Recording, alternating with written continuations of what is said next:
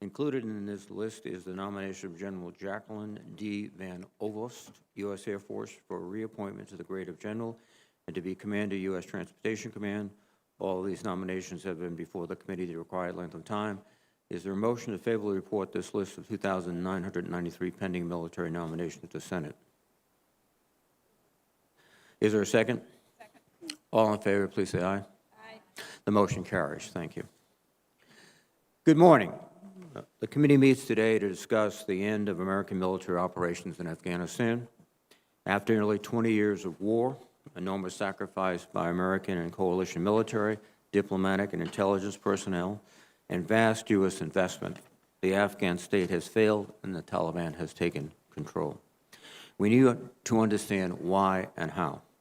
As part of this hearing, we will seek to understand the factors that contributed to the Taliban's rapid takeover of the country and the collapse of the Afghan National Defense and Security Forces.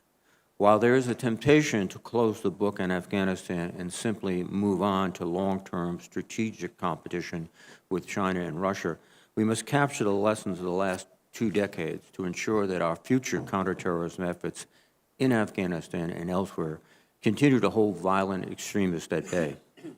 I know that much of this hearing will focus on our final months in Afghanistan.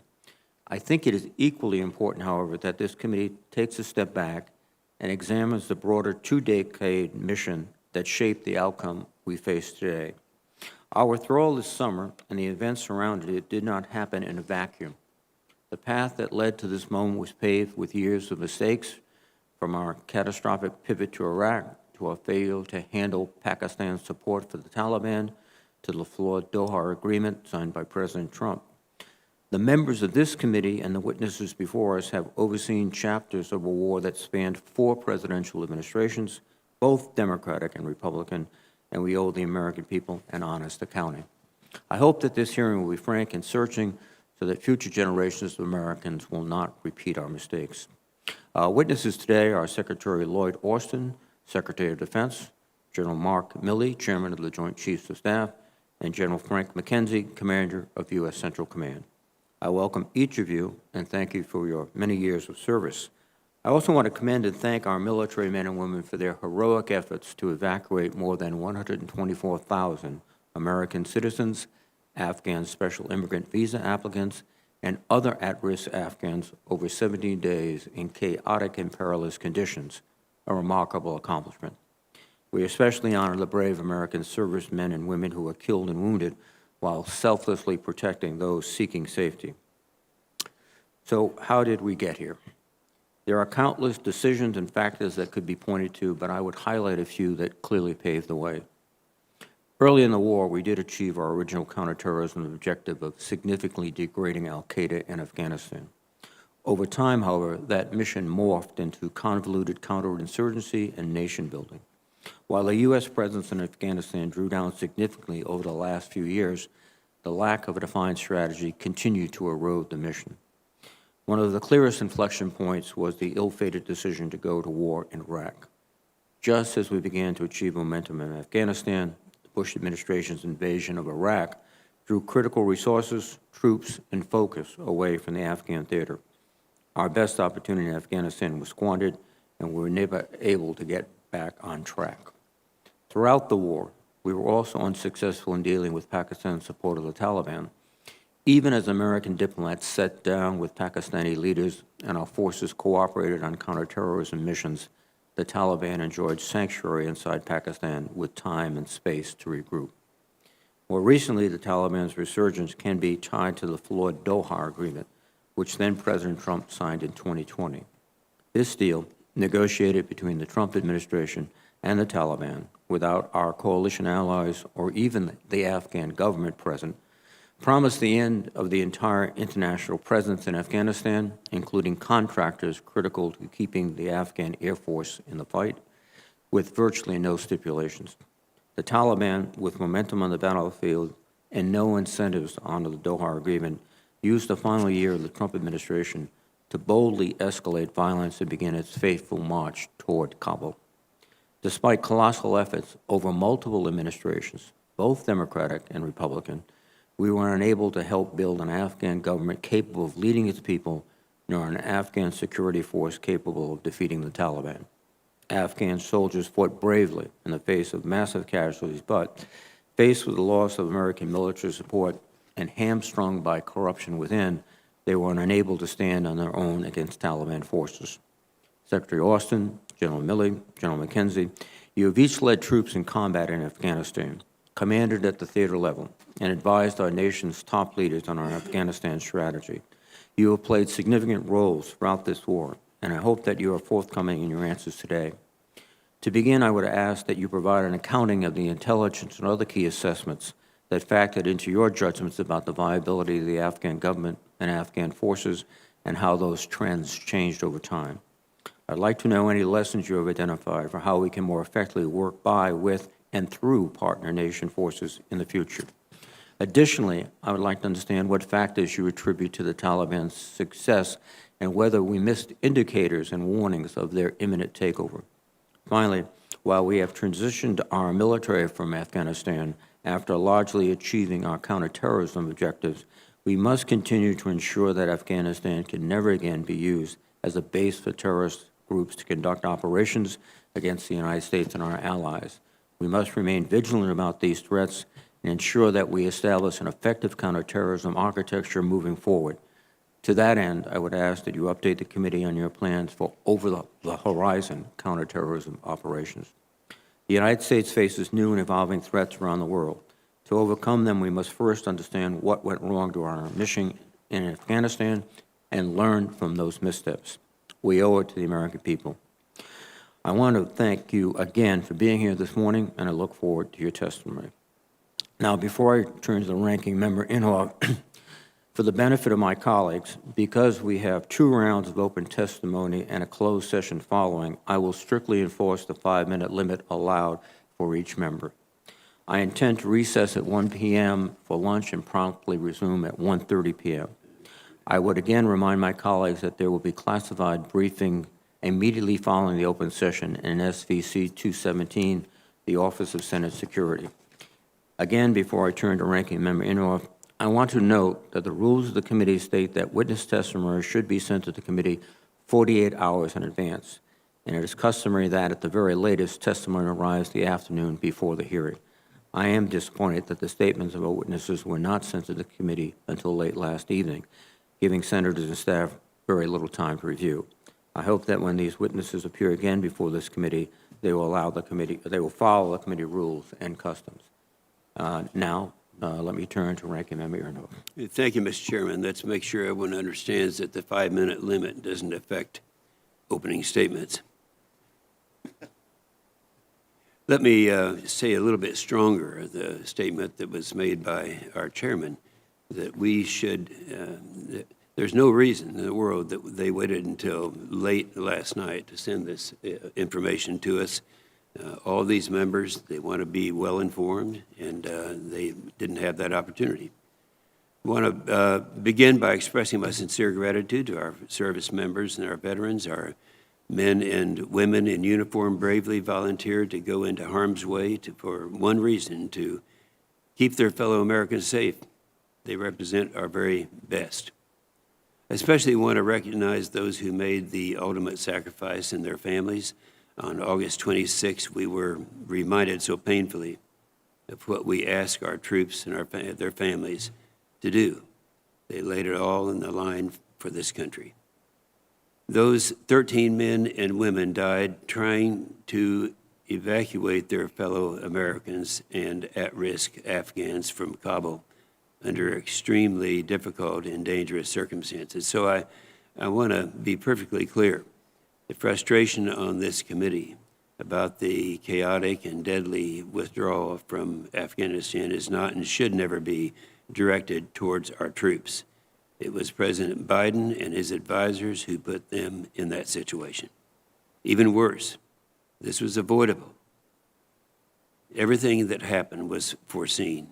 My colleagues on this committee and on the commanders in charge, we saw it coming. And so we were here today to understand what happened and why that advice was ignored. General McKenzie, you said in February, before the president decided to fully withdraw from Afghanistan, quote, "You have to take a condition-based approach." You expressed your concern, quote, about actions that the Taliban had taken up until this point, meaning that the Taliban was not constraining al-Qaeda, as it had agreed to do so under the conditions-based agreement that it signed with the Trump administration, that it was a condition-based statement and position.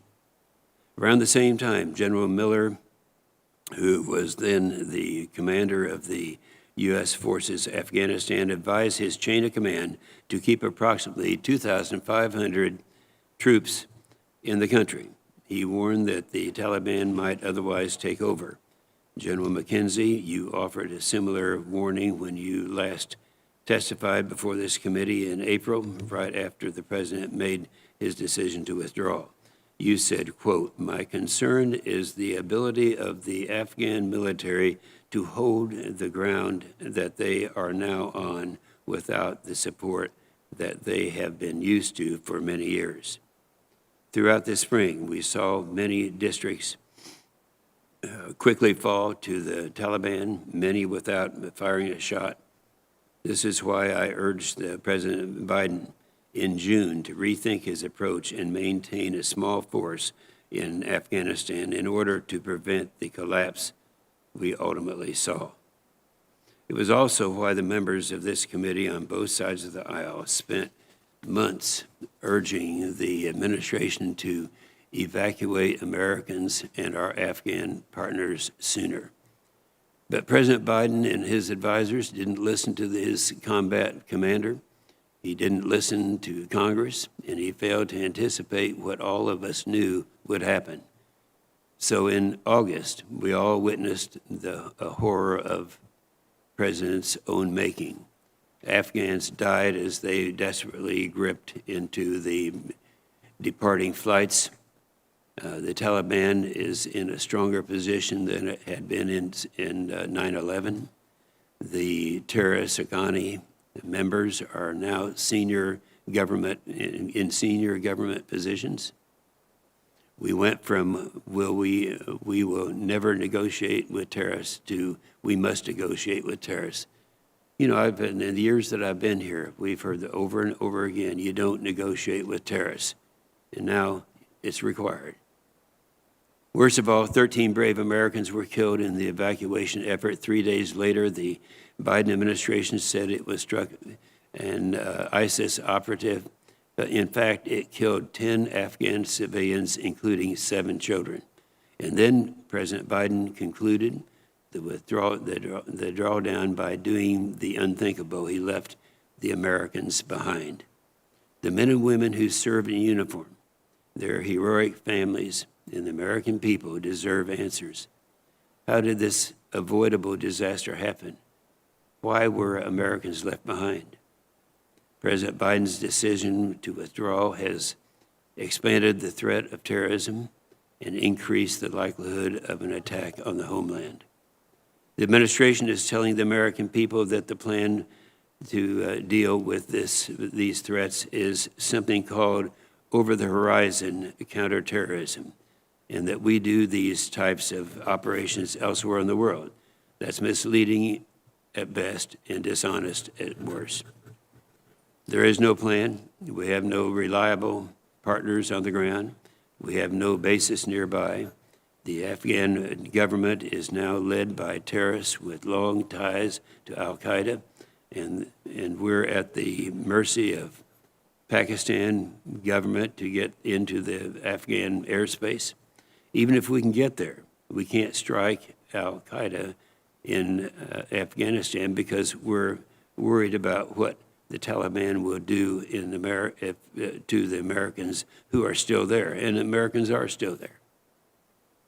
The administration needs to be honest because of President Biden's dishonest decision. The terrorist threat to American families is rising significantly, while our ability to deal with these threats has declined decidedly. We will have another hearing with experts, witnesses on Thursday. That's just 2 days from now. We understand the Undersecretary of Defense, Colin Kahl, has agreed to testify in that hearing. So today is really just a start. So in conclusion, I would just like to say this. President Biden made a strategic decision to leave Afghanistan, which resulted in the death of 13 U.S. service members, the deaths of hundreds of Afghan civilians, including women and children. That's what terrorists do, and left American citizens surrounded by the very terrorists who attacked us on 9/11, and they're still there. Thank you, Mr. Chairman. Oh, thank you very much, Senator Inhofe. Secretary Austin and Chairman Milley, the Doha Agreement. Oh, excuse me. We want to give you an opportunity to have opening statements, as I've been reminded. So, General Austin, you're recognized. Chairman Reed, Ranking Member Inhofe, members of this committee, thank you for the opportunity to appear before you today to discuss our recent drawdown and evacuation operations in Afghanistan. I'm pleased to be joined by Generals Milley and McKenzie, who I know will be able to provide you with additional context. I'd like to make a few points before turning it over to you and to them. And first, I want to say how incredibly proud I am of the men and women of the U.S. Armed Forces, who conducted themselves with tremendous skill and professionalism throughout the war, the drawdown, and the evacuation. Over the course of our nation's longest war, 2,461 of our fellow Americans made the ultimate sacrifice, along with more than 20,000 who still bear the wounds of war, some of which cannot be seen on the outside. And we can discuss and debate the decisions, the policies, and the turning points since April of this year, when the President made clear his intent to end American involvement in this war. And we can debate the decisions over 20 years that led us to this point. But I know that you agree with me that one thing not open to debate is the courage and the compassion of our service members who, along with their families, served and sacrificed to ensure that our homeland would never again be attacked the way it was on 9/11. I had the chance to speak with many of them during my trip to the Gulf region a few weeks ago, including the Marines who lost 11 of their teammates at the Abbey Gate in Kabul on the 26th of August. And I've never been more humbled and inspired. They are rightfully proud of what they accomplished and the lives they saved in such a short span of time. In fact, I'd like to talk to you a little bit about that issue of time. The reason that our troops were able to get there so quickly is because we planned for just such a contingency. We began thinking about the possibilities of a non-combatant evacuation as far back as this spring. Indeed, by late April, 2 weeks after the President's decision, military planners had crafted a number of evacuation scenarios.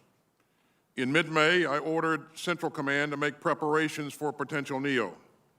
And 2 weeks later, I began pre-positioning forces in the region to include 3 infantry battalions.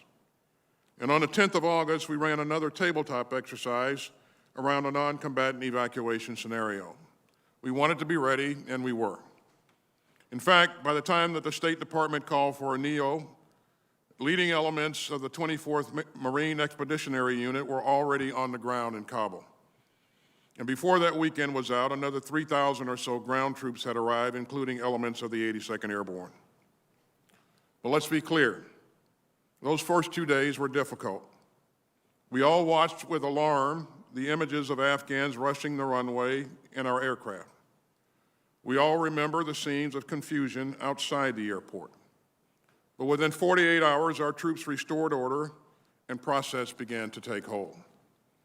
Our soldiers, airmen, and Marines, in partnership with our allies and partners and our State Department colleagues, secured the gates, took control of airport operations, and set up a processing system for the tens of thousands of people they would be manifesting onto airplanes.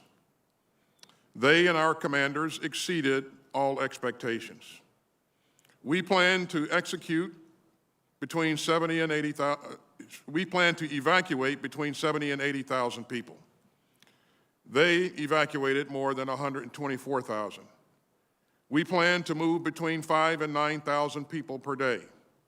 On average, they move slightly between more than 7,000 per day. On military aircraft alone, we flew more than 387 sorties, averaging nearly 23 per day. At the height of this operation, an aircraft was taking off every 45 minutes. And not a single sortie was missed for maintenance, fuel, or logistical problems. It was the largest airlift conducted in U.S. history, and it was executed in 17 days. Was it perfect? Of course not. We moved so many people so quickly out of Kabul that we ran into capacity and screening problems at intermediate staging bases outside Afghanistan. And we're still working to get Americans out who wish to leave. And we did not get out all of our Afghan allies enrolled in a special immigrant visa program. We take that seriously, and that's why we're working across the interagency to continue facilitating their departure. Even with no military presence on the ground, that part of our mission is not over.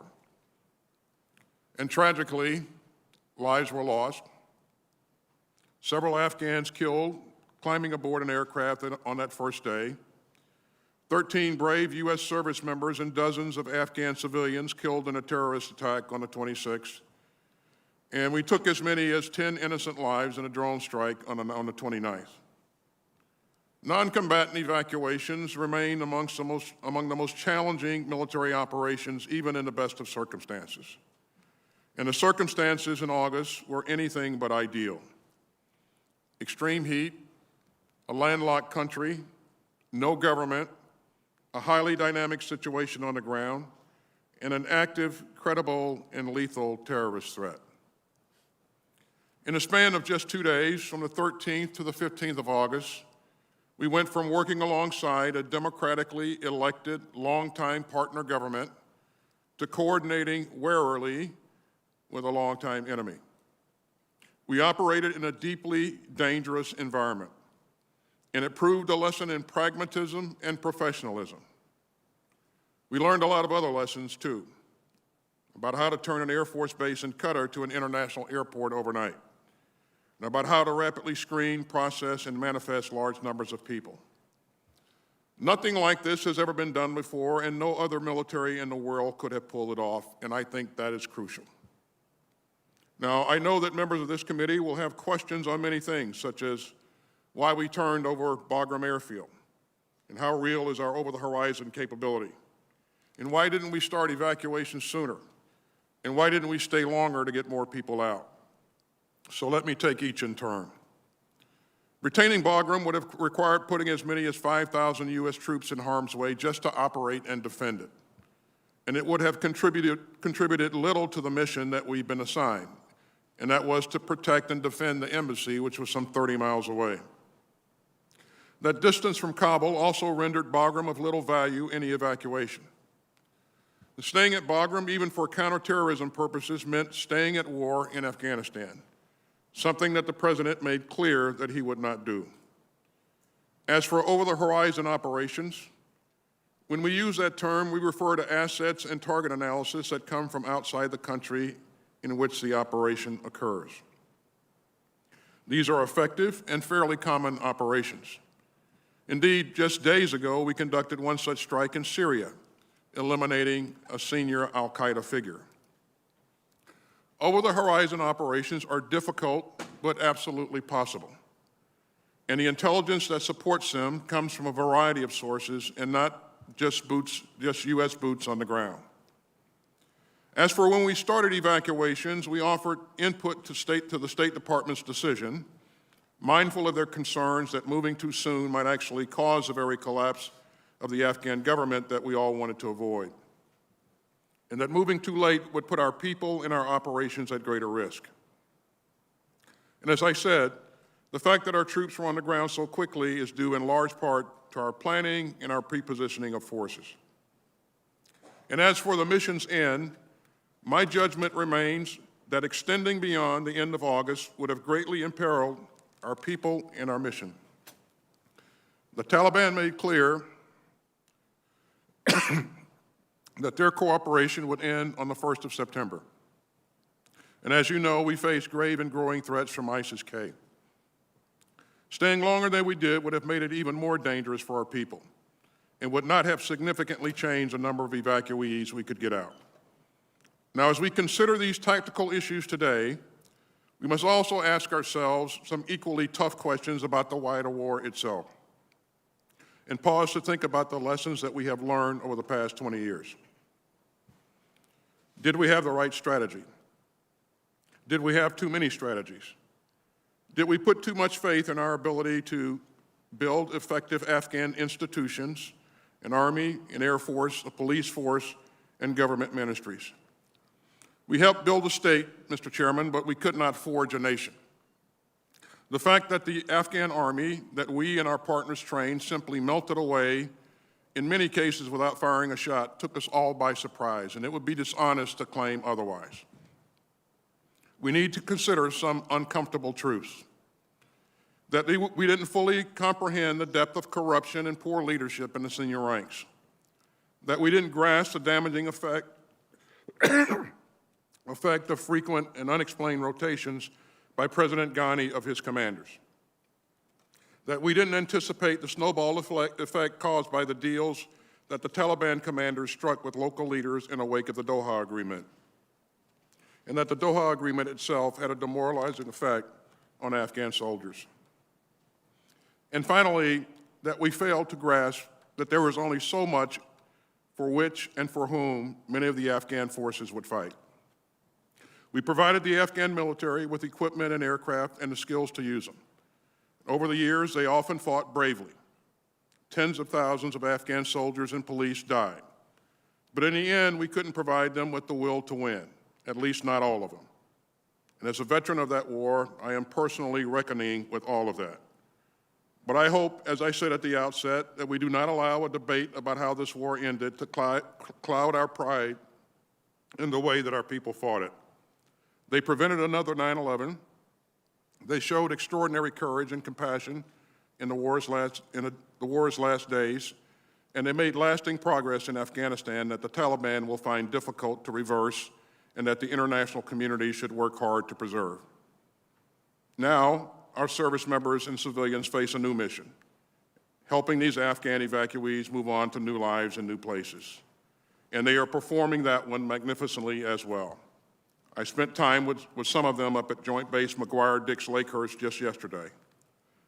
I know that you share my profound gratitude and respect for their service, their courage, and professionalism, and I appreciate the support that this committee continues to provide them and their families. Thank you. Thank you, Mr. Secretary. General Milley, I believe you have a statement. Chairman Reed, Ranking Member Inhofe, and thank you for the opportunity to be here with Secretary Austin and General McKenzie to discuss Afghanistan. As you mentioned up front, we submitted matters for the record, a lengthy statement of this cut-down oral version, and I know it got too late. During the past 20 years, the men and women of the United States military, along with our allies and partners, fought the Taliban, brought Osama bin Laden to justice, denied al-Qaeda sanctuary, and protected our homeland for 2 consecutive decades. Over 800,000 of us in uniform served in Afghanistan. Most importantly, 2,461 of us gave the ultimate sacrifice, while 20,698 of us were wounded in action, and countless others of us suffer the invisible wounds of war. There's no doubt in my mind that our efforts prevented an attack on the homeland from Afghanistan, which was our core original mission. And everyone who served in that war should be proud. Your service mattered. Beginning in 2011, we steadily drew down our troop numbers, consolidated and closed bases, and retrograded equipment from Afghanistan. At the peak in 2011, we had 97,000 U.S. troops alongside 41,000 NATO troops in Afghanistan. 10 years later, when Ambassador Khalilzad signed the Doha Agreement with Mullah Barreder on 29 February 2020, the United States had 12,600 U.S. troops with 8,000 NATO and 10,500 contractors. This has been a 10-year multi-administration drawdown, not a 19-month or 19-day NEO.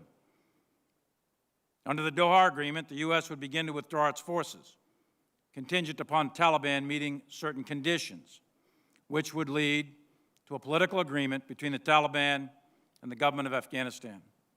There were 7 conditions applicable to the Taliban and 8 conditions applicable to the United States. While the Taliban did not attack U.S. forces, which was one of the conditions, it failed to fully honor any other condition under the Doha Agreement.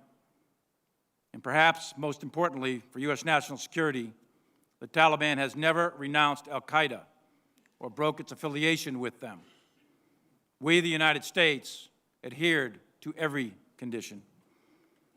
In the fall of 2020, my analysis was that an accelerated withdrawal without meeting specific and necessary conditions risks losing the substantial gains made in Afghanistan, damaging U.S. worldwide credibility, and could precipitate a general collapse of the ANSF and the Afghan government, resulting in a complete Taliban takeover or general civil war. That was a year ago. My assessment remained consistent throughout.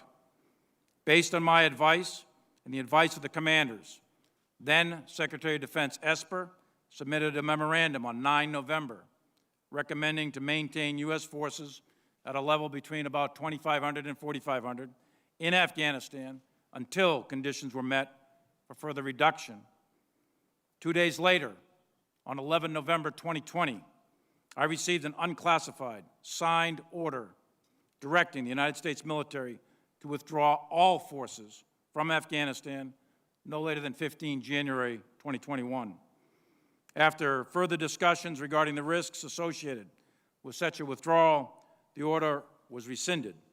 On 17 November, we received a new order to reduce levels to 2,500 plus enabling forces no later than 15 January.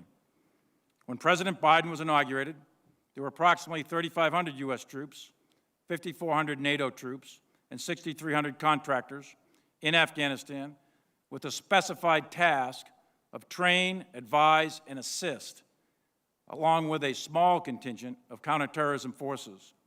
The strategic situation at inauguration was stalemate. The Biden administration, through the National Security Council process, conducted a rigorous interagency review of the situation in Afghanistan in February, March, and April. During this process, the views of the Joint Chiefs of Staff, all of us, the CENTCOM commander, General McKenzie, the U.S. 4A commander, General Miller, and myself were all given serious consideration by the administration. We provided a broad range of options in our assessment of their potential outcomes. The cost, benefit, risk to force, and risk to mission were evaluated against the national security objectives of the United States. On 14 April, the President announced his decision, and the U.S. military received a change of mission to retrograde all U.S. military forces, maintain a small contingency force of 600 to 700 to protect the embassy in Kabul until the Department of State could coordinate contractor security support, and also to assist Turkey to maintain the Karzai International Airport and transition the U.S. military to an over-the-horizon counterterrorism support and security force assistance.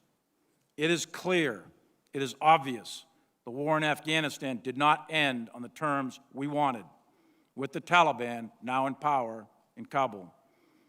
Although the NEO was unprecedented and is the largest air evacuation in history, evacuating 124,000 people, it came at an incredible cost of 11 Marines, 1 soldier, and a Navy corpsman. Those 13 gave their lives so that people they never met will have an opportunity to live in freedom. And we must remember that the Taliban was and remains a terrorist organization, and they still have not broken ties with al-Qaeda. I have no illusions who we are dealing with. It remains to be seen whether or not the Taliban can consolidate power or if the country will further fracture into civil war. But we must continue to protect the United States of America and its people from terrorist attacks coming from Afghanistan. A reconstituted al-Qaeda or ISIS with aspirations to attack the United States is a very real possibility. And those conditions, to include activity in ungoverned spaces, could present themselves in the next 12 to 36 months. That mission will be much harder now, but not impossible, and we will continue to protect the American people. Strategic decisions have strategic consequences. Over the course of 4 presidents, 12 secretaries of defense, 7 chairmen, 10 CENTCOM commanders, 20 commanders in Afghanistan, hundreds of congressional delegation visits, and 20 years of congressional oversight, there are many lessons to be learned. 2, specific to the military that we need to take a look at, and we will, is did we mirror image the development of the Afghan National Army? And the second is the rapid collapse, unprecedented rapid collapse of the Afghan military in only 11 days in August. However, one lesson must never be forgotten. Every soldier, sailor, airman, and Marine who served there in Afghanistan for 20 consecutive years protected our country from attack by terrorists. And for that, they should be forever proud, and we should be forever grateful. Thank you, Chairman. And if I could, I know that there's some issues in the media that are of deep concern to many members on the committee. And with your permission, I'd like to address those for a minute or two. Again, I've submitted memoranda for the committee to take a look at. You may proceed. Mr. Chairman, I've served this nation for 42 years. I've spent years in combat, and I've buried a lot of my troops who died while defending this country. My loyalty to this nation, its people, and the Constitution hasn't changed and will never change as long as I have a breath to give. My loyalty is absolute, and I will not turn my back on the fallen. With respect to the Chinese calls, I routinely communicated with my counterpart, General Lee, with the knowledge and coordination of civilian oversight. I am specifically directed to communicate with the Chinese by Department of Defense guidance, the policy dialogue system. These military-to-military communications at the highest level are critical to the security of the United States in order to deconflict military actions, manage crisis, and prevent war between great powers that are armed with the world's most deadliest weapons. The calls on 30 October and 8 January were coordinated before and after with Secretary Esper and Acting Secretary Miller's staffs and the interagency. The specific purpose of the October and January calls were generated by concerning intelligence, which caused us to believe the Chinese were worried about an attack on them by the United States. I am certain that President Trump did not intend to attack the Chinese, and it is my directed responsibility, and it was my directed responsibility by the Secretary to convey that intent to the Chinese. My task at that time was to de-escalate. My message, again, was consistent. Stay calm, steady, and de-escalate. We are not going to attack you. At Secretary of Defense Esper's direction, I made a call to General Lee on 30 October. 8 people sat in that call with me, and I read out the call within 30 minutes of the call ending. On 31 December, the Chinese requested another call with me. The Deputy Assistant Secretary of Defense for Asia-Pacific Policy helped coordinate my call, which was then scheduled for 8 January, and he made a preliminary call on 6 January. 11 people attended that call with me, and readouts of this call were distributed to the interagency that same day.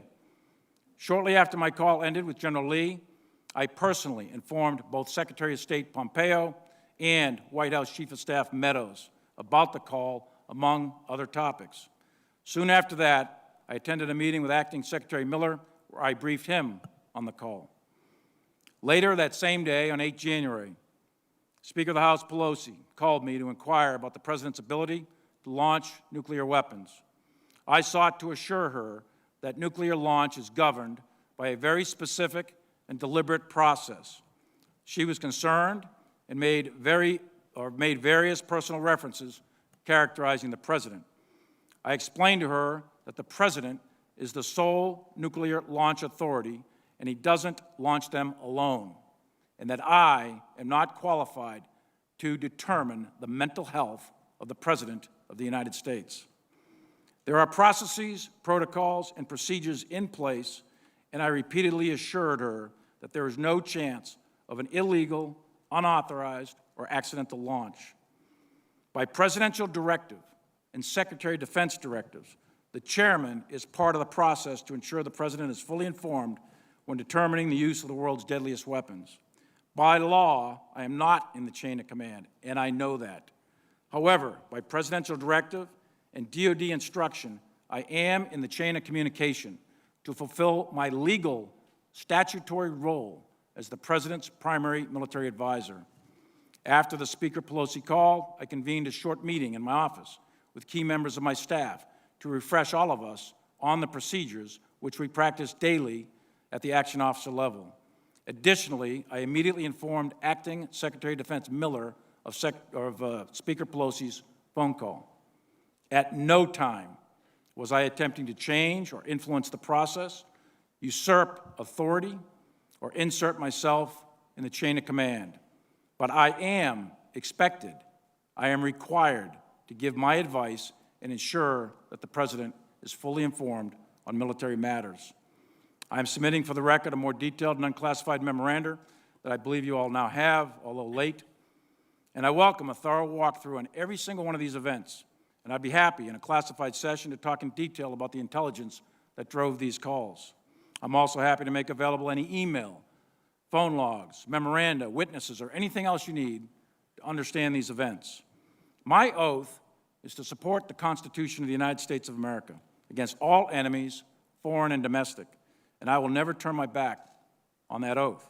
I firmly believe in civilian control of the military as a bedrock principle essential to the health of this republic, and I'm committed to ensuring that the military stays clear of domestic politics.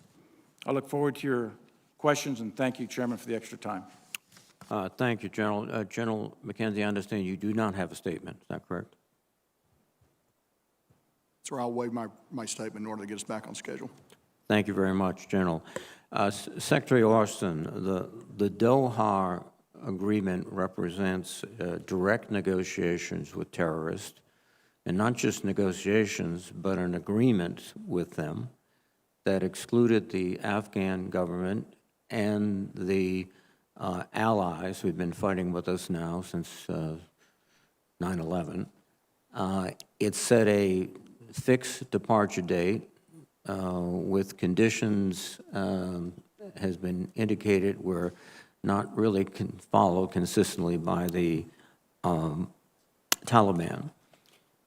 As you considered in April what to do, did the intelligence suggest to you that reneging on the departure of the troops would lead to significant attacks against American and allied military forces?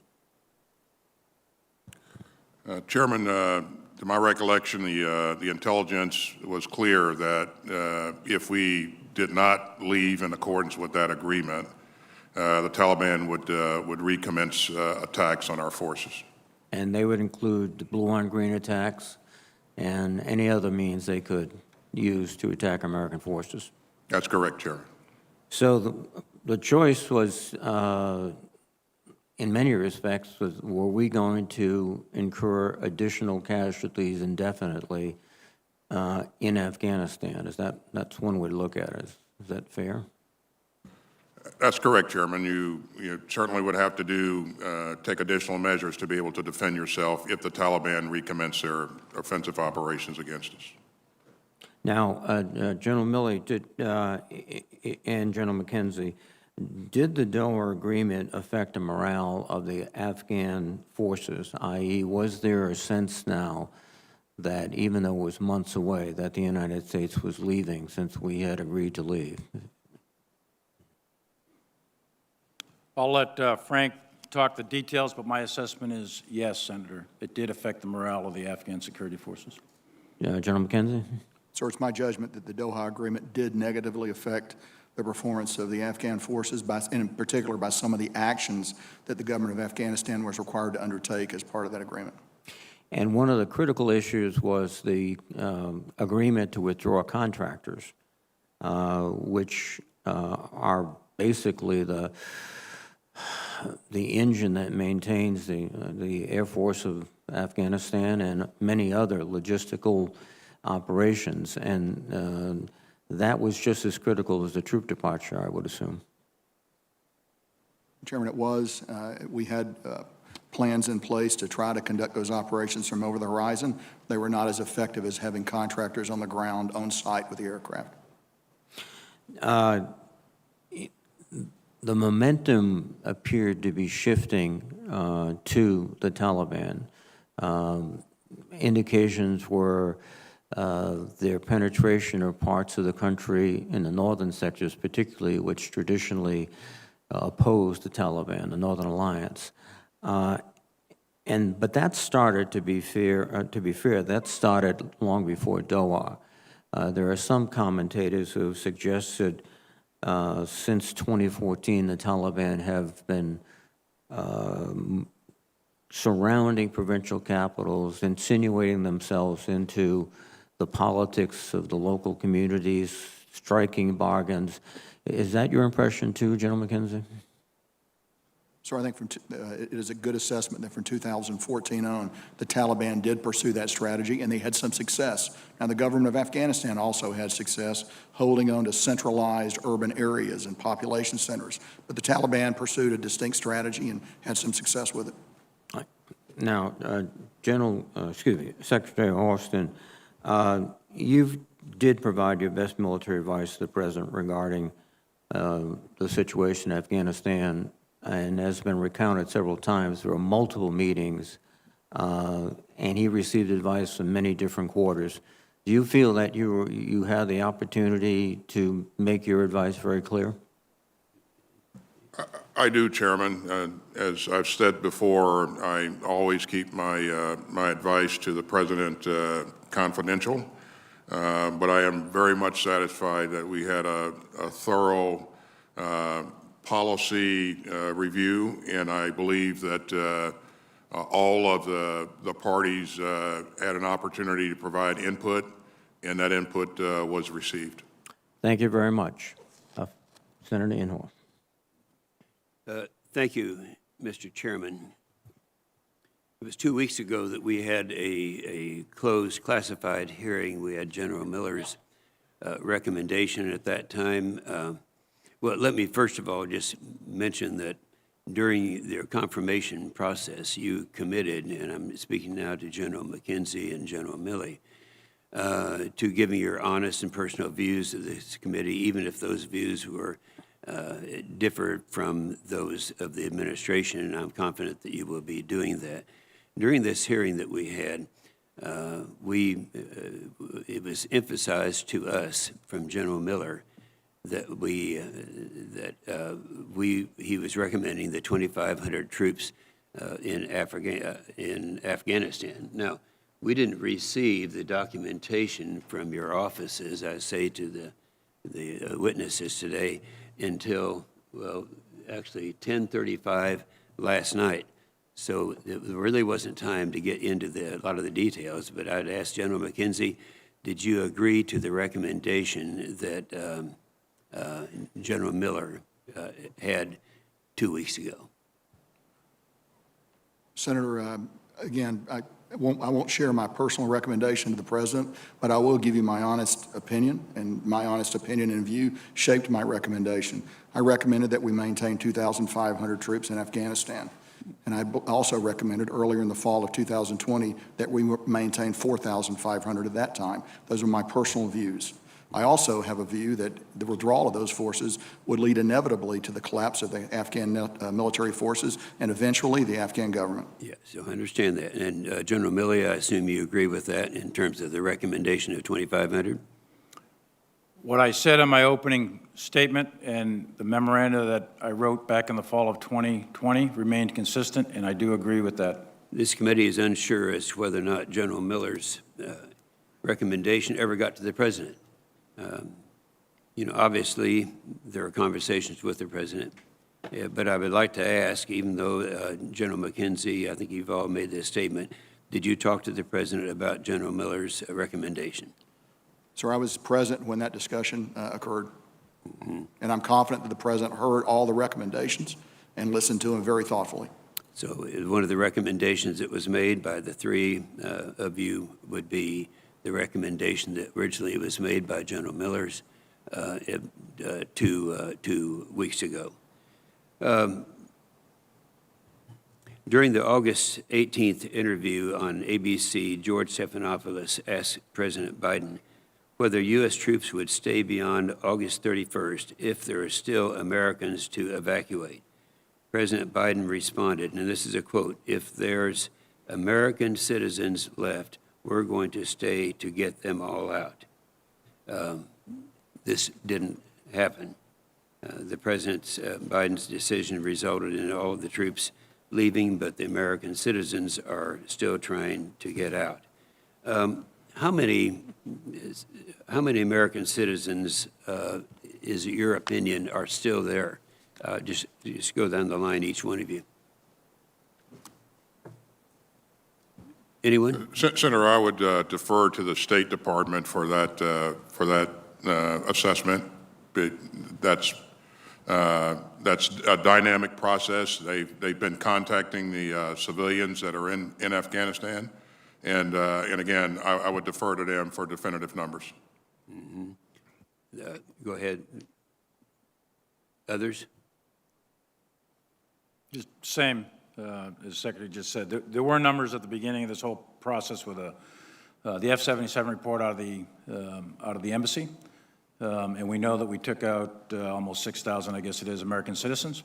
But how many remain? Okay, do all of you agree that Secretary of State Blinken, when he made his analysis as to how many people would be here but would still be there, he talked about the 10 to 15,000 citizens left behind, and then evacuated some 6,000. That would mean a minimum of 4,000 would still be there now. Would anyone disagree with that? By your silence, I assume you agree. I have no. I personally don't believe that there are 4,000 American citizens still left in Afghanistan, but I cannot confirm or deny that, Senator. So you think Secretary of State was probably wrong in his analysis? Thank you, Mr. Chairman. Thank you. And just for the record, the chair and the vice chair / ranking member have each abided by the 5-minute rule. So fair is fair. Thank you, Mr. Chairman, and thank you, Secretary Austin, General Milley, and General McKenzie for being here this morning. And Secretary Austin and General Milley, thank you for your effort to put into some historical perspective what happened in Afghanistan and for recognizing the incredible service and sacrifice of the troops who served there. General Milley, in a hearing before the Senate Appropriations Subcommittee on Defense in June, I explicitly raised concerns about the plight of at-risk Afghans due to our withdrawal, and I asked about the department's plans to evacuate them. Now, you indicated today that you thought we might be facing the kind of desperate situation that we saw in Kabul, but your response at that time was that, quote, lots of planning was ongoing, and this is end quote, and the State Department was leading efforts pertaining to evacuating our Afghan partners.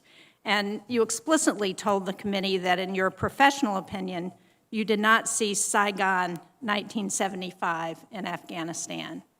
So I'm just trying to figure out why we missed or from a public perception, it appears that we didn't anticipate the rapid fall of Afghanistan and Kabul and the rise of the Taliban and the way we saw it play out on television. And what did we miss? I think, Senator, we absolutely missed the rapid 11-day collapse of the Afghan military and the collapse of their government. I think there was a lot of intelligence that clearly indicated that after we withdrew, that it was a likely outcome of a collapse of the military and a collapse of the government. Most of those intelligence assessments indicated that that would occur late fall, perhaps early winter. Kabul might hold till next spring. It depends on when the intel assessment was written. So after we leave, the assessments were pretty consistent that you'd see a general collapse of the government and the military. While we were there, though, up through 31 August, there's no intel assessment that says the government's going to collapse and the military's going to collapse in 11 days that I'm aware of. And I've read, I think, pretty much all of them. So, and even as late as the 3rd of August, and there's another one on the 8th of August, et cetera, they're still talking weeks, perhaps months, et cetera. General McKenzie can illuminate on his own views on the same topic. He gave his assessments at the same time. And although General Miller did, in many, many assessments, say rapid, fast, hard for collapse, he also centered into the October-November timeframe as opposed to August. So how do we avoid that happening again? I think the key, Senator, that we missed, frankly, we had some indicators, but we didn't have the full, wholesome assessment of leadership, morale, and will. There were some units, and I don't want to say negative things about these guys. There's 60, 70,000 of the Afghan service that were killed in action over the last 20 years. And many units did fight at the very end. But the vast majority put their weapons down and melted away in a very, very short period of time. I think that has to do with will, leadership, and I think we still need to try to figure out exactly why that was. And I have some suggestions, but I'm not settled on them yet. But we clearly missed that. I think one of the key factors we missed it for was we pulled our advisors off 3 years ago. And when you pull the advisors out of the units, you no longer can assess things like leadership and will. We can count all the planes, trucks, and automobiles, and cars, and machine guns, and everything else. We can count those from space and all the other kind of intel assets. But you can't measure the human heart with a machine. You got to be there. Thank you. Secretary Austin, I'm about to run out of time, so you may want to respond to this on the next round. But one of the challenges with getting special immigrant visa applicants out of Afghanistan and this wasn't just a problem in the evacuation, this has been a historic problem that has gone over years, has been having the documents that show they actually served with our military. And DOD has been cited as the major problem in getting those documents. So again, how do we make sure that doesn't happen again in some future conflict where we need our partners on the ground to serve alongside of our military members? And I'm out of time. So hopefully you will answer that. Thank you. Thank you very much, Senator Shaheen. Senator Wicker, please. Chairman Reed, before I ask my questions, I have an objection. We've been having hearings in a classified setting on this, our first public hearing. But and I'm sorry Senator Kaine has had to step away, but in a previous hearing, he expressed frustration in various hearings he had been to, and a frustration that I shared, that when the State Department is here, and we ask them a question, they say, well, you have to ask the Defense Department that. And now, today, again, Defense Department people are before us, and a question was asked, and the answer to Senator Inhofe was, well, you have to ask the State Department that. Senator Kaine gently but fatherly sent a message to the administration at our last classified hearing that we need to cut that out, that members of the Defense Department need to be ready for the questions that we have asked and that we're going to ask. And so I object to the continuation of that in this hearing today. While I'm at it, I would also point out General Milley, I appreciate your statement, and I've read it, and I understand what you're trying to say. But further than what you mentioned, the allegation is that you told combatant commanders to report back to you. Our clear understanding is that they are not in the chain of command. You are not in their chain of command, that they report directly to the commander-in-chief through the secretary. And so to the extent that you told them to report to you, they were not in your chain of command. Now, let me see if I can get one question in here, having taken 2 minutes to mention a very important objection.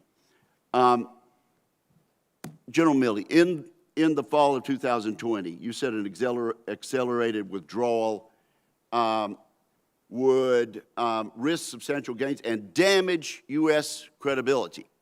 Now, I want to ask our witnesses about U.S. credibility. On July 8, President Biden said, the likelihood there's going to be Taliban overrunning everything and owning the whole country is highly unlikely. We now know he was advised, actually, this might happen. Turns out it was completely untrue, that statement on July 8th. Later in July, the President of the United States, President Biden, says, I trust the capacity of the Afghan military, better trained, better equipped, and more competent in terms of conducting the war. President Biden was wrong on that.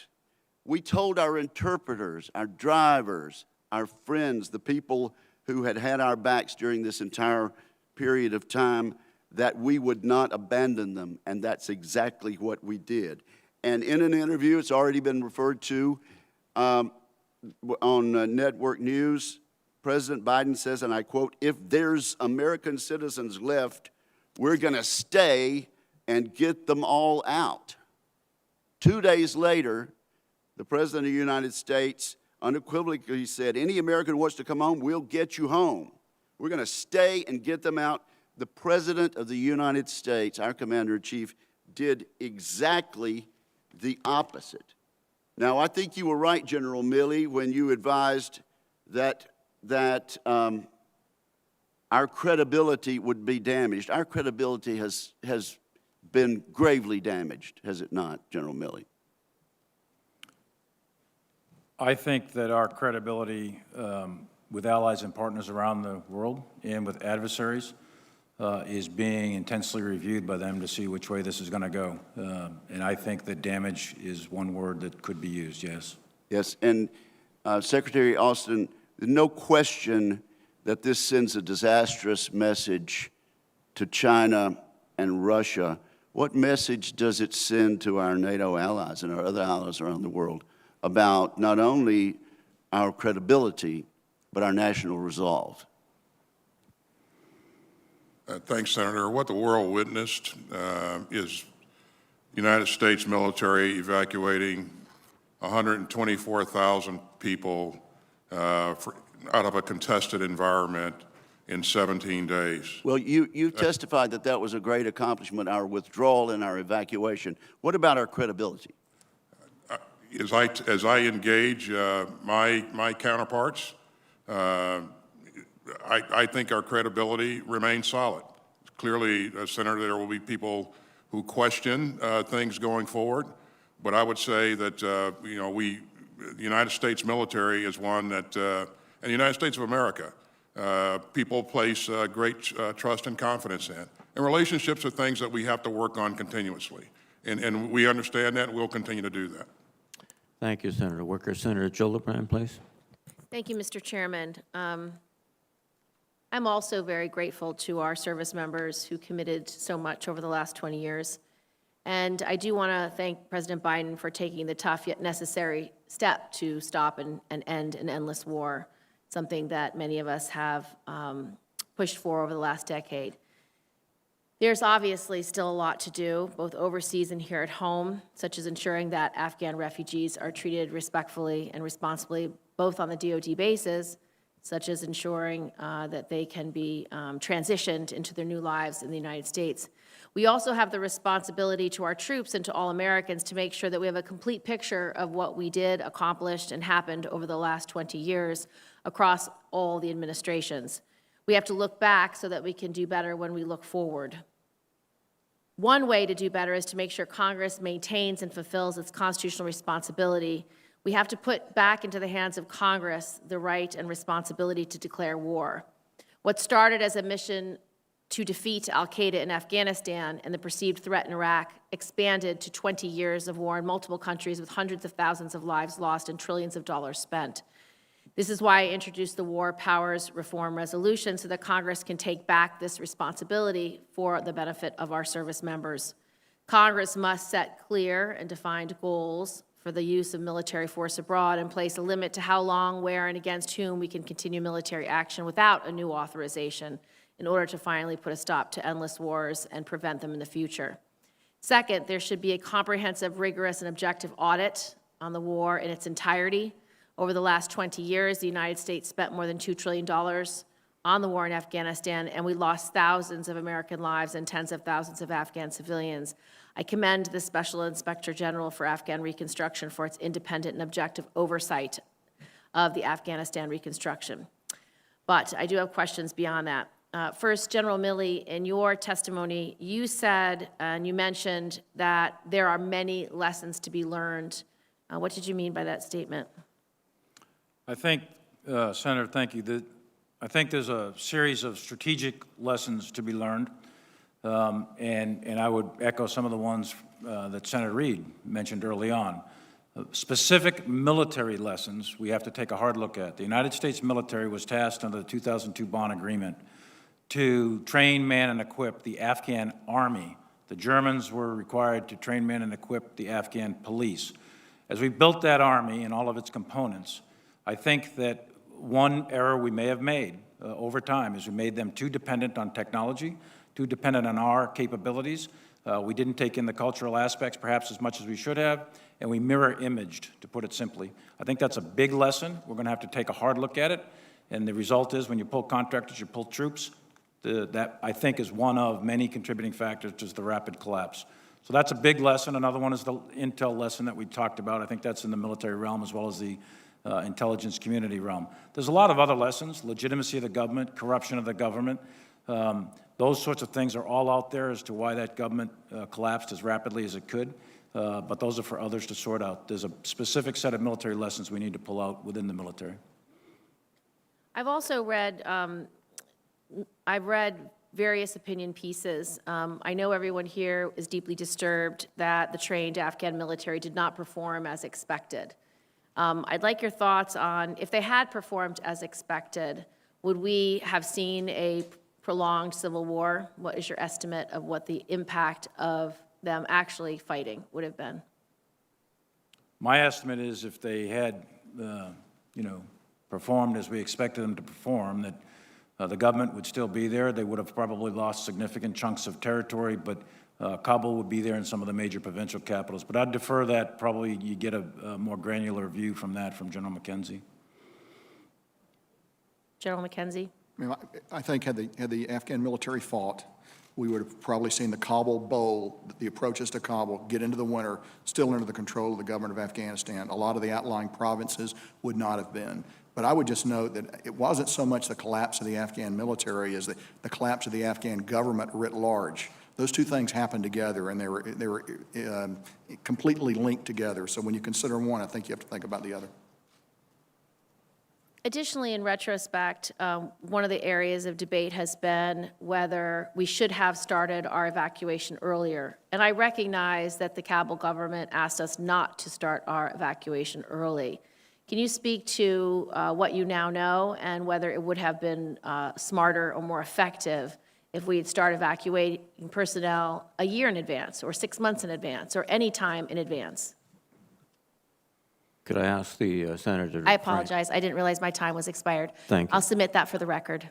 Thank you very much, Senator Gillibrand. Senator Fisher, please. Thank you, Mr. Chairman. I, too, would like to thank our military men and women for their dedication to this country, for the sacrifices that they and their families make in any theater of war and make every day for us. But our exit from Afghanistan was a disaster, and the missteps that are already outlined had consequences that struck close to home. As a Nebraskan, Corporal Dagan Page was one of the 13 service members killed in action. And we should not forget, we have the policy discussions here today, but let us remember the human sacrifice. We also left American citizens behind. General Milley, in your written testimony, you stated withdrawal would increase risks of regional instability, the security of Pakistan and its nuclear arsenals, a global rise in violent extremist organizations, our global credibility with allies and partners would suffer, and a narrative of abandoning the Afghans would become widespread. Would you agree that all of these things have happened over the last 8 weeks or are currently happening? I think in the main, yes, Senator. Most of those are probably happening right now. And I hope that we see in the future military advice having more consideration by the administration on what will happen from what you and General McKenzie have said today. If I may, Senator, I can tell you with 100% certainty that the military voice was heard and it was considered. It was considered but not followed, correct? We have, presidents are elected for reasons. They make strategic decisions. And I would no say this committee, General, has always stressed that commanders on the ground should be listened to. Would you agree with that? I would, and I would tell you they were listened to. I think there's a difference between us having an opportunity to have a voice, and I think it's very important that the military has a voice, but I firmly believe in civilian control of the military, and I am required, and the military commanders are required to give our best military advice, but the decision makers are not required in any manner, shape, or form to follow that advice. No, they are not, and I agree with you about the civilian control of this country. But I think it is also important to realize when we continue to see missteps by an administration that's costing lives. Secretary Austin, it's being reported right now that the Biden administration reached out to Russia about using Russian bases in the Central Asian nations bordering Afghanistan to the north for our strike assets to fly out of for the over-the-horizon counterterrorism missions. Is that true? Senator, this is an issue that I believe came up during a conversation that the President had with President Putin, where President Putin offered to provide assistance. But have you reached out to the Russians asking specifically to use bases? General Milley just recently had a conversation with his Russian counterpart. So the reports are true that have been coming out today? I can assure you that we are not seeking Russia's permission to do anything.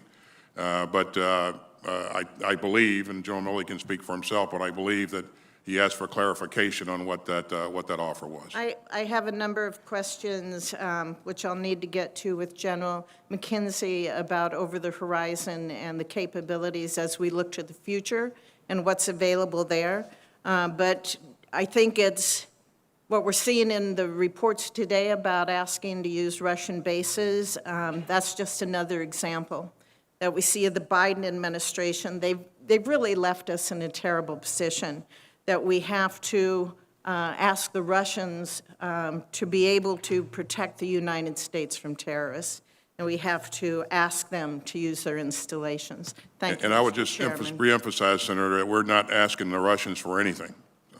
But you're negotiating, trying to get these bases to be able to use their installations, because Afghanistan is a landlocked country, and when we have explanations from the military, and they give examples for over the horizon and use countries like Yemen and Libya and Somalia, that does not take into consideration that Afghanistan is landlocked, and we have to depend on Pakistan to give us airspace to get there. Thank you, Mr. Chairman. Thank you, Senator Fisher. Senator Blumenthal, please. Thanks, Mr. Chairman, and I want to express my hope that this hearing is just the beginning, a first step in an in-depth analysis, going not just to the last 10 weeks or even 10 months, but 10 years and longer back, so that we can match the courage of the men and women of America who have sacrificed during this 20-year war, all of them and all of their families, not just in Afghanistan, but around the world. And we owe them, veterans of America, much more than we're giving them right now because they have earned it. That in-depth analysis, looking backward, is essential, but I want to look forward right now to what is happening in Afghanistan with respect to Americans and our Afghan allies. After our withdrawal, it was left to an unofficial network or coalition of veterans, NGOs, some government officials. I was involved in an effort through chartered planes and airports outside of Kabul to try to airlift on a makeshift ad hoc basis Americans and Afghan allies still there. They have targets on their back. Their situation is increasingly urgent and desperate. And I have been frustrated by the lack of someone in charge and lines of authority, a point person. We need an evacuation czar, somebody who will provide a plan and supervise action so that we can get out of Afghanistan the Americans that remain there. And I will tell you, we don't have an estimate on the number because nobody is in charge right now. So let me ask you, Secretary Austin, who at the Department of Defense has overall responsibility with overseeing the effort to evacuate? As you know, well, first of all, Senator, thank you to you and your colleagues for all that you've done to continue to help get American citizens out of Afghanistan. The State Department, following the departure of the military, the State Department remained engaged and continued to work to get American citizens out. And as we've seen, some 85 American citizens and 79 legal permanent residents have departed via the Kabul airport. And so that work continues on. The State Department set up a cell to continue this work and develop a mechanism. That cell is headed up by Ambassador Bass.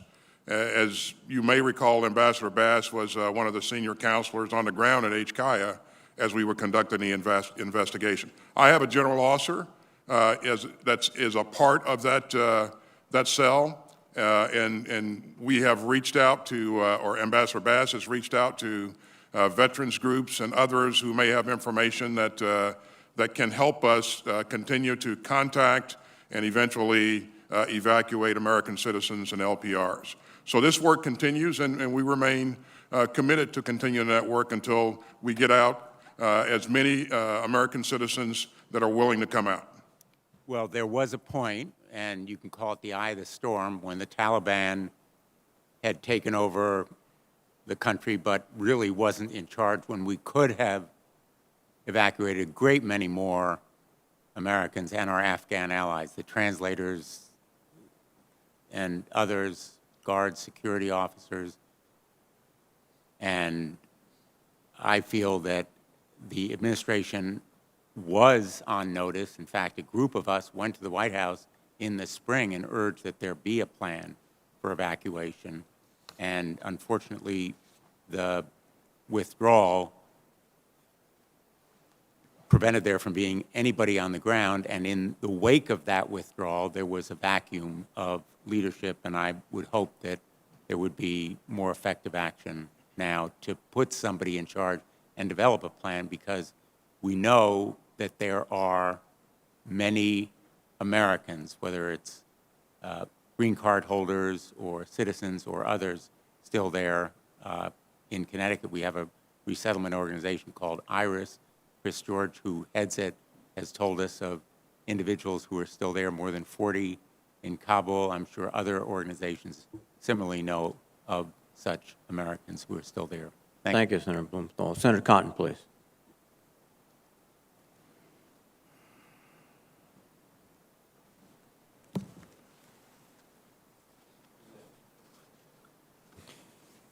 Thank you. General Milley, it's your testimony that you recommended 2,500 troops approximately stay in Afghanistan? As I've said many times before this committee and other committees, I don't share my personal recommendations to the President, but I can tell you my personal opinion and my assessment if that's what you want. Yes, please. Yes, my assessment was back in the fall of 20, and it remained consistent throughout, that we should keep a steady state of 2,500, and it could bounce up to 3,500, maybe something like that, in order to move toward a negotiated gated solution. Did you ever present that assessment personally to President Biden? I don't discuss exactly what my conversations are with the sitting president in the Oval Office, but I can tell you what my personal opinion was, and I'm always candid. General McKenzie, do you share that assessment? Senator, I do share that assessment. Did you ever present that opinion personally to President Biden? Again, I'm not going to be able to comment on those executive discussions. Did General Miller ever present that opinion personally to President Biden? I think it would be best to ask him. I believe that his opinion was well heard. Secretary Austin, President Biden last month in an interview with George Stephanopoulos said that no military leader advised him to leave a small troop presence in Afghanistan. Is that true?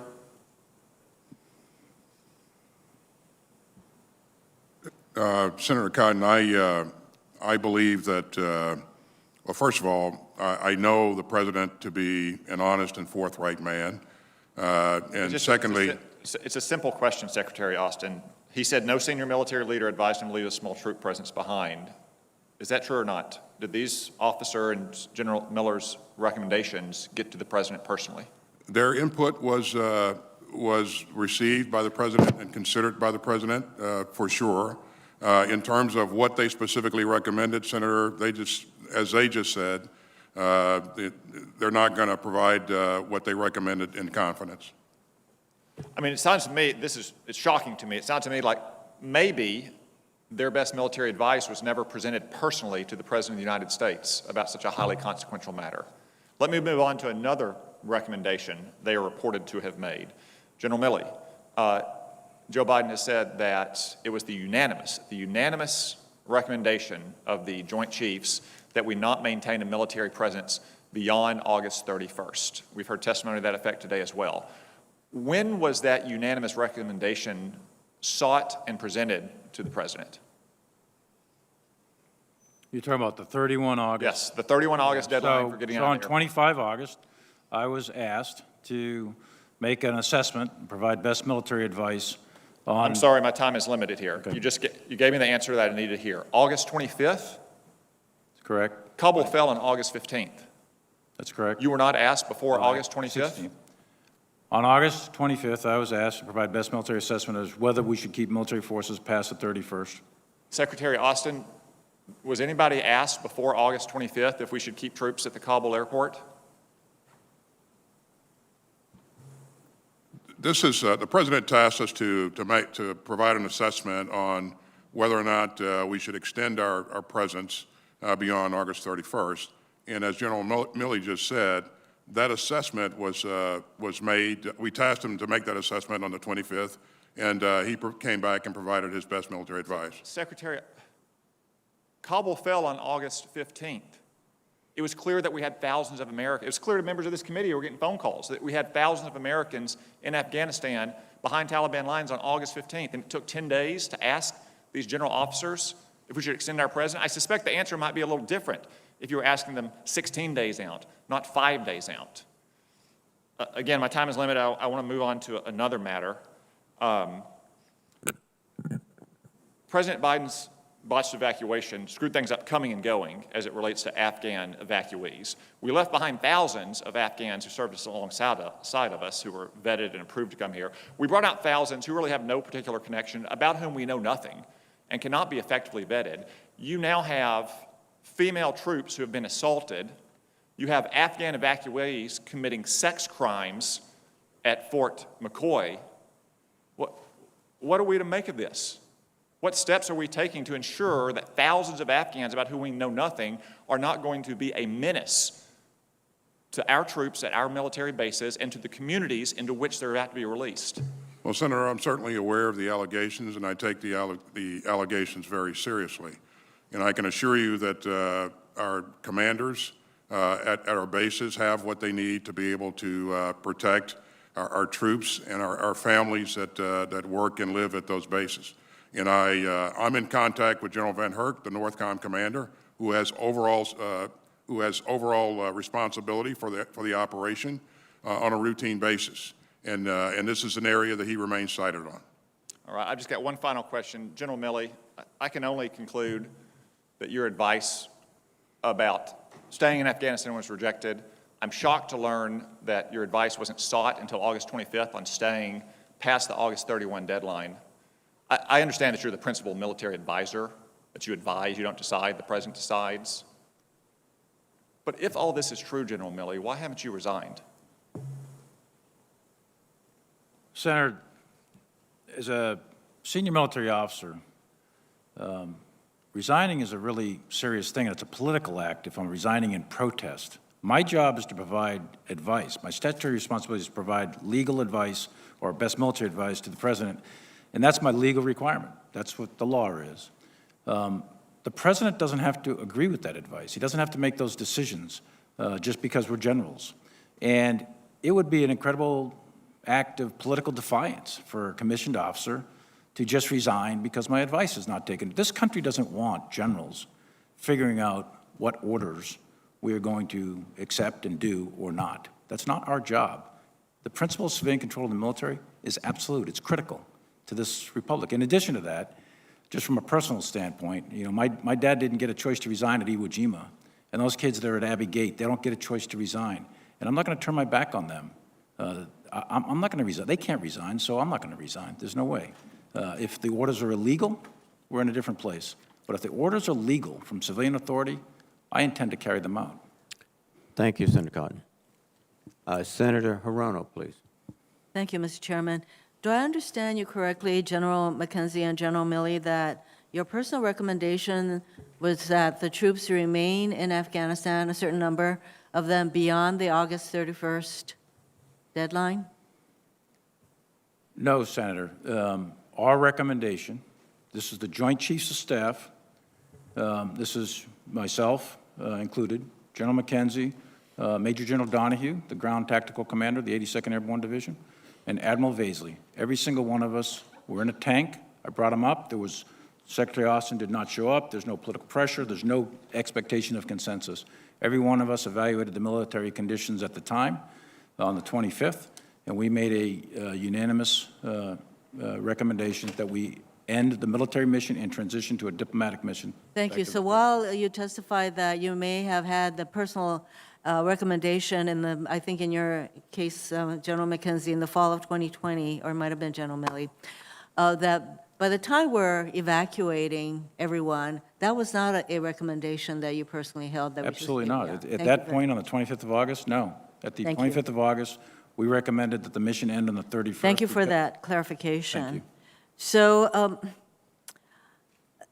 the evacuation was chaotic, and yes, we are really grateful that our military performed magnificently in evacuating over 120,000 people. But Secretary Austin, Secretary Blinken acknowledged to my colleagues on the Senate Foreign Relations Committee that no one believed the Afghan government and military could collapse as rapidly as it did, especially in the first weeks of August. However, U.S. forces conducted at least a couple of airstrikes in the middle of July aimed at blunting the Taliban's rapid advance. So Secretary Austin, in July, you were aware, or the DOD was aware, that the situation was deteriorating rapidly by July. Why wasn't action taken to secure the Kabul airport or retake Bagram then? Thank you, Senator.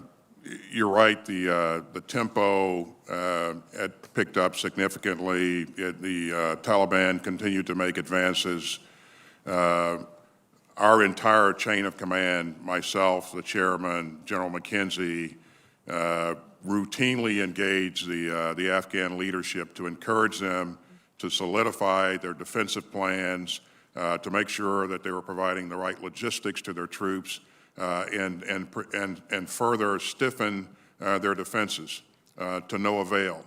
And to compound that, President Ghani continued to make changes in the leadership of the military, and this created further problems for the Afghan security forces. Mr. Secretary, I don't mean to interrupt you, but my time is elapsing. So this gets to the overestimation, I think the overly optimistic assessment, because even as late as July, you're still encouraging the Afghan Special Forces, you're expecting the Ghani government to remain, but that was not the case.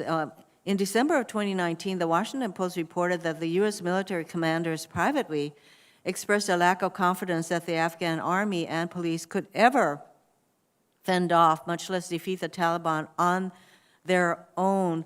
So, General Milley, you noted that there were some specific military lessons to be learned. This is not the first time that I think we have relied upon overly optimistic assessments of conditions on the ground or conflict conditions. It certainly happened in Vietnam. So my question to you is, what specific steps can we take to make sure that our assessments are not overly optimistic so we can avoid the kind of reliance on assessments that are not accurate? I think in the case of working with other countries' armies, it's important to have advisors with those units so you can do a holistic assessment of things that are very difficult to measure, the morale factors, leadership, will. I think that's one key aspect. Another part, I think it's really important, and this is a lesson from Vietnam and I think today, is don't Americanize the war. We learned that in El Salvador or in Colombia, for example, where we did assist and help other countries' armies fight insurgencies, and we were quite effective, but it was their country, their army, that bore the burden of all the fighting, and we had very, very few advisors, and it was quite effective. Now, every country is different, every war is different, it has to be evaluated on its own merits, but I think those are some key points that are worth thinking about. I agree. Thank you, Mr. Chairman. Thank you, Senator Rona. Senator Rounds, please. Thank you, Mr. Chairman. Gentlemen, first of all, thank you for your willingness to appear before this committee to answer questions on the withdrawal from Afghanistan. You've received and will continue to receive tough questions on what led to this decision. This is an important constitutional requirement of the jobs that you have agreed to serve in, and I thank you all for your many years of service to our nation. I want to underline the fact that every single member of this committee, regardless of party, is grateful for the dedication and bravery exhibited by our service members, especially those who gave their last full measure of devotion at Abbey Gate. General McKenzie, General Miller told this committee that he recommended keeping 2,500 troops in Afghanistan, and this is back in January of 2021, because he felt that Afghan forces would not hold out long without our support. It seems to me that there would have been a process to convey General Miller's recommendation to the President.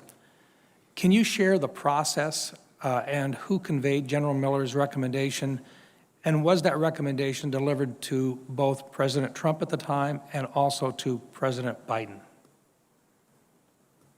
So there is a process for delivering recommendations from commanders in the field. I was part of that process. While I've been very clear that I won't give you my recommendation, I've given you my view, which I think you can draw your own conclusions from. And my view is that 2,500 was an appropriate number to remain, and that if we went below that number, in fact, we would probably witness a collapse of the Afghan government and the Afghan military. So, General McKenzie, may I just, I guess my question is, would it be fair for the committee to assume that both President Trump and President Biden received that specific information that had been assumed to be delivered by General Miller? I believe it would be reasonable for the committee to assume that. And Would General Miller have been able to deliver that directly to the president, or would someone else have had to have delivered that for him? I would leave it to General Miller to express an opinion on that, but he and I both had the opportunity to be in executive session with the president, and I can't share anything beyond making that statement. Thank you.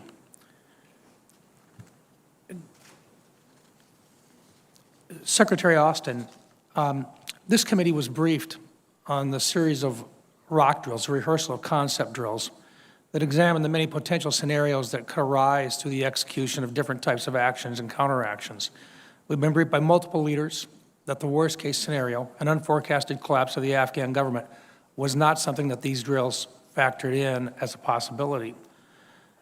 Is it true that we actually did tabletop exercises and we actually went through these drills and we never assumed that there could be an immediate collapse of the Afghan government? We planned for a range of possibilities. The entire collapse of the Afghan government was clearly one of the things that, if you look at the intel estimates and some of the estimates that others had made, that could happen. But in terms of specific planning, especially with respect to NEO, we planned for a contested environment or an uncontested environment. The requirement to evacuate a moderate amount of people versus a large amount of people. So there was a range of possibilities that we addressed. But never with an immediate collapse of the government. We certainly did not plan against a collapse of a government in 11 days. Thank you. General Milley, I think Senator Cotton made a very good point with regard to the timing, the collapse of Kabul, and the time in which you were asked for your professional military opinion about the path forward. What seems to be the real challenge for many of us is that it appears that in your professional military opinion, it would have been prudent to have used a different approach than a date certain with regard to a withdrawal from Afghanistan. And if that is correct, and if there were other alternatives presented to the president, I'm certain that the frustration that you felt in not having your professional military advice followed closely by an incoming president, that you were then tasked in a very short period of time with handling what was a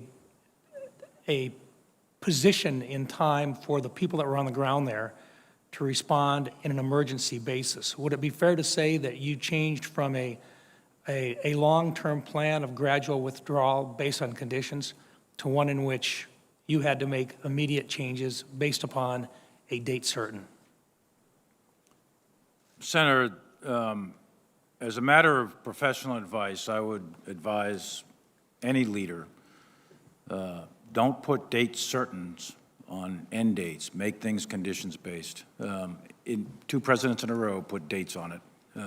I don't think that's my advice is don't put specific dates.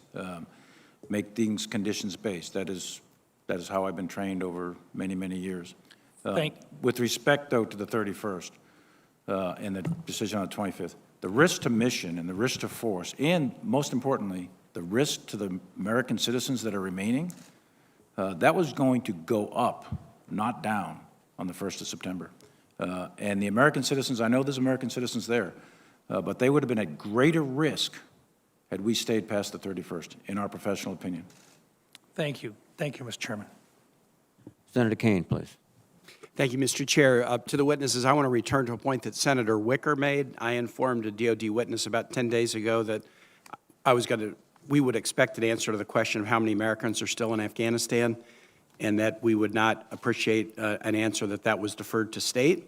I'm going to ask the question during my second round of questions after lunch, and with the number of staff who are here in this room and in the anteroom, we ought to be able to get an answer. And if we can't, it will suggest to the committee, and I don't think you want to suggest this to the committee, that you don't want to be responsive to that question, or that you don't talk to the State Department, or that the number of Americans in Afghanistan is something that you're indifferent to. I don't think any of those are true, so I'll ask the question again after lunch, and I hope we can get an answer.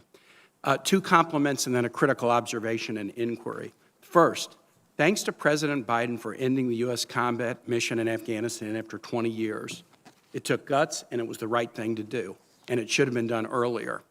A Virginia service member whose wife is expecting said this to me recently: "I'm so glad that my baby is not being born into a country at war." Some want us to stay on permanent war footing in Afghanistan and elsewhere. Some will point out that U.S. troops are still deployed, still in harm's way, still carrying out limited military strikes around the world. But to the families of those who have been deployed over and over again into Iraq and Afghanistan over the course of the last 20 years, they are relieved that America is now turning the page and rejecting the notion that we should be a nation in permanent war. Second, the effort to evacuate more than 120,000 people to safety under chaotic circumstances was remarkable. I visited the Dulles Expo Center, the principal arrival point for about 80% of the Afghans. I also visited Fort Lee, the first of the 8 forts that process Afghans. And I visited with Afghans, our troops, the many federal agencies working together, NGOs.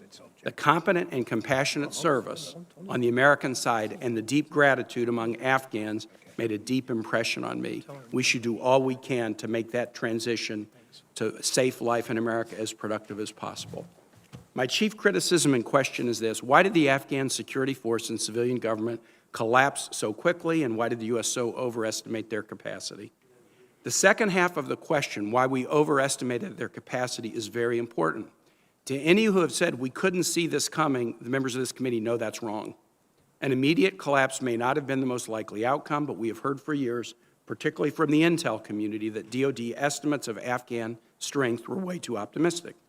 I believe the U.S. government had a good evacuation plan, but it was premised on an Afghan civilian and military government that showed high resistance to the Taliban. And so we did not adequately plan for the real possibility of a quick collapse. We need to explore both military and interagency decision-making processes to understand why we were unrealistic and how to correct that going forward. But the most important part of the question is why a military we had trained for 20 years at a cost of $800+ billion collapsed so quickly. I can think of 3 reasons, but after I put them on the table, I would like each of you, beginning with General McKenzie, to address the question, and if we can't, we can do it when we come back after lunch. First, the lightning collapse may show that our training was insufficient and that it did not prepare the Afghan military to defend the country on their own. That should have been our goal, but we failed to accomplish it. If so, how must we change our thinking about training foreign militaries? Second, the lightning collapse may not prove that the ANSF were poor fighters, but that they were demoralized. Did they lack confidence in their own political and military leaders? Were they demoralized by a 2020 peace agreement between the U.S. and the Taliban that didn't even include the Afghan government? Mr. Chair, I'd like to introduce the peace agreement for the record. Without objection. Did U.S. and allied funding deepen a culture of corruption that long predated our involvement? Even the best fighting force may give in if they have no confidence in their leadership. Third, the lightning collapse may show that we wanted things for Afghans that Afghan leadership did not want for themselves. We celebrated gains in public health and women's education, and we assumed that Afghans would fight to preserve those gains rather than allow the Taliban to take over. In other words, we thought we knew what Afghans wanted, what they feared, and what they would fight for. But was our belief, though well-intentioned, incredibly naive?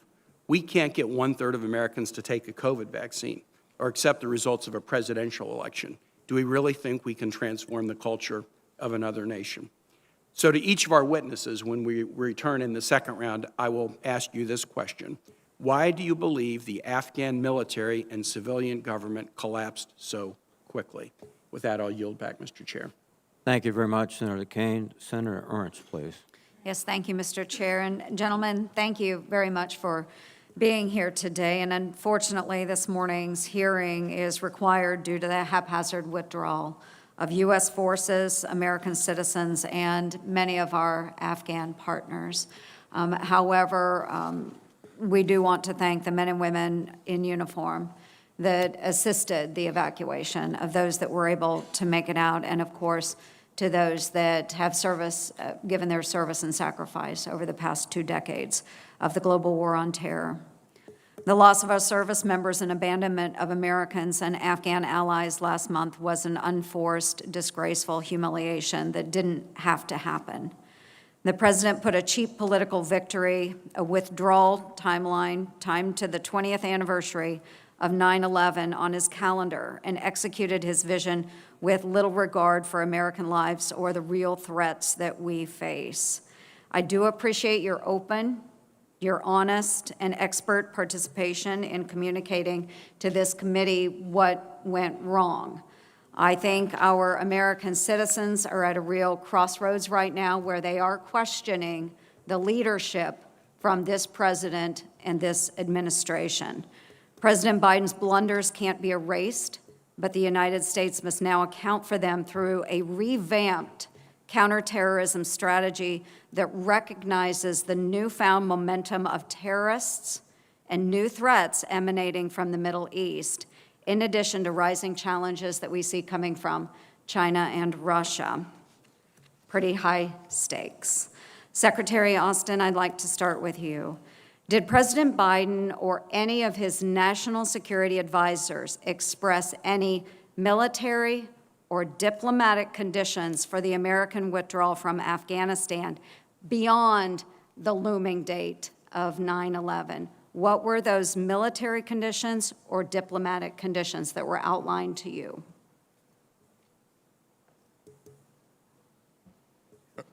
Again, once the president went through a very deliberate decision-making process and made his decision that to exit Afghanistan, there were no additional conditions placed on it. Can you tell me that he did take into consideration military or diplomatic conditions, and what were those conditions that he was weighing as he was making those decisions? Sure. One of the things that all of us wanted to see happen was for this conflict to end with a diplomatic solution. And so one of the things that we certainly wanted to see was progress being made in the Doha negotiations. And we did not see, or he did not see, any progress being made, and there was really not much of a bright future for that process. So General Milley had stated earlier that his recommendation is always, as any military commander should do, should be conditions-based. And we have to be able to evaluate whether those conditions are achievable and if we can successfully complete those. It sounds like there were very little consideration given to diplomatic or military conditions. The diplomatic, again, going to conditions-based, the diplomatic end to it, I think, General Milley, you also said that the military mission would end on the 31st and transition to a diplomatic mission. But I don't understand how we fulfill a diplomatic mission after August 31st when there are absolutely no diplomats on the ground in Afghanistan. They're gone. They've been evacuated. Who do we hand that mission off to when there is nobody there to complete it? So can you then say that the president directed you, Secretary Austin, to execute an unconditional withdrawal from Afghanistan? Unconditional. August 31st, done. Once he made the decision to withdraw, I mean, that was the decision to leave. And we certainly wanted to make sure that we shaped conditions so that our embassy could maintain a presence there and continue to engage the government of Afghanistan. So Secretary protection of the Austin. embassy was pretty important. Yes, Secretary Austin, you are extremely diplomatic in your answers. I can appreciate that. But this was not a conditions-based withdrawal. And I think all three of you have stated that you made your best opinion known to the President of the United States. He had no conditions other than to get our people out of Afghanistan, which he failed at because we still have Americans as well as Afghan partners in Afghanistan. Thank you, Mr. Chair. I yield back. Thank you, Senator Ernst. Senator King, please. Thank you, Mr. Chairman. I'm finding this a very interesting hearing. It's really two hearings at once. One is on the question of should we leave Afghanistan, and if we shouldn't, what should be the nature of our troop commitment and our commitment to the country. The other is the withdrawal, which I thought was the subject of the hearing. The decision to leave Afghanistan was made by President Trump and his administration on February 29th, 2020, where we committed to leave by a date certain. There was a particular provision, or a condition, if you will, about negotiations between the Taliban and the Afghan government. There was even a date specified, March 10th, 2020, less than 2 weeks after the signing of the Doha Agreement. Clearly, that condition was not met. My question is, and General Milley, you were the only one who overlapped the two administrations, were there any efforts on behalf of the prior administration to enforce that condition of negotiation with the Afghan government and the Taliban? Senator, as I said in my opening remarks, the conditions that were required of the Taliban, none of them were met except one. My question is, did we attempt to enforce those conditions? Did we inform the Taliban, for example, we won't advocate for the release of 5,000 prisoners unless you begin negotiations, or something similar?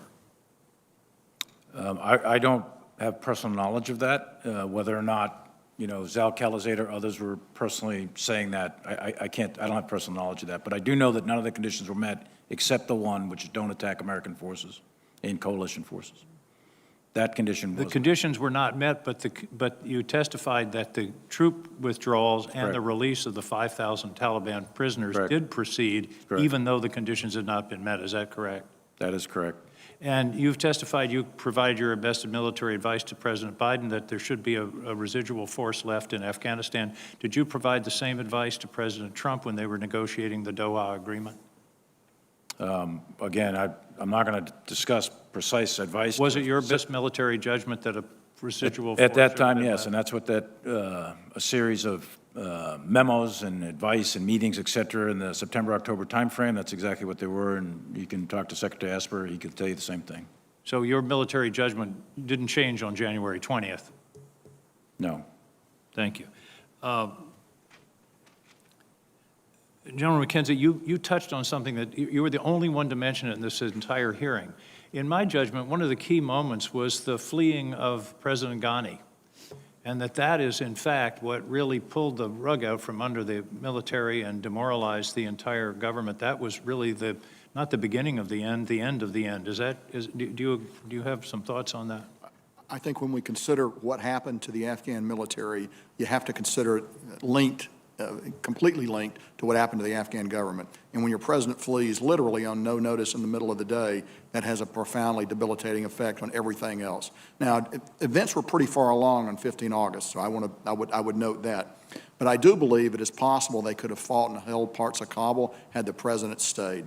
I think that really demoralized those remnants of Afghans, and there were still considerable Afghan combat formations around Kabul on 15 August. I believe they were really disorganized by that and led to the Taliban really pushing in as fast as they wanted to go into the center of the city. I do want to point out for the record that, to my knowledge and memory, this committee never had a hearing on the decision to withdraw from Afghanistan in February of 2020. And it now appears that would have been a beneficial hearing because we could have discussed all of these issues, but we were already on the path for withdrawal. And the withdrawal date under that agreement was May 1st of 2021. President Biden extended that. I don't know whether it was a negotiation or some kind of understanding until the end of August. General Milley, in questioning from Senator Cotton, you talked about your military advice about leaving on August 31st versus staying to try to help additional Americans leave. Was it the unanimous recommendation of the Joint Chiefs that the August 31st date should be observed? And if so, why was that the military advice? It was of the Joint Chiefs, plus General McKenzie, General Miller, and General not Miller, but Admiral Vaisley and General Donahue. The reason is risk to force, risk to mission, and risk to the American citizens. On the 1st of September, we were going to go to war again with the Taliban. Of that, there was no doubt. And we were already in conflict with ISIS. So at that point in time, if we stayed past the 31st, which militarily is feasible, but it would have required an additional commitment of significant amounts of forces, probably 18th Airborne Corps, 15, 20, maybe 25,000 troops. We would have had to re-seize Bagram. We would have had to clear Kabul of 6,000 Taliban that were already in Kabul. That's what would have happened beginning on the 1st. And that would have resulted in significant casualties on the U.S. side, and it would have placed American citizens that are still there at greater risk, in my professional view and in the view of all the other generals. So on the 25th, we recommended that we transition to a diplomatic option beginning on the 31st. Thank you, General. Thank you, Senator Mr. King. Chairman. Senator Tillis, please. General Milley, you said that the Taliban had not lived up to the terms of the agreement. Give me a rough date of when they first breached terms of the agreement. When they Where you said they were not living up to the terms of the Doha Agreement. What was the first evidence that they were not living up to the terms of the agreement? Yeah, the memo signed 29 February, so through the, really the fighting season of the summer of 20, one of the requirements, for example. Okay, so more than a year ago. Absolutely. Okay. Sure. I don't buy the idea that this president was bound by a decision made by a prior president. This was not a treaty. And it was clearly an agreement where the Taliban were not living up to it. This president, President Biden, could have come in, reasserted conditions, and completely changed the timeline. He's not bound by the president's prior agreements any more than he was bound by the President Trump's decision to exit the Iran deal or the Paris Climate Accords. So that, to me, is a false narrative. I also have to say that this president moving forward with a failed construct has cost American lives, or has cost lives of North Carolinians. We're working on a case with an SIV holder who had a sister who worked for an NGO, Save the Children, and a father who was in the Afghan police force. And as we were working to get through them, the Taliban 2.0 is every bit as ruthless as the one that we replaced in 2001. They sent pictures of the slit throats of people that we were working personally with. They killed this pregnant woman. They killed this police officer. And they are killing countless other people now that we should have gotten out. Secretary Austin, I think we do owe a debt of gratitude to the people that got 120,000, 124,000 people out. It was a logistical success, but this is a strategic failure.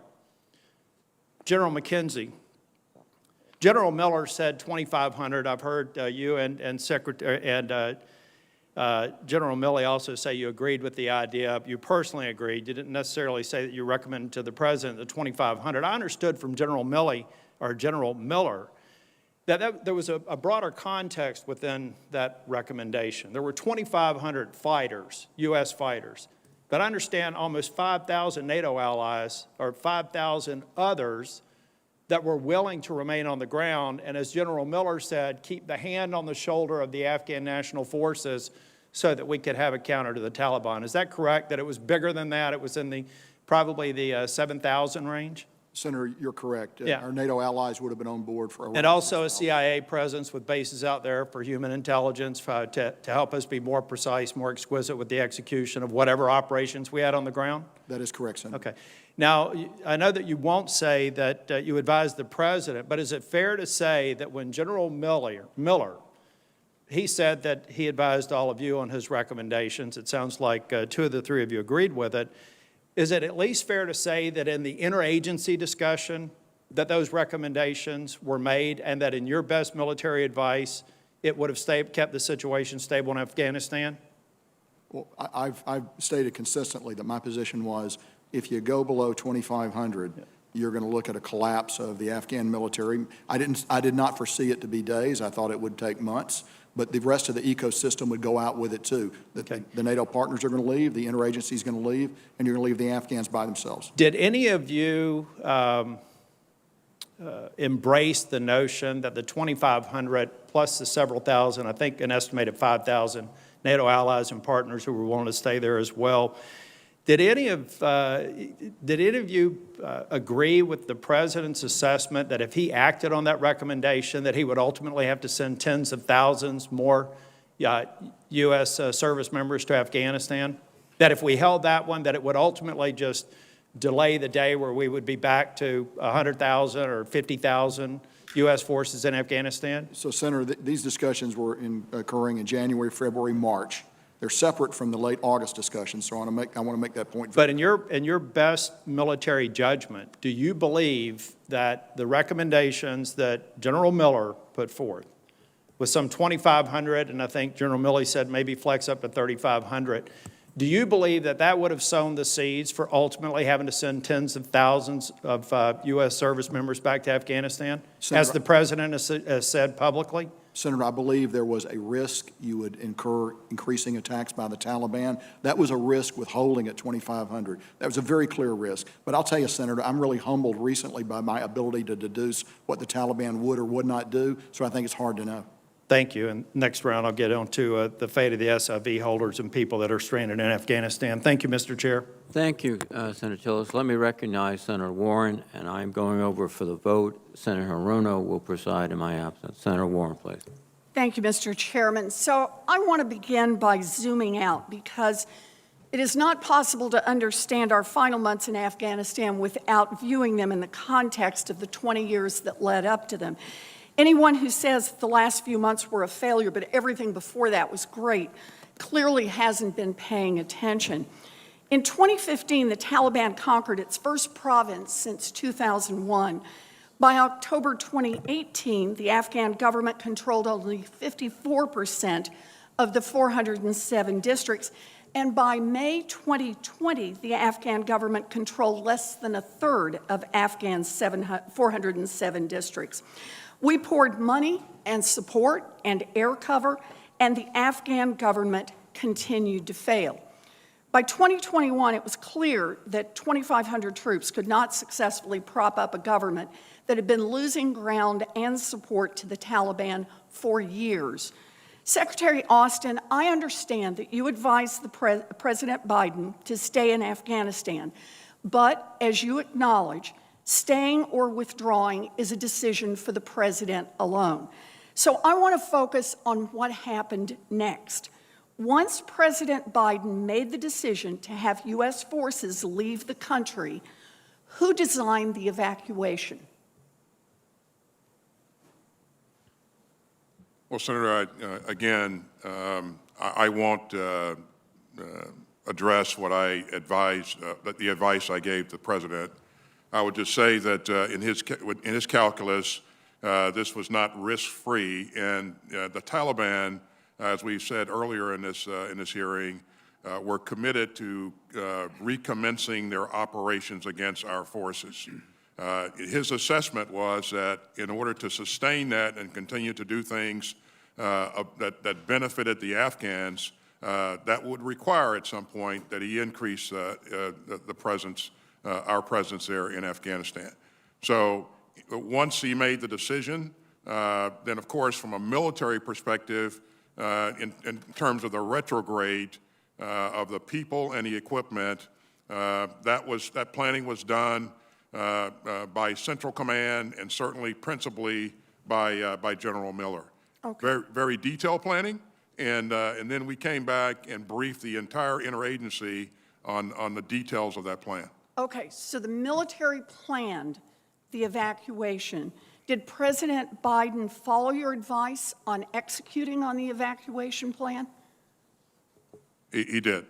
Did President Biden give you all the resources that you needed? From my view, he did. Did President Biden ignore your advice on the evacuation at any point? No, Senator, he did not. Did he refuse any request for anything that you needed or asked for? No. So the president followed the advice of his military advisors in planning and executing this withdrawal. As we've already established, the seeds for our failure in Afghanistan were planted many, many years ago. So let me ask you one more question, Secretary Austin. Knowing what you know now, if we had stayed in Afghanistan for another year, would it have made a fundamental difference? Again, it depends on what size you remain in at and what your objectives are. There are a range of possibilities, but if you stayed there at a force posture of 2,500, certainly you'd be in a fight with the Taliban. Well- And you'd have to reinforce yourself.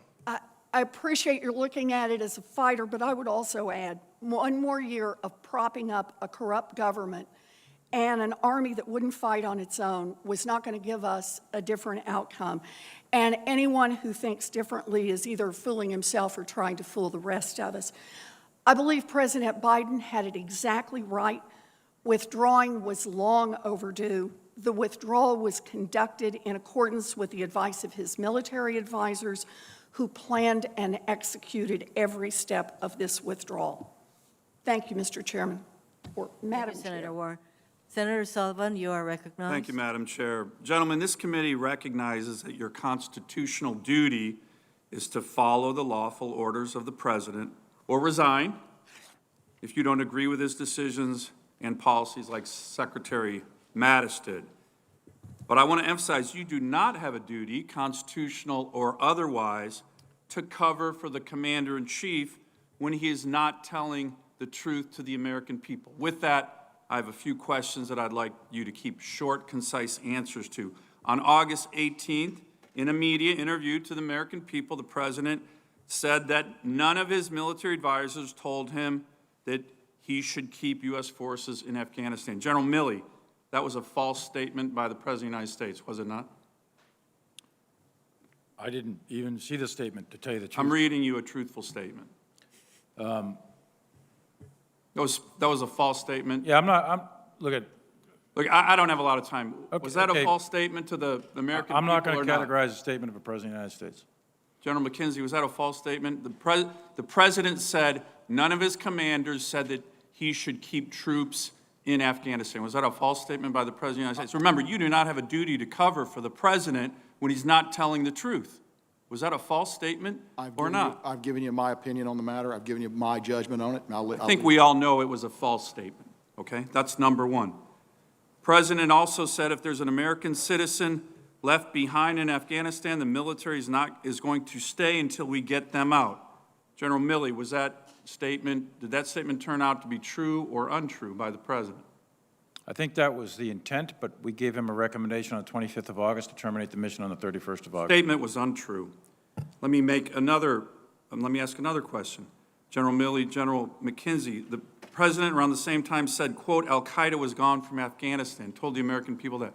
Was that true or not true? Was Al-Qaeda gone from Afghanistan in mid-August? True or not true? Al-Qaeda is still in Afghanistan. They were there in mid-August. They have been severely disrupted and attrited over many, many years. They are not. So it wasn't true. General McKenzie, was that true or not? Al-Qaeda was present in Afghanistan. Okay, so it wasn't true. Let me make one final one. The President called this entire retrograde operation an extraordinary success. General Miller, in his testimony, disagreed with that assertion. General Milley, was this Afghanistan retrograde operation an extraordinary success? There's two operations, Senator. Just yes or no. I have a lot of questions. Was this an extraordinary success? Senator, with all due respect, there's two operations. There's the retrograde, which Miller was in charge of, and there's the NEO, which CENTCOM was in charge of. The retrograde was executed and ended by mid-July with a residual force to defend the embassy. The NEO. You and I have discussed this. Would you use the term extraordinary success for what took place in August in Afghanistan?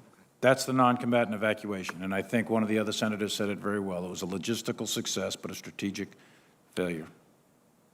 And I think those are two different terms. Look, I think, here's the problem. I think the whole world knows, this is the cover of the Economist magazine, Biden's debacle. That had stories in it, articles in it called "The Fiasco in Afghanistan is a huge and unnecessary blow to America's standing." That was one article. Joe Biden blames everybody else. That's another article. China sees America humbled.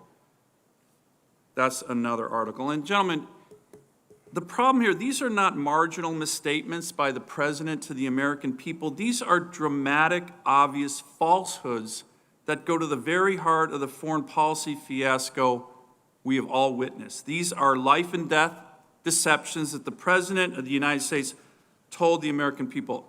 I have one final question. I might leave it because it's a long one for the follow-up, but here's Here's the anger. I've never seen my constituents more angry about an issue than this. And it's the combination of everybody knowing that this is a debacle, and yet people defending it as a, quote, extraordinary success. And here's the biggest: no accountability. No accountability.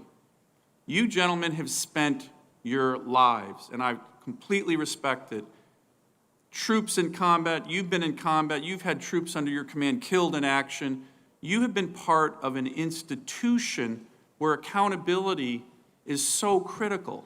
And the American people respect that. Up and down the chain, where there are instances, commanders get relieved. Up and down the chain, we see it. The McCain incident, the Fitzgerald incident, the AAV incident with the Marine Corps, 3-star, 4-star flag officers, all relieved of duty. But on this matter, on the biggest national security fiasco in a generation, there has been zero accountability, no responsibility from anybody. So I will ask this final question of all of you. Senator Cotton talked about Sullivan? it. Madam Chair, if I may. Could you submit your question for the I- record, please? We're trying to keep to a 5-minute questioning rounds. You can ask the question in your second round if you'd like. Thank you. Senator Peters.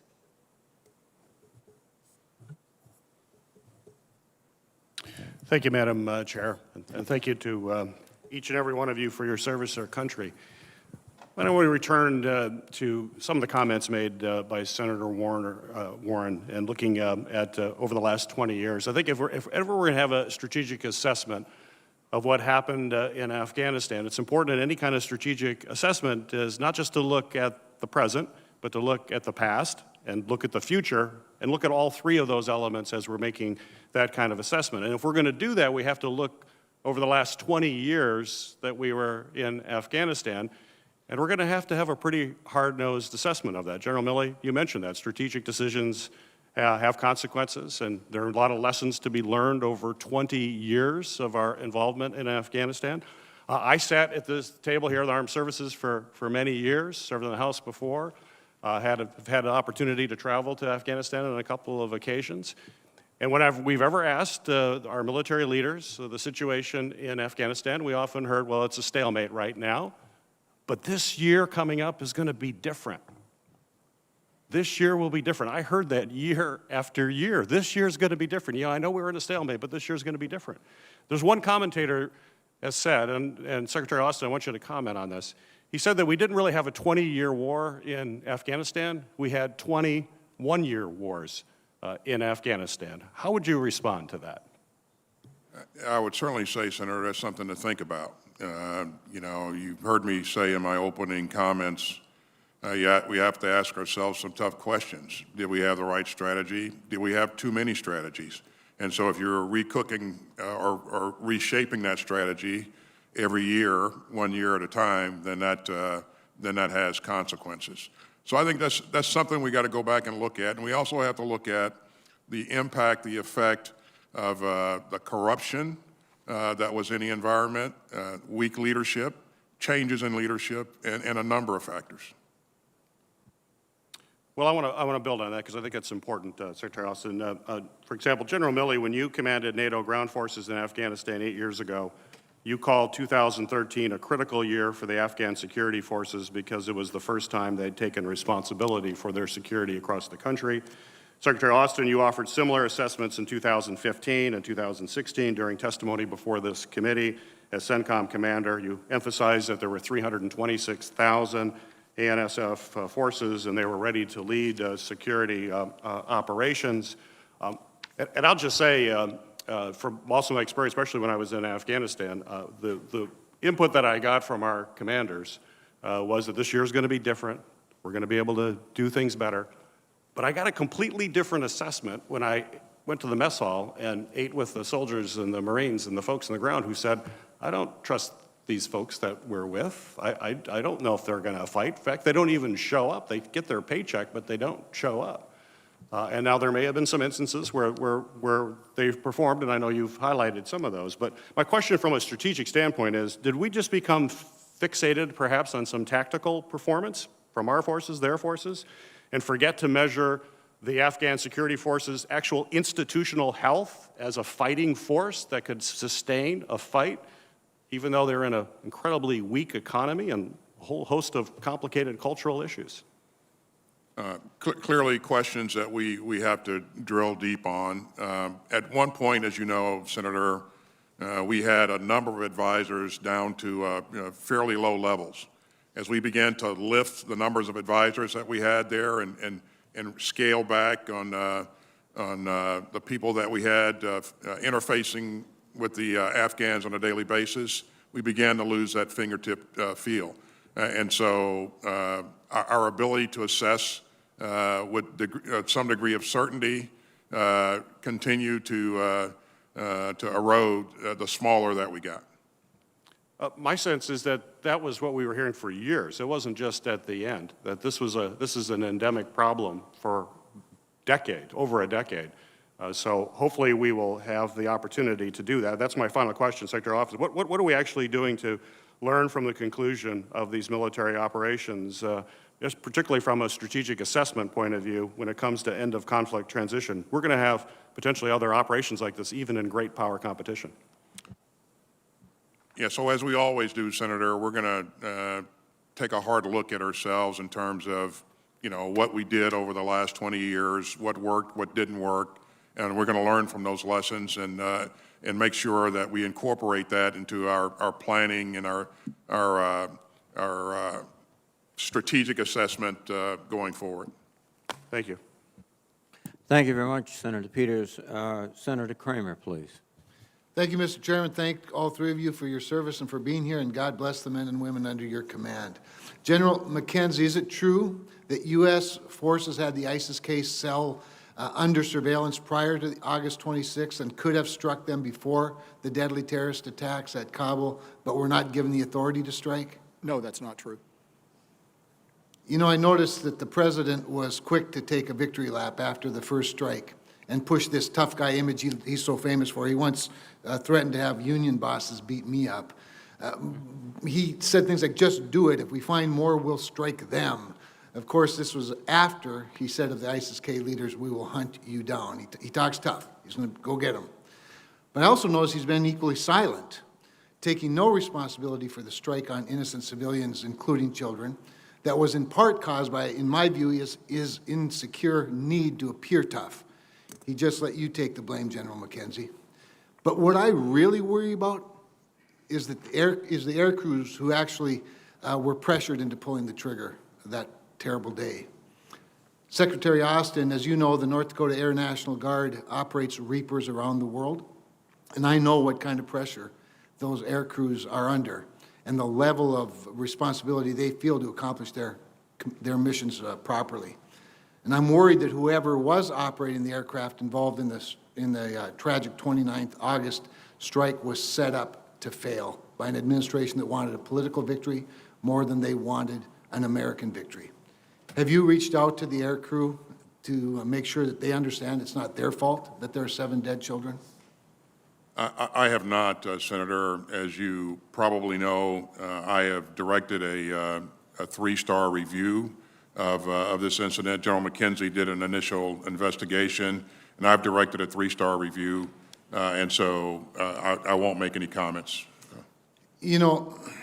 There certainly seem to be a lot of indications that a terrorist event was likely, if not imminent, leading up to the ISIS-K bombing on the 26th. Why were our military members still exposed after that threat was known, General McKenzie?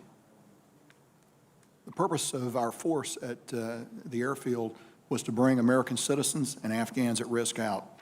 In order to do that, you had to have the gates open. You had to process people. You're right, there were a lot of threats, and we worked very hard to minimize those threats, and you try to balance it. Every once in a while, the bad guys sneak one in on you. This is an example of where that occurred. It wasn't through any lack of attention to trying to find those cells or looking hard for them.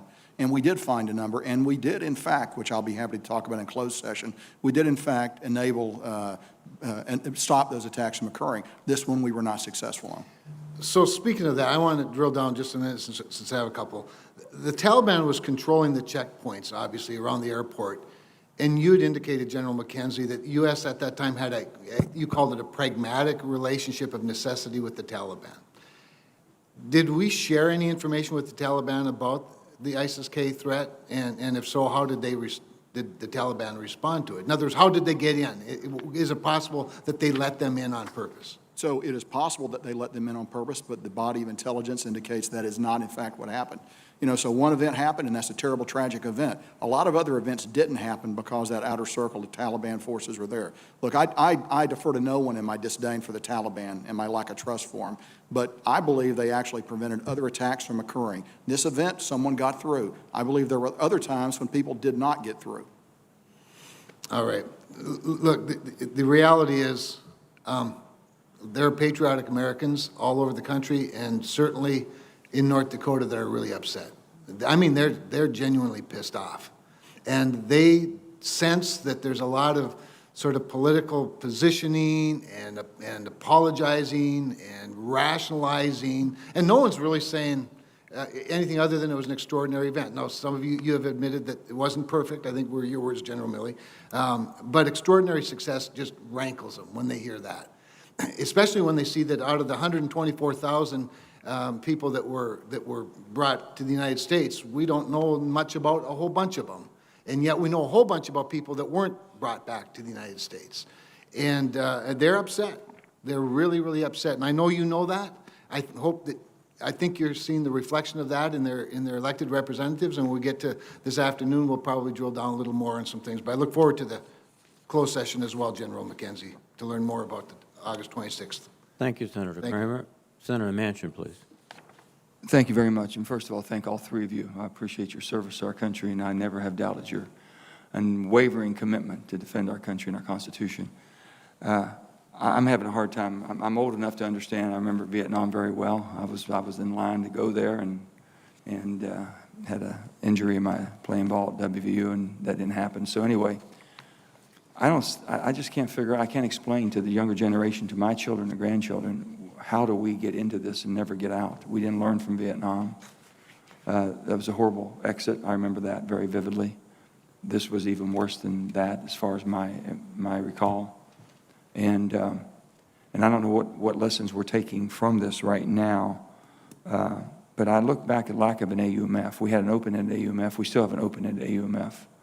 If we would have had an AUMF and basically had a time certain and a specific goal, do any of you think that could have made a difference? And do you think, I mean, hindsight being 20/20, what did we learn from these mistakes? How do we prevent them again? We thought from Vietnam we learned not to go in and try to change the nation, and here we are, trading partners with Vietnam. Is that same going to end up with Afghanistan? I can't comprehend any of it, to be honest with you. I have no explanation. So anybody that wants to help me, and General Milley, I know that you have a great knowledge of history and how we've gotten into situations and how maybe we should keep from repeating that. Yeah, as I said, Senator Manchin, in my opening comment, I'm sorry, I was conducting an ENR meeting and I wasn't able to be here for that. I'm so sorry. I mentioned, that there's been, 4 presidents, 20 commanders on the ground, 7 or 8 chairmen of the Joint Chiefs, dozens of secretaries of defense, et cetera. And outcomes like this are not determined in, the last 5 days, the last 20 days, or the last year for that matter. Outcomes in a war like this, an outcome that is a strategic failure, the enemy is in charge in Kabul. There's no way else to describe that. That outcome is a cumulative effect of 20 years, not 20 days. And there are a huge amount of strategic, operational, and tactical lessons that need to be learned from this. Some of them in the military sphere, the narrow military sphere. One of them, for example, is the mirror imaging of the building of the Afghan National Army based on American doctrine, tactics, techniques, and procedures. And that made a military that may, I'm going to wait full evaluation, but may have been overly dependent upon us, our presence, contractors, and higher tech systems in order to fight a counterinsurgency war. That's one area that needs to be fully explored. Another is the intel. How did we miss the collapse of an army and a government that big, that fast, in only 11 days? That needs to be pulled apart. And then there are other factors that are not strictly military, but things like the legitimacy of the government, corruption, the parasitic nature of the police forces. There's a whole series of, 10 or 20 that I wrote down just a week or two ago that need to be looked at, and looked at in depth and very seriously and comprehensively over time. We know where the president, the former president of Afghanistan is today? And how much money he took with him? We have any idea? Secretary Austin, do you have any idea? I think that he may be in the UAE, Senator. I'm not certain of that. That's what the last report that I had. And in terms of any money that he may have taken with him, I have no knowledge of any amounts of money. You all haven't been able to, I mean, there's no way that we can trace that through through the banking institutions. No way that we have any insight on that whatsoever. It has to be exchanges going back and forth, because I'm sure he's not keeping it in the Bank of Afghanistan. Defense doesn't have any insight on that, Senator, but certainly I'm not sure if the law enforcement agencies We'll check with are Treasury. tracking that or Maybe not. Treasury Treasury might. I'm just looking for some answers that maybe aren't answerable, but everyone's asked the questions of how do we prevent this from happening again? Why didn't we see it? There's not a person that's returned that I've spoken to on special ops that were there. When they returned, I was there a couple of times. In 2006, I was there. In 2011, I was there. But every time it got worse, it didn't get better. So this couldn't be a surprise. They never were going to step to the plate, and it couldn't have been a surprise that they wouldn't fight. They never had allegiance to a country. I mean, we knew that. And the special ops people said, it gets worse every day. It doesn't get better. Every mission was worse. We used to drive from Kabul to Bagram. After I went back the second time, hell, it couldn't do that. I mean, it got so bad. Everything got bad.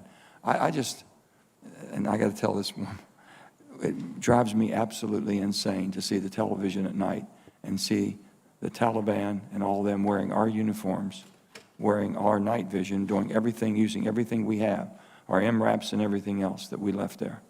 I just can't believe it. I can't even get an accounting of how much equipment we really did leave. I know how many aircraft we left, and I know how many, MRAPs and all the different things, but not to plan better to take that equipment out. It was unbelievable. I would just flag for you, Senator, that all of the equipment that we had, that we used, was retrograded by General Miller as a part of the drawdown.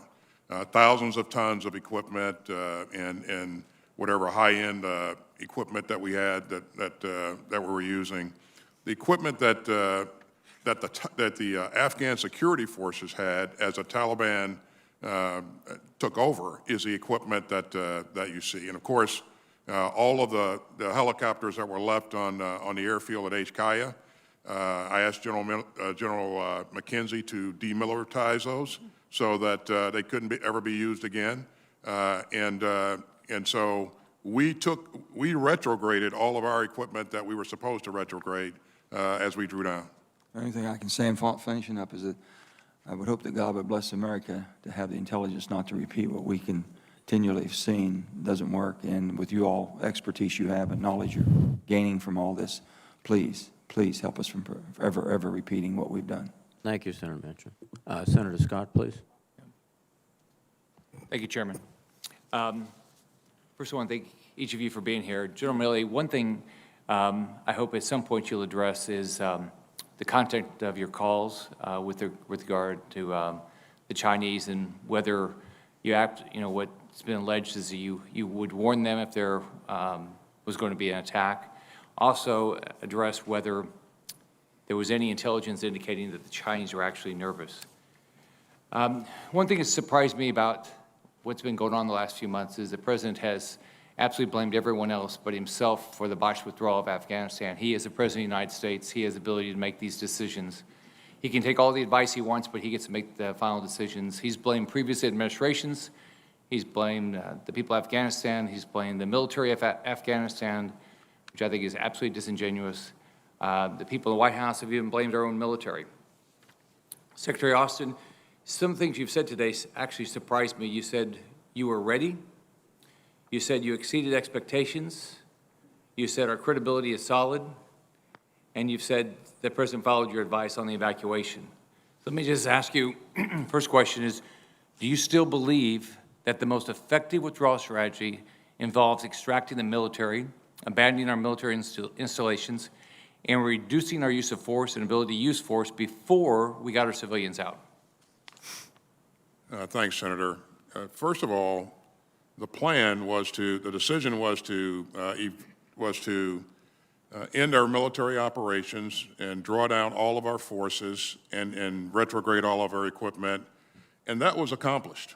General Miller, I think, put together a great plan and executed that plan in accordance with the plan. Also, a key part of the plan was to maintain an embassy in Kabul.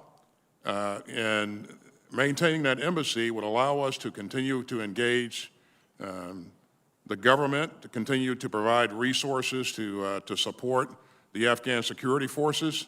So the plan was to leave a diplomatic presence there.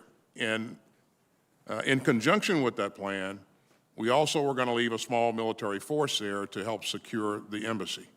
So that was the plan, Senator. But you didn't address the issue that you made all these, it was your plan, you've acknowledged it was your plan, and your plan said you would do all these things before we got our civilians out. I mean, when in the history of this country have we ever had the U.S. military say and have a plan that we will take our military out first before we take our civilians? I can't imagine that. When you say civilians, are you talking about citizens. American citizens? Yeah.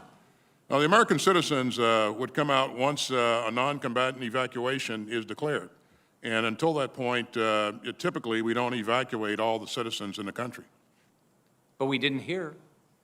There's American citizens still there. And we continue to remain engaged and work to get those citizens out, Senator. But why would you propose a plan that didn't get all American citizens out? I just can't imagine ever in the history of this country our U.S. military would propose to leave a country without our citizens coming out first. I mean, have we ever done that before? All of the American citizens wouldn't leave, Senator, unless there was a non-combatant evacuation. And, you know, the plan was to leave the embassy there, to continue to address the needs of our American citizens, to engage with the government. And so that was a part of the plan. Not, again, the plan was never to evacuate the American citizens and leave the embassy there. Did it bother you when the president went on national television and said that he would not leave until all American citizens were taken out? Did it bother you that when he said that? Because it clearly was not truthful. Now, Senator, you heard me say several times that we're going to work as hard as we can for as long as we can to get every American citizen out that wants to come out. And we continue to do that to this day. Well, I'm running out of time, but one thing I want, when we have next round, I want to understand what decisions would you make differently today to save those 13 lives of servicemen and women that we lost at the Kabul airport? So, but thank you very much. Thank you, Mr. Chairman. Senator, if I could comment on your first opening comment, if I may. Go ahead, sir. Oh, sure. Yeah, I am happy to lay out every detail and all the intel to you as an individual, to any other member, or to a committee, or anything you want on these Chinese calls, at your convenience. Happy to do it. Thank you. Thank you. Thank you, Senator Scott. Senator Duckworth, please. Thank you, Mr. Chairman. I share my colleagues' concerns about the rapid collapse of the Afghan National Defense and Security Forces and the Afghan government and the failure of our intelligence. We need some answers. After investing 2 decades, nearly $2 trillion, and most importantly, the lives of almost 2,500 of American troops, our nation must conduct a thorough and honest review of the United States government's involvement in Afghanistan since the September 11th, 2001 terrorist attacks. For the sake of current and future generations of warfighters, we must capture the hard lessons from Afghanistan to ensure that these lessons are not forgotten or worse, repeated on a future battlefield. This is our moral responsibility as a nation. Gentlemen, all 3 of you have been involved in the war in Afghanistan multiple times in multiple different capacities throughout your careers. Secretary Austin, was the situation on the ground in Afghanistan over the last few months influenced by previous decisions made over the course of several years? I absolutely believe that, Senator. Foremost among those decisions is the Doha Agreement. I think that severely impacted the morale of the military. Thank you. Secretary Austin, if that's the case, is it possible to have an intellectually honest lessons learned exercise that only looks at the most recent events in Afghanistan of the last couple of months, or must any effective review look at the whole 20 years since September 11th? I think you have to look at the entire 20 years, Senator. I think there's some great lessons learned that we're going to take away once we do that. But yeah, I believe you got to look at the entire time span. Thank you. I agree that an effective review must be comprehensive. After all, the war in Afghanistan was shaped by 4 different administrations and 11 different Congresses.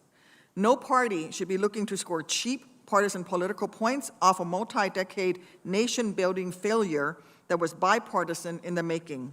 Instead, Congress should authorize a long-term effort solely devoted to bringing accountability and transparency to the Afghanistan war and lessons to be learned. That is why on Thursday, I will be introducing the Afghanistan War Study Commission. My bill would establish a bipartisan independent commission to examine every aspect of the war, including the political and strategic decisions that transformed a focused military mission into vast nation-building campaign. Importantly, this commission must produce actionable recommendations designed to guide the development of real reforms, just as the 9/11 Commission's work informed congressional lawmaking efforts in the years after its publication. Secretary Austin, would you agree with me that such an independent, long-term study could serve as an effective complementary effort to the more targeted lessons learned reviews that DoD always conducts, particularly in shedding light on how Congress and civilian leaders from multiple government agencies can do a better job in defining the scope of military missions and actually enforcing legal limitations on the use of force? I would, and the point that you're making, my view is it needs to be an interagency approach to this. So. Thank you, and I do want to note that my family and I were in Cambodia until the very end. I'm an American. I was born in Thailand, but my father worked for the United Nations, and to answer my colleague's question, my father chose to stay as long as possible to help the Cambodian people as long as possible, and he left after American troops had left. The American ambassador stayed behind after American troops had left, and in fact, after the last military transport had left. I know this because my father was on the last military transport to leave Cambodia, and the ambassador had to travel overland. So yes, we do leave Americans behind, but this is all tied to NEO operations and how that is planned, which is why I think it is so important that we have an independent investigation. Maybe the failure here was that we didn't have a NEO plan in place and we didn't activate it before all of our troops left. But if that's the case, we need to learn that. So I would ask for my colleagues to consider this independent commission.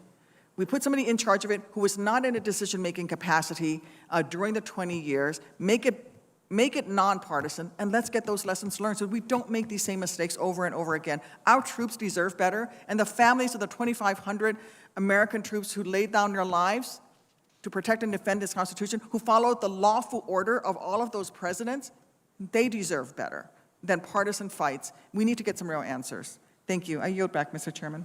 Thank you, Senator Duckworth. Now let me recognize Senator Blackburn. Thank you, Mr. Chairman. Gentlemen, we thank you all for being here with us today.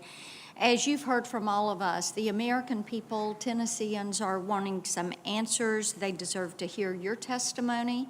And I think it is unacceptable that this is the first time that I'm hearing from you in any forum, despite attempts at outreach by both me and my staff, save a few short all-senator phone calls that we have had. And I want to emphasize, all of us here, every one of us, answer to the American people, and they deserve transparency and information regarding this administration's botched and disgraceful withdrawal.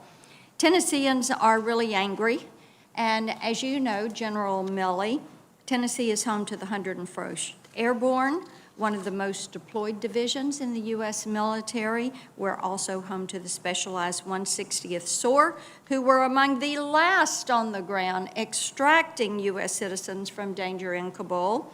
Tennessee National Guard units have deployed to Afghanistan at a high operational tempo, as well as providing vital logistical services such as refueling. We are home to more than 400,000 veterans, many of whom have lasting physical and psychological wounds from the time they have spent in service, and Tennesseans are heartbroken over the loss of one of our own, Staff Sergeant Ryan Knauss, a patriotic American who represented the best of all of us. In the August 26 suicide bombing at Hamid Karzai International Airport, he made the ultimate sacrifice. So, how did we get here, and how did we get to what has been a complete letdown to most Tennesseans? And I've got a few questions. These are yes or no questions, so quick answers are appreciated. General Milley, were there options given for keeping American troops in Afghanistan rather than the unconditional chaotic withdrawal? Yes. You presented options, and those options were declined. There were options presented and debated. Yes or no? A decision was made. Yes or no is fine. Did you at any point create options for keeping Bagram open beyond July 2nd? Yes. Did you provide options for keeping Bagram open directly to the president? Yes. Had Bagram stayed open, would our support to the Afghan Air Force have been more effective in your view? I'm sorry, I didn't catch the last part. If Bagram had stayed open, would our support to the Afghan Air Force have been more effective in your view? Yes or no? Frankly, I'm not sure on that one because most of the Afghan Air Force was at different bases, specifically at HKIA. President Biden keeps calling it an extraordinary success. We've discussed some of this today. Is leaving Americans behind an extraordinary success in your view? Secretary Austin? We're not leaving Americans Yes behind. or no is fine. Is the killing of 13 American servicemen and women while trying to secure a chaotic evacuation of the president's own making an extraordinary success? The loss of any civilian life is always tragic. Is the fact that we failed to evacuate most of our Afghan partners an extraordinary success, or the fact that we have Afghans bringing child brides, people who are hardly vetted, is that an extraordinary success? Again, these are issues that we continue to work to get our American citizens out and the Afghans who have helped us. Let me move on. Per Article 2 of the Constitution, the President may require the opinion in writing of the principal officer in each of the executive departments. Did the President ever require or request written recommendations related to the withdrawal of the Afghan forces? Yes or no? Secretary Austin, then General Milley, then General McKenzie. Yes or no? We provided, I provided our input as a part of a written form? policy process that was very well and deliberately run. We will note that you didn't completely answer that. General Milley, any written form? Yes. Would you make those available to us? Make it available to the committee upon request in accordance with appropriate classifications. We will do so. General McKenzie? Yes or Yes. no? And you will make those available? Based on guidance from the Secretary. Each of you had committed to make those available when you went through your confirmation processes. We'll come back to you for those. General Milley, yes or no to this? Did you talk to Bob Woodward or Robert Costa for their book, Peril? Woodward, yes. Costa, no. Did you talk to Carol Leonick and Philip Rucker for their book, Alone Can I Fix It? Yes. Did you talk to Michael Bender for his book is, frankly, we did win this election, the inside story of how Trump lost? Yes or Yes. no? And were you accurately represented in these books? I haven't read any of the books, so I don't know. I've seen don't press know. reporting of it. I Okay. haven't read the book. Let's have you read the books, and then let us know if you are accurately presented Absolutely. and portrayed. Happy to do that. in Senator those Blackburn, books. we're I yield adhering back to my the time. 5-minute rule. Thank you. Senator Rosen, please. Thank you, Chairman Reed, Ranking Member Inhofe, for holding today's very important hearing. A critical part of this committee's oversight responsibilities, it's an opportunity for the American people to get answers about our withdrawal from Afghanistan and how we plan to counter terrorist threats in the future. I also want to sincerely thank the brave men and women who served our country in Afghanistan, many who made the ultimate sacrifice, and of course, their families as well. Secretary Austin, General Milley, and General McKenzie, I appreciate you all being here to address lingering concerns we have about the last 2 decades of war generally and the past 2 months in particular. You are all men of honor and integrity who have served our country nobly, and I so look forward to your candid responses to my questions, even if they require admitting that in some cases serious mistakes were made. Like all Senate offices, as the Taliban approached Kabul and eventually took over the city and the country, my team and I worked to help vulnerable individuals evacuate. These were people who in many cases had the State Department's approval to leave Afghanistan for the U.S. or third-party country, but due to crowds, Taliban checkpoints, or legitimate fear of being killed along the way, they could just not physically get to a gate to present their paperwork, no matter how many times they tried, or no matter how long they waited. My office worked with CENTCOM and the Afghanistan Task Force to try to coordinate opportunities just to grab these people from the crowd so they could present their paperwork and flee to safety, but unfortunately, again, these efforts were to no avail. As these individuals continue to wait for help that may never come, I remain frustrated that the U.S. did not set up a perimeter around Kabul or at the very least create a safe corridor for the S-1 visa holders to get to the airport for their families, potential asylum seekers who were attempting to escape a near certain death. So, continued support. General Milley, I appreciate the State Department now taking the lead on evacuations. But like our military, the State Department no longer has any presence on the ground in Afghanistan. So I'd like to ask you, sir, does the U.S. military's recent experience facilitating the evacuation from Kabul give you the confidence that the Taliban will be honest brokers in working with our diplomats to help vulnerable Afghan nationals leave the country? I think that what we've seen so far since the 31st is some Americans have gotten out through diplomatic means, and they have reached safety through either overland routes or through aircraft. I don't know all the details, but I can't imagine that that didn't happen without Taliban facilitation. Well, we can get back to Afghan nationals, helping them leave the country as well, those SIV holders and others who supported us. But Secretary Austin, the administration has said they'll utilize every tool available to hold the Taliban accountable if they fail to meet their commitments to provide safe passage for anyone who wants to leave the country. Certainly we know there are economic levers, but can you elaborate on what the military tools are, and could there be a shared interest in targeting ISIS-K? In terms of military tools, Senator, as you know, we have the ability to offer a range of options depending on what, the President's objectives are.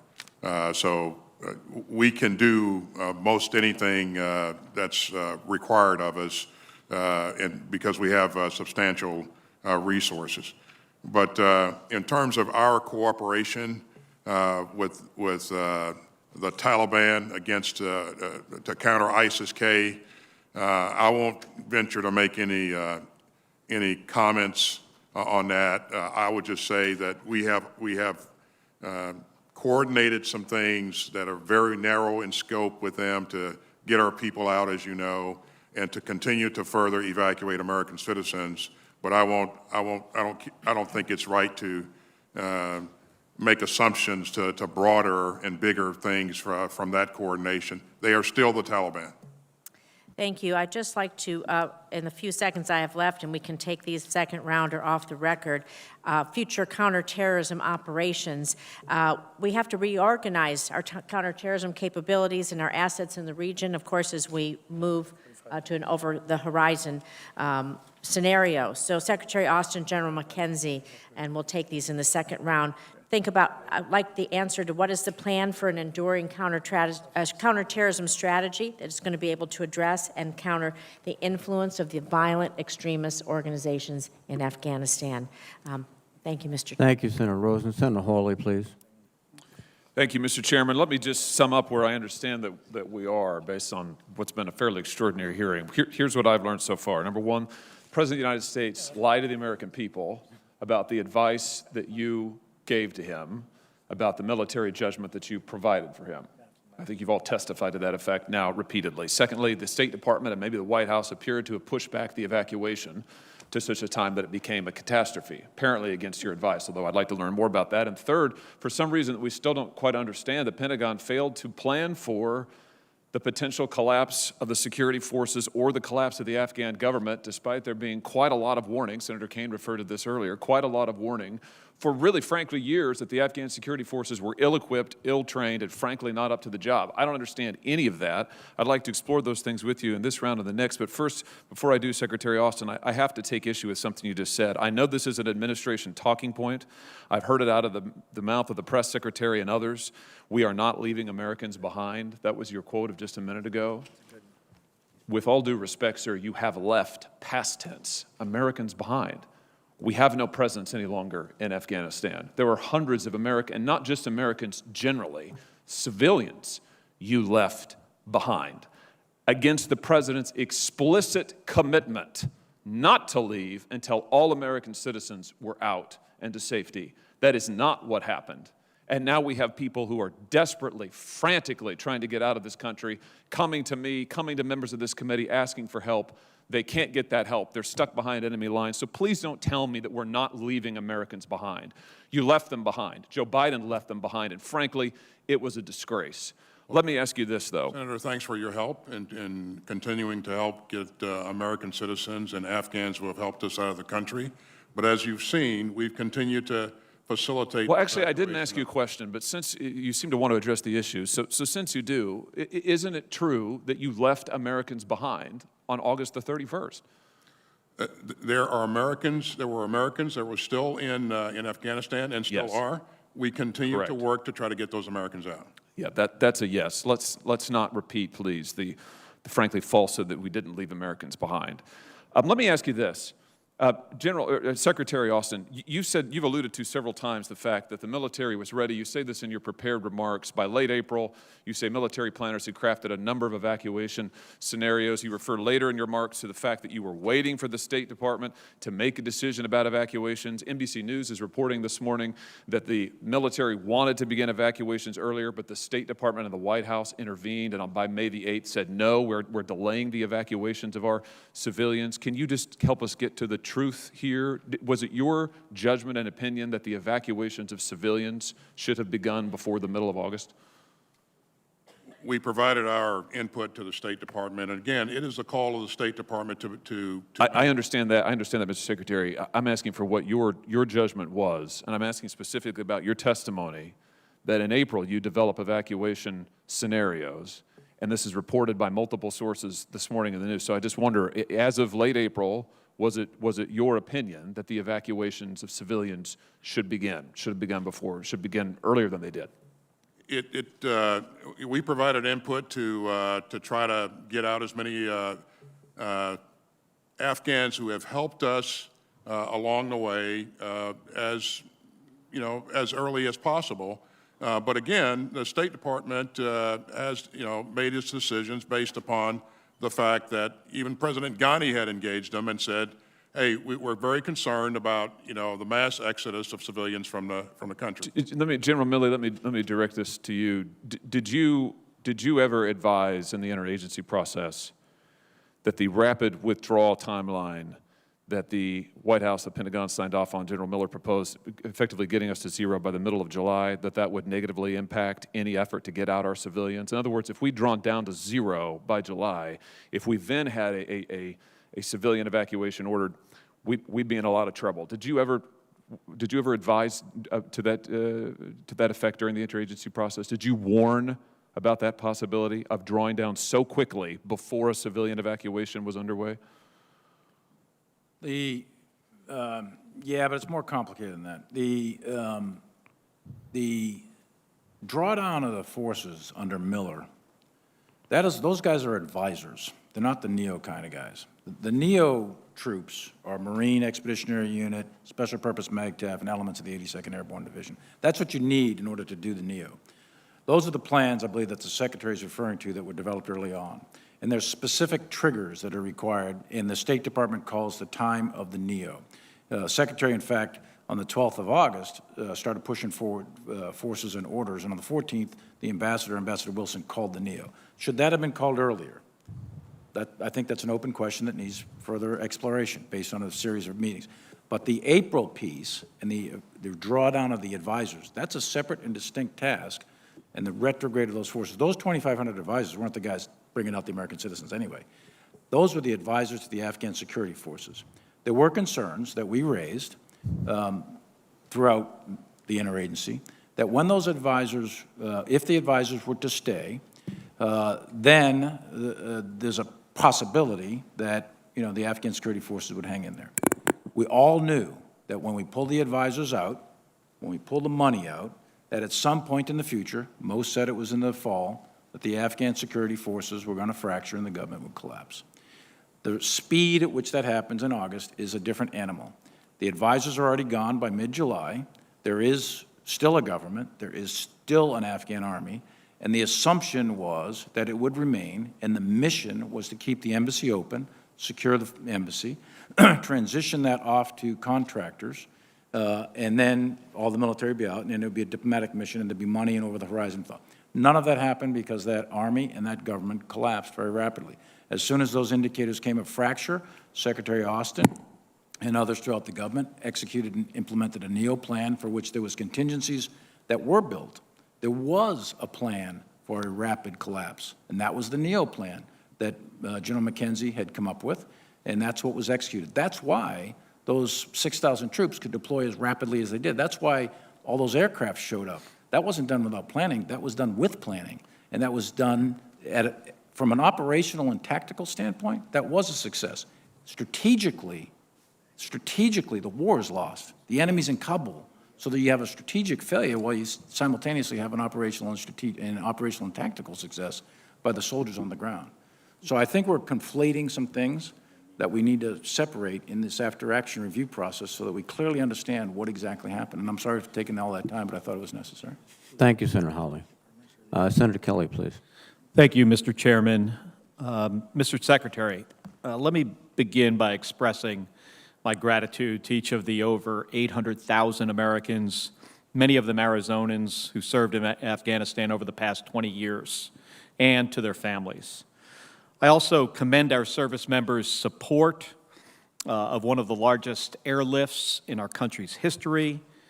We will never forget the achievements of the men and women who worked 24/7 in Kabul, managed impossible conditions on the ground, and above all, those who made the ultimate sacrifice, protecting innocent civilians. 124,000 people are safe today because of American troops and diplomats. Still, after decades of conflict, 2,500 American soldiers killed, and billions invested in security cooperation, the American people deserve to know why the Afghan government and security forces collapsed in a matter of days, and how there was a failure to prepare for this scenario and ensure that our people were out of the country before it fell. And I think we've established here that the withdrawal and evacuation did not account for real-world conditions and that the intelligence was flawed. The United States wields incredible power as a global leader, and our accountability must match our influence. For our own national security, and for each of those who served in Afghanistan during our longest war, we must understand what happened, but also look forward to ensure that our posture allows us to provide for our national security and prevent Afghanistan's use as a base for terrorist activity.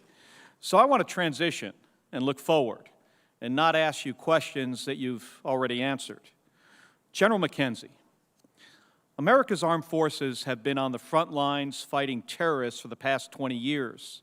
During this time, al-Qaeda and other terrorist organizations have been degraded. While our military presence in Afghanistan has ended, our commitment to fighting terrorism has not. With our withdrawal complete, the Afghan government collapsed and the Taliban seeking to fill the power vacuum left behind, how is Central Command postured to prevent terrorist organizations from gaining strength in the region? Senator, probably the details of this would be best left to the classified session, which we'll have later this afternoon. But I would tell you that I have today a headquarters that has the ability to look into Afghanistan, albeit limited, and we have the ability to fuse the different disciplines of intelligence to look particularly at ISIS-K and al-Qaeda. We are still refining the best practices on that, but we do have a way forward. I've told this committee before, it is very hard to do this. It is not impossible to do this. Well, I'm looking forward to seeing those details in the closed hearing. Are you confident that we can deny organizations like al-Qaeda and ISIS the ability to use Afghanistan as a launch pad for terrorist activity? I think that's yet to be seen. I think, we're still seeing how al-Qaeda and ISIS are configuring themselves against the Taliban. We're still seeing what the Taliban is going to do. So I think it's early. I would not say I'm confident that that's going to be on the ground yet. We could get to that point, but I do not yet have that level of confidence. And you might have to share this in the closed hearing, but do you have the resources necessary to accomplish this, even as our national security pivots towards great power or near-peer threats like China and Russia that are seeking to expand their influence and compete with our military? Senator, I'll just say I'm in a constant dialogue with the Secretary about requirements in CENTCOM, and I'll give you some more details in the closed session. Okay. Well, thank you. And I know you can't go into much detail about the analysis that led to the August 28th drone strike in Kabul in this open setting, but I would like to note my serious concerns and give you the opportunity to make any comment on how the American people can know that the military will be able to adequately assess targets before conducting future strikes and operations, even as we have even fewer local intelligence and surveillance resources to leverage. Senator, again, the matter's under investigation, but what I can tell you broadly, and to restate some things I've said earlier, I am responsible for that. It happened in my area of responsibility, so I'm the responsible officer for that strike. Moreover, I was under no pressure, and no one in my chain of command below me was under any pressure to take that strike. We acted based on the intelligence read that we saw on the ground. We acted several times on intelligence that we saw, and we were successful in other occasions in preventing attacks. This time, tragically, we were wrong.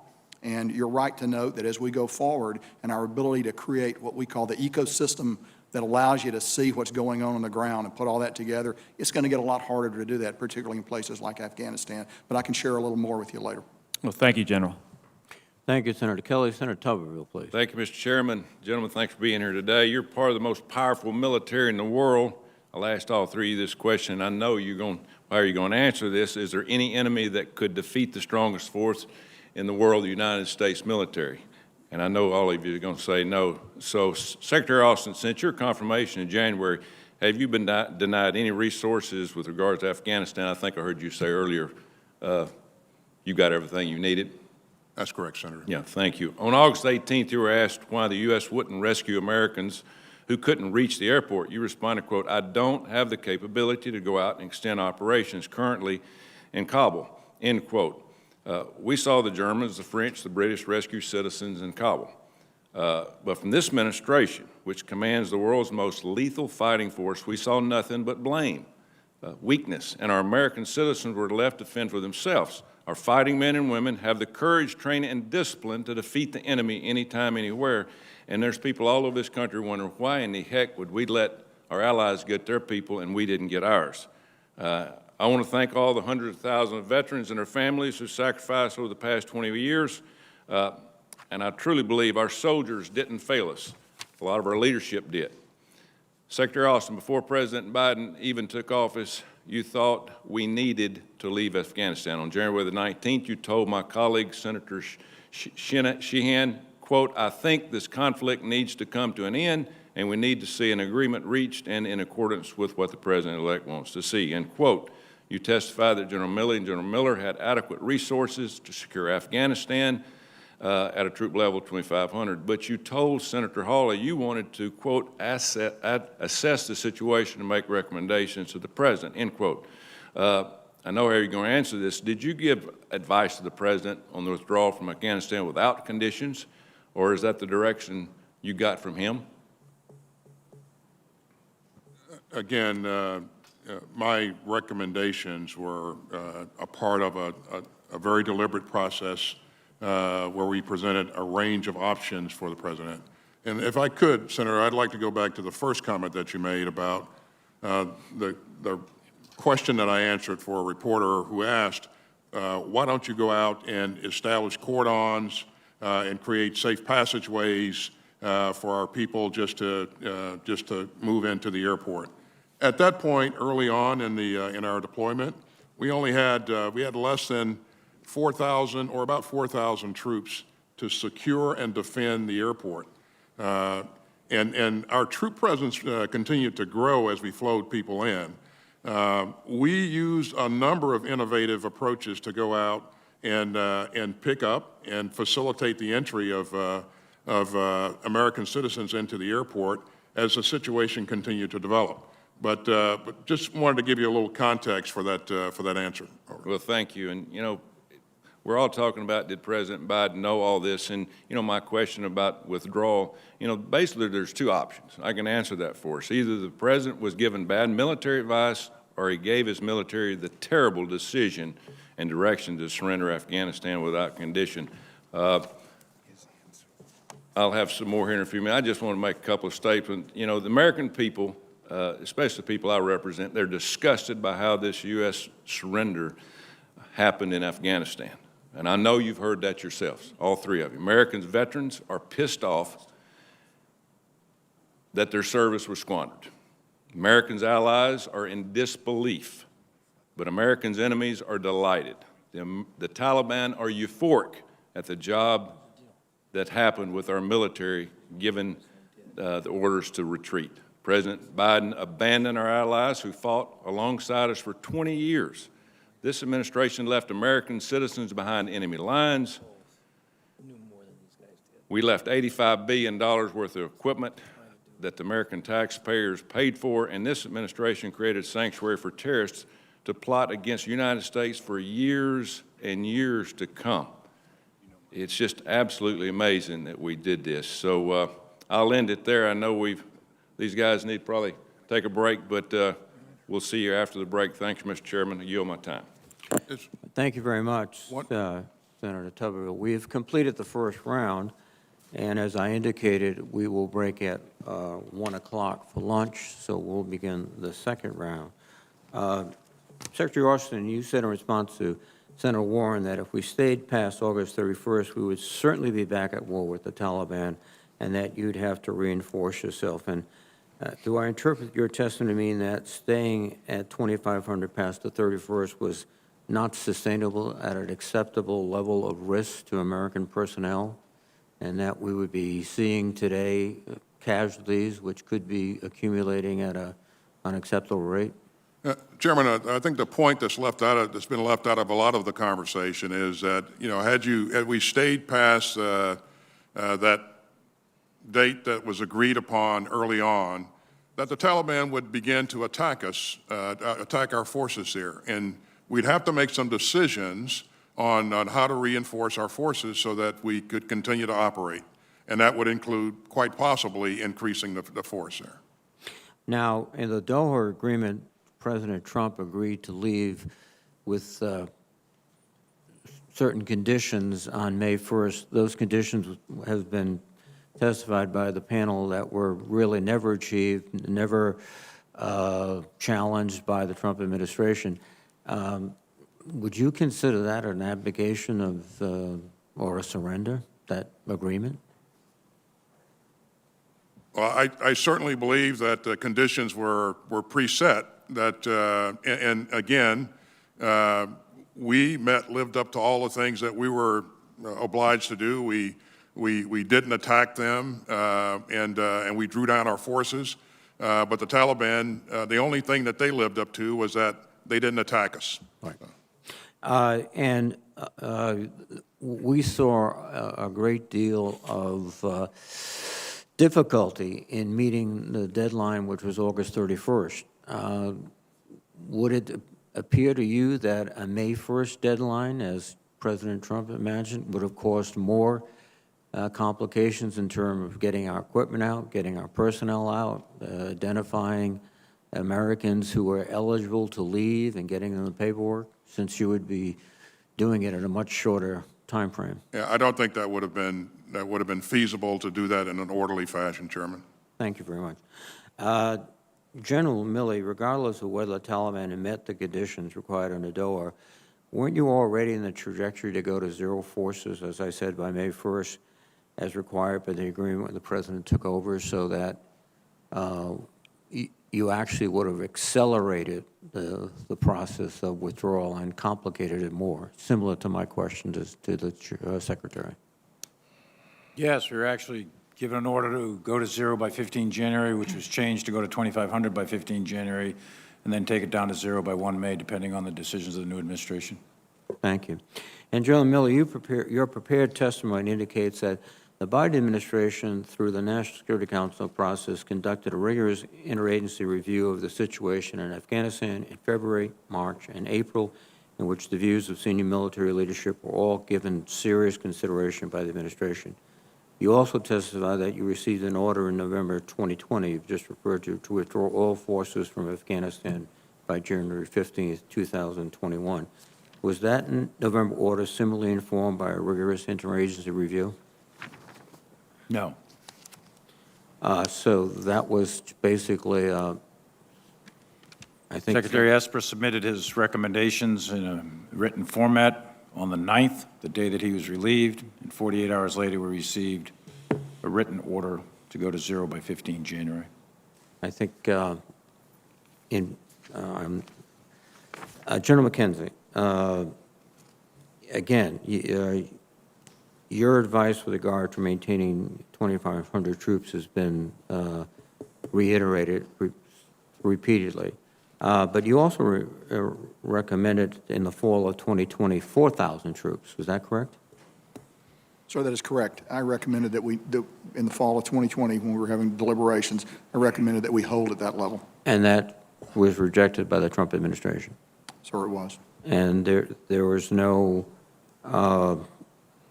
recriminations against you or anyone else for that was the President of the United States making a decision based on his view of the world. Sir, insofar as I know, that's correct, sir. Thank you very much.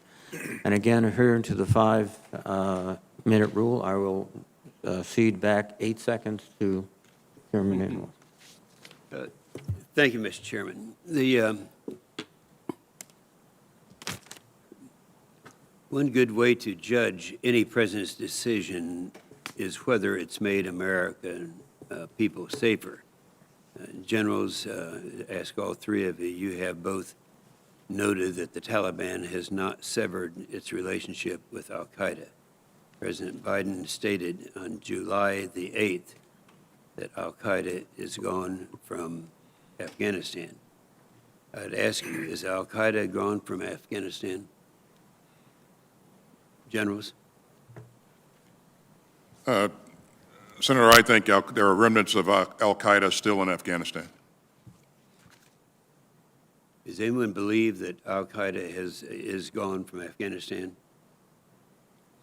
President Biden stated at the United Nations recently that this nation is no longer at war. Is it your personal view that al-Qaeda is no longer at war with us?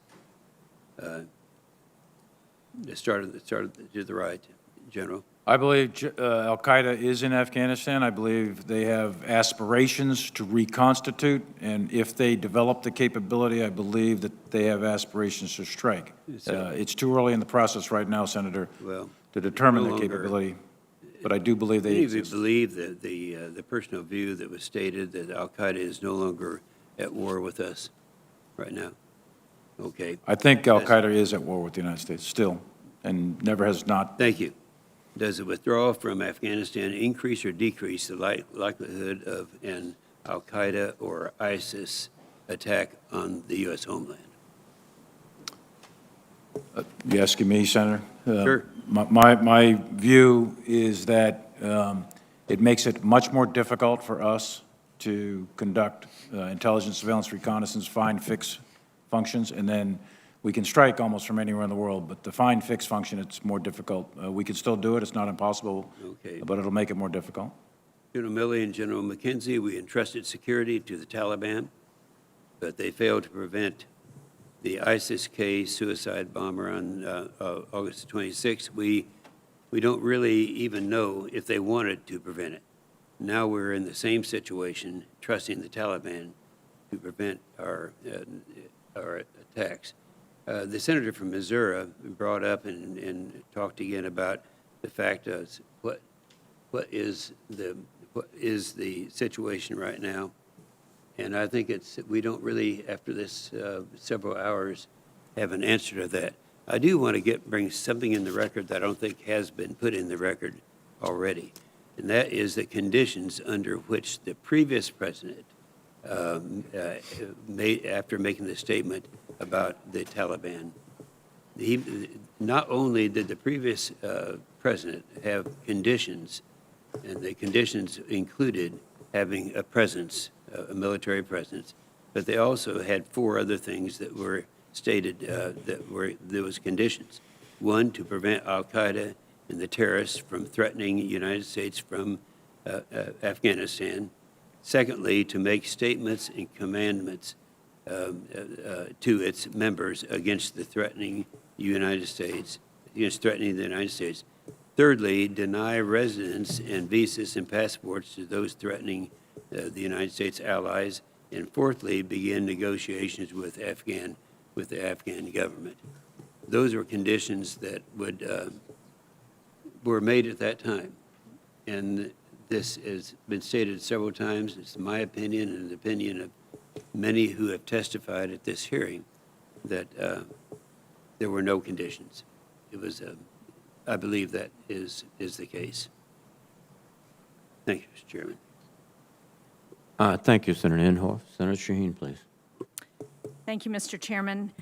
Secretary Austin, I'm going to go back to my question earlier about the records that special immigrant visa applicants really need in order to qualify for those visas that, and there's not been a good process through DOD to ensure that they get those records. Is that something that the department is looking at, and would you be willing to work with this committee or others to see if we could set up a process that would ensure that those folks who worked with our men and women actually have the documentation they need to show that? I know that one of the challenges is that many of those records have been destroyed, but I would hope there's some way that we can ensure that those people are able to get the documentation they need to come to this country. Senator, let me first say that I absolutely agree with you that the process is onerous and that we need to do something to make it easier for those people that have helped us to prove that they have in fact worked with us before. One of my departments in defense is working to try to find ways to propose ways to truncate the process or come up with alternative means to demonstrate that they have worked with us in the past. And to answer your question, we would absolutely welcome working with the committee on this. Thank you. I assume we should contact your office to find who the appropriate contact person would be? Well, we'll contact your office and let you know who he is, Senator. Okay. General Milley and General McKenzie, it's long been publicly reported that the Pakistani intelligence services have maintained a close and continuing relationship with the Taliban. Do we expect that relationship to become more complicated now that the Taliban is in power? Are we concerned about Pakistan's nuclear weapons and the potential that terrorist groups might be able to get access to those weapons? How Can you talk a little bit about how you see the relationship with Pakistan and the Taliban playing out and the challenges that presents for the United States? I'll start. Which one of you would like to answer that? Go ahead, Frank. I'll follow you. Senator, some of this we can talk in a little bit more detail in the closed session. Okay. But I would tell you that I believe Pakistan's relationship with the Taliban is going to become significantly more complicated as a result of the U.S. withdrawal from Afghanistan. And in fact, they're going to see pressure moving into Pakistan from Afghanistan in ways that they've been able to deflect before because of the pressure that we and our allies had them. So I think that's a significant problem that Pakistan is going to face. Well, I'd like to talk about their special weapons perhaps in the closed session. As has been noted by several people, in order to get to Afghanistan, you have to fly over Pakistan unless you come from the north. And that's a subject of continuing deliberation with Pakistan, and I can shed a little bit more light on that going forward. But, you know, they've actually, over the last 20 years, we've been able to use what we call the Air Boulevard to go in over western Pakistan, and that's become something that's vital to us, as well as certain landlines of communication. And we'll be working with the Pakistanis in the days and weeks ahead to look at what that relationship is going to look like in the future. But I can, again, talk a little more in the closed session. Thank you. General Milley, did you Yeah, want to and add to that? I've had several conversations over the years and also recently with Pakistanis, and there's no question in my mind that the relationship between Pakistan and the Taliban is going to become increasingly complex. There's a whole series of issues there that have national security interests for the United States that are best handled in a different session. Okay, thank you. Well, can you, and Secretary Austin, can you talk about what we're doing to work with our European counterparts who, based on conversations that I've had with some of the civilians from our NATO allies, there was some frustration about the communication that led to the withdrawal and the evacuation. Are we working to rebuild those relationships? Do you see that frustration reflected in the military relationships that you have? I don't, Senator, and you know, I understand that there will be concerns, but as I engage my counterparts, they're all very willing to work with us, and you know, I don't want us to sound Pollyannish on this, but they have been very, very thankful for the fact that we helped them get their people out, and we helped them get thousands of evacuees out that had worked for them because of what we did. So I think as I look at the major players, that there is still a strong sense of a strong willingness to work with us, and relationships are things that we just have to continue to work at. So. Thank you very much. Thank you, Mr. Chairman. Thank you, Senator Shaheen. Before I recognize Senator Wicker, at the conclusion of Senator Wicker's questioning, we will adjourn, as I said, at the 1 o'clock adjournment, a little early, a couple of minutes, and then we'll promptly return at 1:30. Senator Wicker, please. Thank you, Mr. Chairman. General McKenzie, let me ask you, as I understand it, one of our primary missions in Afghanistan was training the Afghan armed forces.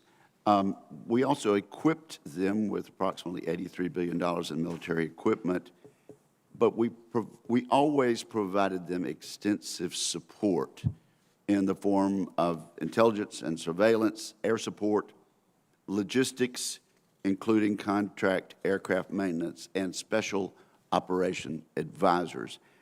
General McKenzie, were the Afghan armed forces ever trained to fight the Taliban without U.S. support of any kind? So, Senator, some elements of the Afghan military could fight very well without our support. Some of the elite commando units. Obviously, we know from the example that we saw in August that other elements were unable to do that. And in fact, as we began to withdraw our support during the withdrawal operation, we began to see the effects of that. You know, we shifted to an over-the-horizon model for aviation maintenance. That is difficult to do in the United States. It really is difficult to do. Within a technologically literate population, it is harder to do in Afghanistan. We were having some small success with that, and actually the Afghan Air Force continued to fly strikes up until well into August. But they were nonetheless on a general negative attrition. What percentage would you term as elite? Oh, I'd say less than 5%. Okay, and so really, for 95%, it's really, it was unrealistic for us to expect them to be able to fight alone at that point in July and August of this year? The combination of the obvious withdrawal of the U.S., which had a profound psychological effect, because I think in the mind of the soldier, you know, that the Taliban and the Afghan military, they have the same DNA. So it comes down to the fighting heart of the man on the ground.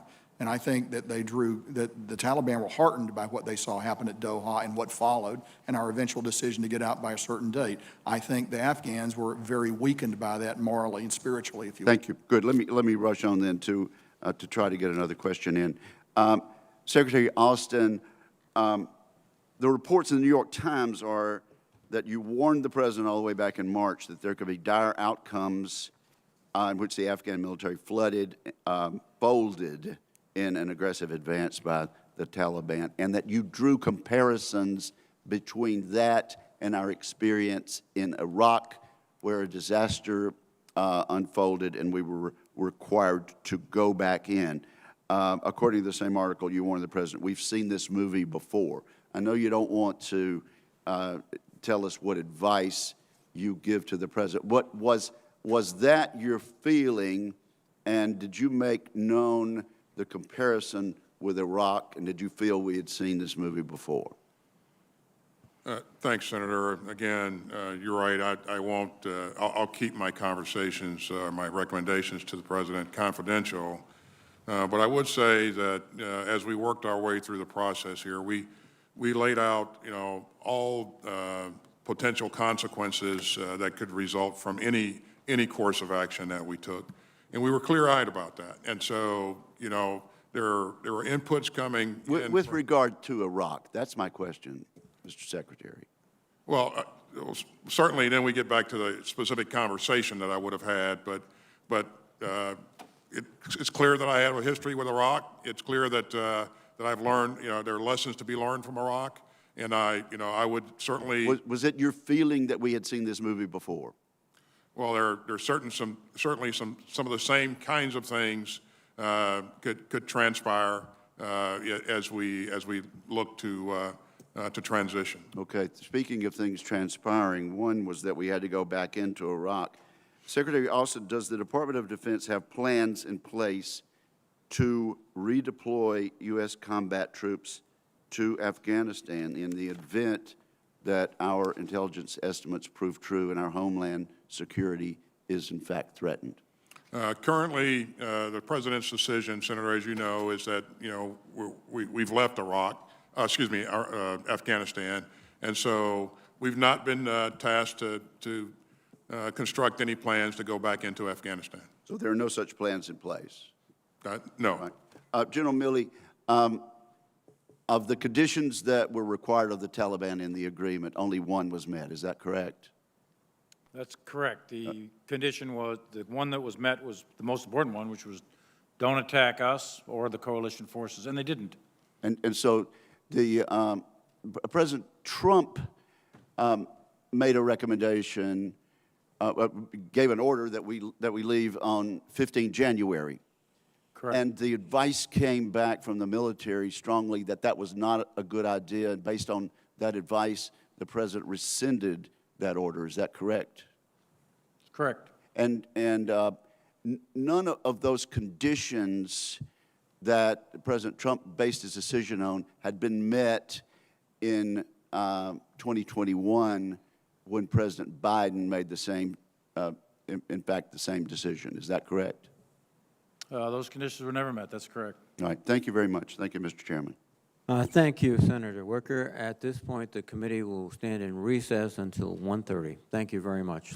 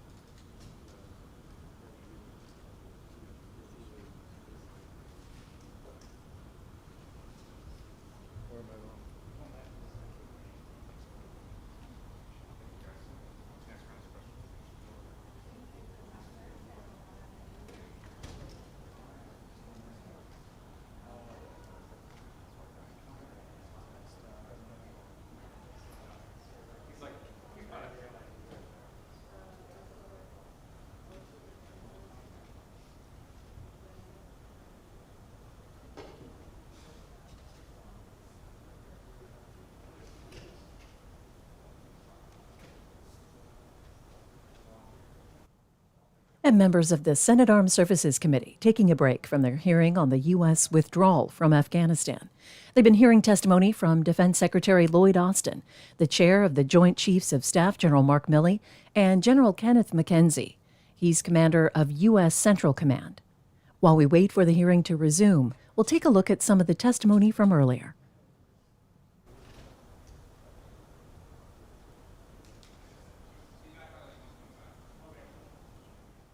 Chairman Reed, Ranking Member Inhofe, members of this committee, thank you for the opportunity to appear before you today to discuss our recent drawdown and evacuation operations in Afghanistan.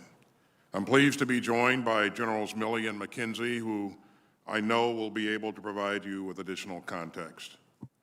I'd like to make a few points before turning it over to you and to them.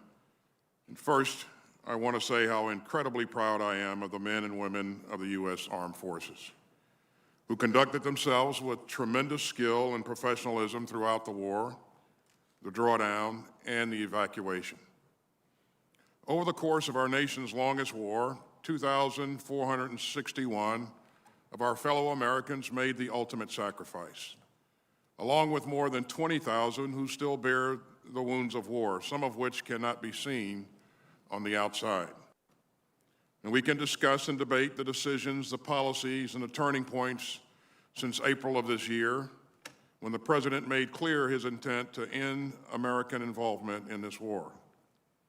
And we can debate the decisions over 20 years that led us to this point.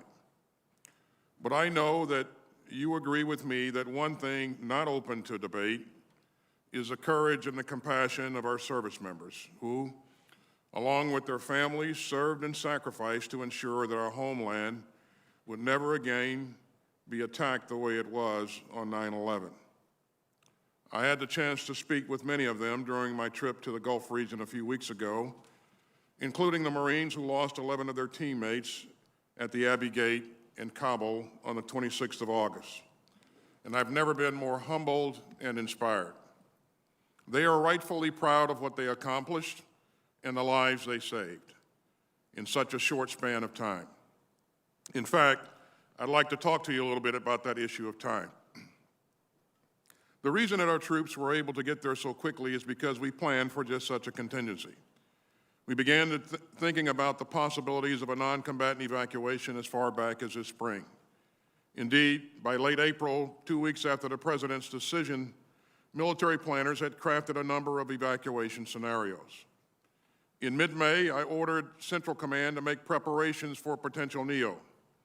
And 2 weeks later, I began pre-positioning forces in the region to include 3 infantry battalions. And on the 10th of August, we ran another tabletop exercise around a non-combatant evacuation scenario. We wanted to be ready, and we were. In fact, by the time that the State Department called for a NEO, leading elements of the 24th Marine Expeditionary Unit were already on the ground in Kabul. And before that weekend was out, another 3,000 or so ground troops had arrived, including elements of the 82nd Airborne. But let's be clear, those first 2 days were difficult. We all watched with alarm the images of Afghans rushing the runway and our aircraft. We all remember the scenes of confusion outside the airport. But within 48 hours, our troops restored order and process began to take hold. Our soldiers, airmen, and Marines, in partnership with our allies and partners and our State Department colleagues, secured the gates, took control of airport operations, and set up a processing system for the tens of thousands of people they would be manifesting onto airplanes. They and our commanders exceeded all expectations. We plan to execute between 70 and 80,000, we plan to evacuate between 70 and 80,000 people. They evacuated more than 124,000. We plan to move between 5,000 and 9,000 people per day. On average, they move slightly between more than 7,000 per day. On military aircraft alone, we flew more than 387 sorties, averaging nearly 23 per day. At the height of this operation, an aircraft was taking off every 45 minutes. and not a single sortie was missed for maintenance, fuel, or logistical problems. It was the largest airlift conducted in U.S. history, and it was executed in 17 days. Was it perfect? Of course not. We moved so many people so quickly out of Kabul that we ran into capacity and screening problems at intermediate staging bases outside Afghanistan. And we're still working to get Americans out who wish to leave. And we did not get out all of our Afghan allies enrolled in a special immigrant visa program. We take that seriously, and that's why we're working across the interagency to continue facilitating their departure. Even with no military presence on the ground, that part of our mission is not over. And tragically, lives were lost. Several Afghans killed climbing aboard an aircraft on that first day. 13 brave U.S. service members and dozens of Afghan civilians killed in a terrorist attack on the 26th. And we took as many as 10 innocent lives in a drone strike on the 29th. Non-combatant evacuations remain among the most challenging military operations, even in the best of circumstances. And the circumstances in August were anything but ideal. Extreme heat, a landlocked country, no government, a highly dynamic situation on the ground, and an active, credible, and lethal terrorist threat. In a span of just 2 days, from the 13th to the 15th of August, we went from working alongside a democratically elected, longtime partner government to coordinating warily with a longtime enemy. We operated in a deeply dangerous environment, and it proved a lesson in pragmatism and professionalism. We learned a lot of other lessons, too, about how to turn an Air Force base in Qatar to an international airport overnight, and about how to rapidly screen, process, and manifest large numbers of people. Nothing like this has ever been done before, and no other military in the world could have pulled it off, and I think that is crucial. Now, I know that members of this committee will have questions on many things, such as why we turned over Bagram Airfield, and how real is our over-the-horizon capability, and why didn't we start evacuation sooner, and why didn't we stay longer to get more people out? So let me take each in turn. Retaining Bagram would have required putting as many as 5,000 U.S. troops in harm's way just to operate and defend it. And it would have contributed little to the mission that we've been assigned, and that was to protect and defend the embassy, which was some 30 miles away. That distance from Kabul also rendered Bagram of little value in the evacuation. Staying at Bagram, even for counterterrorism purposes, meant staying at war in Afghanistan, something that the President made clear that he would not do. As for over-the-horizon operations, when we use that term, we refer to assets and target analysis that come from outside the country in which the operation occurs. These are effective and fairly common operations. Indeed, just days ago, we conducted one such strike in Syria, eliminating a senior al-Qaeda figure.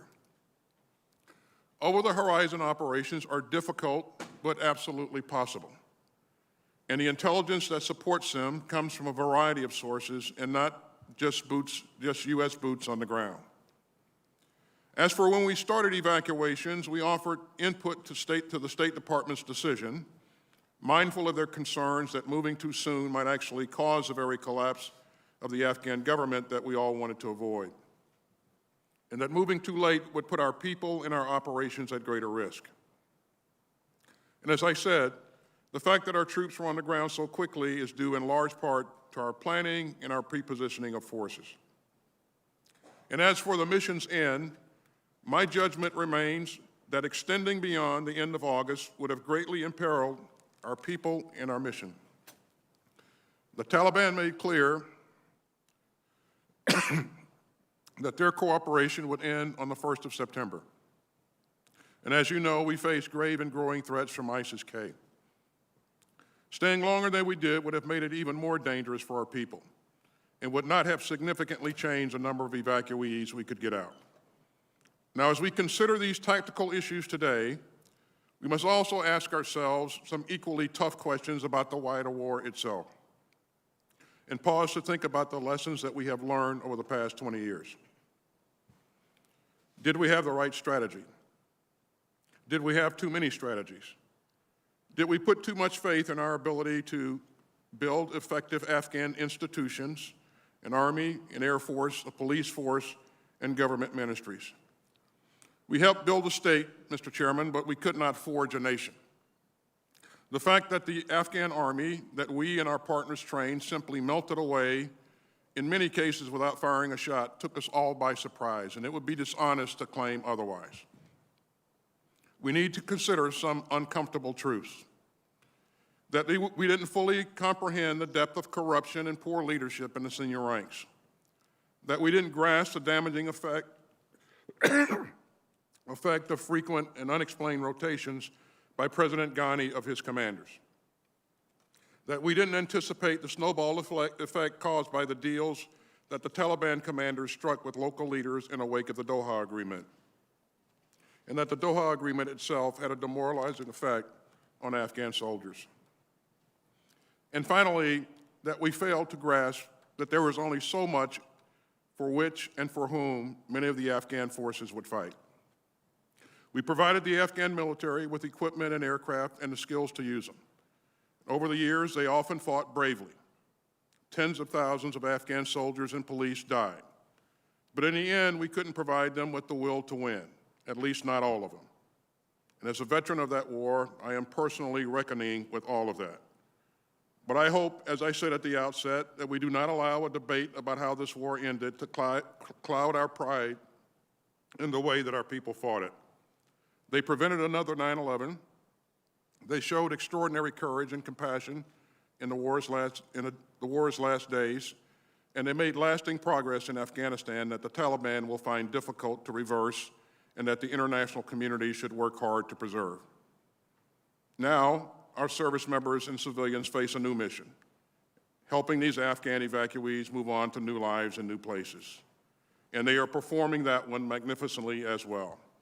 I spent time with some of them up at Joint Base McGuire-Dix Lakehurst just yesterday. I know that you share my profound gratitude and respect for their service, their courage, and professionalism, and I appreciate the support that this committee continues to provide them and their families. Thank you. Thank you, Mr. Secretary. General Milley, I believe you have a statement. Chairman Reed, Ranking Member Inhofe, and thank you for the opportunity to be here with Secretary Austin and General McKenzie to discuss Afghanistan. As you mentioned up front, we submitted matters for the record, a lengthy statement of this cut-down oral version, and I know it got too late. During the past 20 years, the men and women of the United States military, along with our allies and partners, fought the Taliban, brought Osama bin Laden to justice, denied al-Qaeda sanctuary, and protected our homeland for 2 consecutive decades. Over 800,000 of us in uniform served in Afghanistan. Most importantly, 2,461 of us gave the ultimate sacrifice, while 20,698 of us were wounded in action, and countless others of us suffer the invisible wounds of war. There's no doubt in my mind that our efforts prevented an attack on the homeland from Afghanistan, which was our core original mission. And everyone who served in that war should be proud. Your service mattered. Beginning in 2011, we steadily drew down our troop numbers, consolidated and closed bases, and retrograded equipment from Afghanistan. At the peak in 2011, we had 97,000 U.S. troops alongside 41,000 NATO troops in Afghanistan.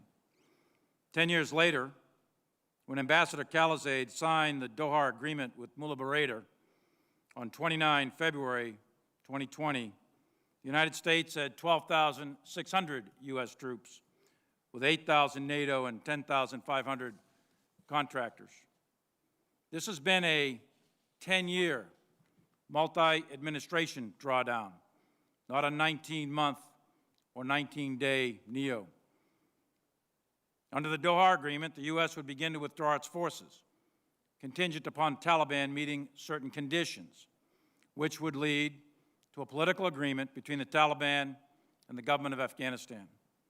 There were 7 conditions applicable to the Taliban, and 8 conditions applicable to the United States. While the Taliban did not attack U.S. forces, which was one of the conditions, it failed to fully honor any other condition under the Doha Agreement. And perhaps most importantly for U.S. national security, the Taliban has never renounced al-Qaeda or broke its affiliation with them. We, the United States, adhered to every condition. In the fall of 2020, my analysis was that an accelerated withdrawal without meeting specific and necessary conditions risks losing the substantial gains made in Afghanistan, damaging U.S. worldwide credibility, and could precipitate a general collapse of the ANSF and the Afghan government, resulting in a complete Taliban takeover or general civil war. That was a year ago. My assessment remained consistent throughout. Based on my advice and the advice of the commanders, then Secretary of Defense Esper submitted a memorandum on 9 November recommending to maintain U.S. forces at a level between about 2,500 and 4,500 in Afghanistan until conditions were met for further reduction. 2 days later, on 11 November 2020, I received an unclassified, signed order directing the United States military to withdraw all forces from Afghanistan no later than 15 January 2021. After further discussions regarding the risks associated with such a withdrawal, the order was rescinded. On 17 November, we received a new order to reduce levels to 2,500 plus enabling forces no later than 15 January. When President Biden was inaugurated, there were approximately 3,500 U.S. troops, 5,400 NATO troops, and 6,300 contractors in Afghanistan with the specified task of train, advise, and assist, along with a small contingent of counterterrorism forces. The strategic situation at inauguration was stalemate. The Biden administration, through the National Security Council process, conducted a rigorous interagency review of the situation in Afghanistan in February, March, and April. During this process, the views of the Joint Chiefs of Staff, all of us, the CENTCOM commander, General McKenzie, the U.S. 4A commander, General Miller, and myself were all given serious consideration by the administration. We provided a broad range of options in our assessment of their potential outcomes. The cost, benefit, risk to force, and risk to mission were evaluated against the national security objectives of the United States. On 14 April, the President announced his decision, and the U.S. military received a change of mission to retrograde all U.S. military forces, maintain a small contingency force of 600 to 700 to protect the embassy in Kabul until the Department of State could coordinate contractor security support, and also to assist Turkey to maintain the Karzai International Airport and transition the U.S. military to an over-the-horizon counterterrorism support and security force assistance. It is clear, it is obvious, the war in Afghanistan did not end on the terms we wanted, with the Taliban now in power in Kabul. Although the NEO was unprecedented and is the largest air evacuation in history, evacuating 124,000 people, it came at an incredible cost of 11 Marines, 1 soldier, and a Navy corpsman. Those 13 gave their lives so that people they never met will have an opportunity to live in freedom. And we must remember that the Taliban was and remains a terrorist organization, and they still have not broken ties with al-Qaeda.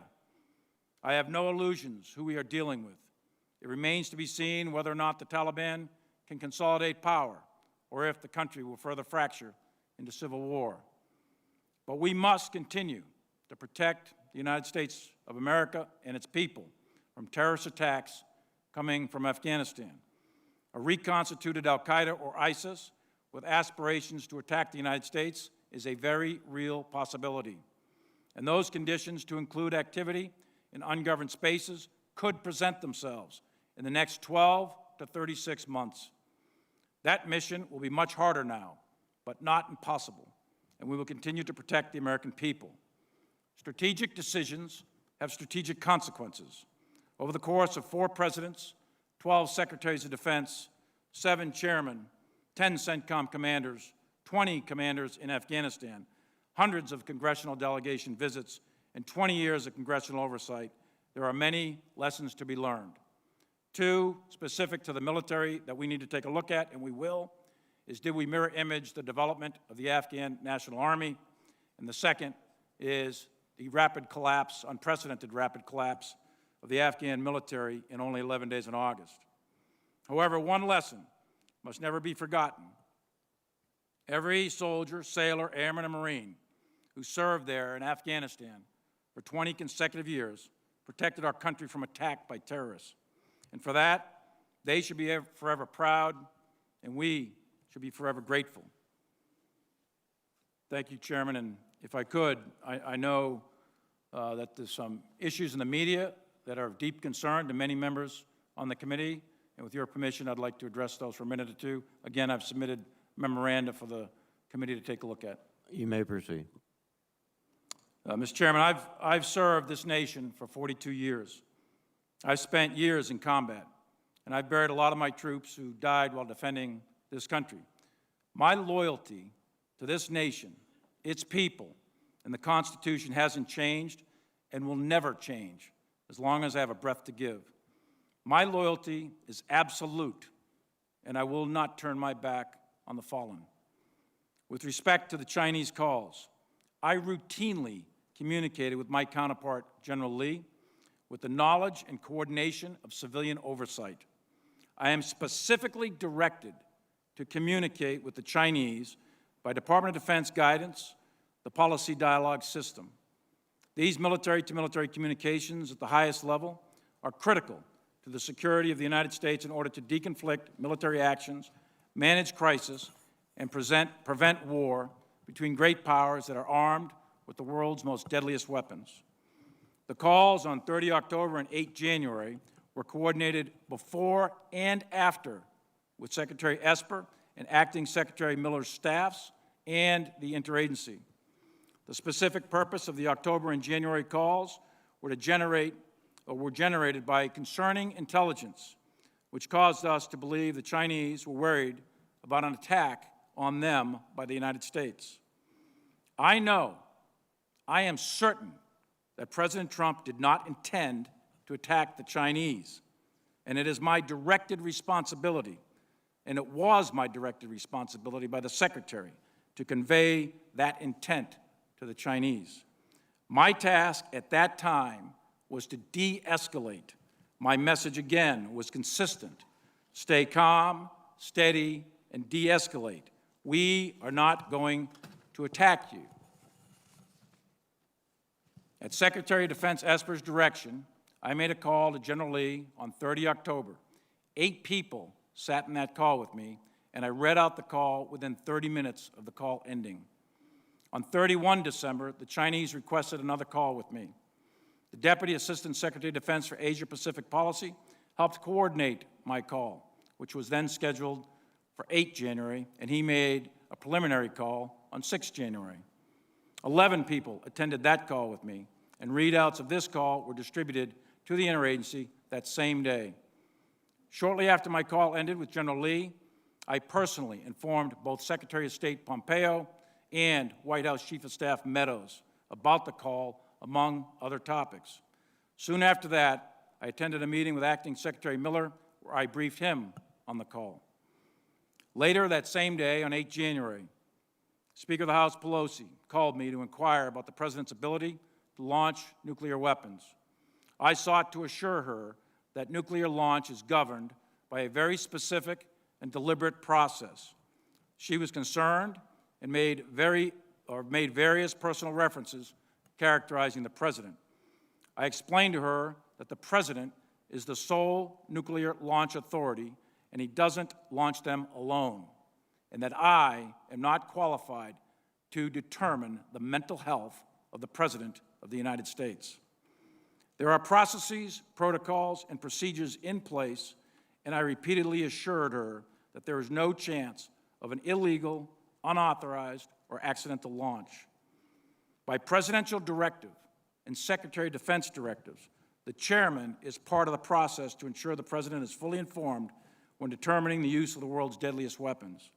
By law, I am not in the chain of command, and I know that. However, by presidential directive and DoD instruction, I am in the chain of communication to fulfill my legal statutory role as the President's primary military advisor. After the Speaker Pelosi call, I convened a short meeting in my office with key members of my staff to refresh all of us on the procedures which we practice daily at the action officer level. Additionally, I immediately informed Acting Secretary of Defense Miller of Speaker Pelosi's phone call. At no time was I attempting to change or influence the process, usurp authority, or insert myself in the chain of command. But I am expected, I am required to give my advice and ensure that the President is fully informed on military matters. I am submitting for the record a more detailed and unclassified memoranda that I believe you all now have, although late. And I welcome a thorough walkthrough on every single one of these events. And I'd be happy in a classified session to talk in detail about the intelligence that drove these calls. I'm also happy to make available any email, phone logs, memoranda, witnesses, or anything else you need to understand these events. My oath is to support the Constitution of the United States of America against all enemies, foreign and domestic, and I will never turn my back on that oath. I firmly believe in civilian control of the military as a bedrock principle essential to the health of this republic, and I'm committed to ensuring that the military stays clear of domestic politics. I look forward to your questions, and thank you, Chairman, for the extra time. Thank you, General. General McKenzie, I understand you do not have a statement. Is that correct? Sir, I'll waive my statement in order to get us back on schedule. Thank you very much, General. Secretary Austin, the Doha Agreement represents direct negotiations with terrorists, and not just negotiations, but an agreement with them that excluded the Afghan government and the allies who've been fighting with us now since 9/11. It set a fixed departure date with conditions has been indicated were not really followed consistently by the Taliban. As you considered in April what to do, did the intelligence suggest to you that reneging on the departure of the troops would lead to significant attacks against American and allied military forces? Chairman, to my recollection, the intelligence was clear that if we did not leave in accordance with that agreement, the Taliban would recommence attacks on our forces. And they would include the blue-on-green attacks and any other means they could use to attack American forces? That's correct, Chairman. So the choice was, in many respects, were we going to incur additional casualties indefinitely in Afghanistan? That's one way to look at it. Is that fair? That's correct, Chairman. You certainly would have to take additional measures to be able to defend yourself if the Taliban recommence their offensive operations against us. Now, General Milley and General McKenzie, did the Doha Agreement affect the morale of the Afghan forces, i.e., was there a sense now that even though it was months away, that the United States was leaving since we had agreed to leave? I'll let Frank talk the details, but my assessment is yes, Senator. It did affect the morale of the Afghan security forces. General McKenzie? Sir, it's my judgment that the Doha Agreement did negatively affect the performance of the Afghan forces, in particular by some of the actions that the government of Afghanistan was required to undertake as part of that agreement.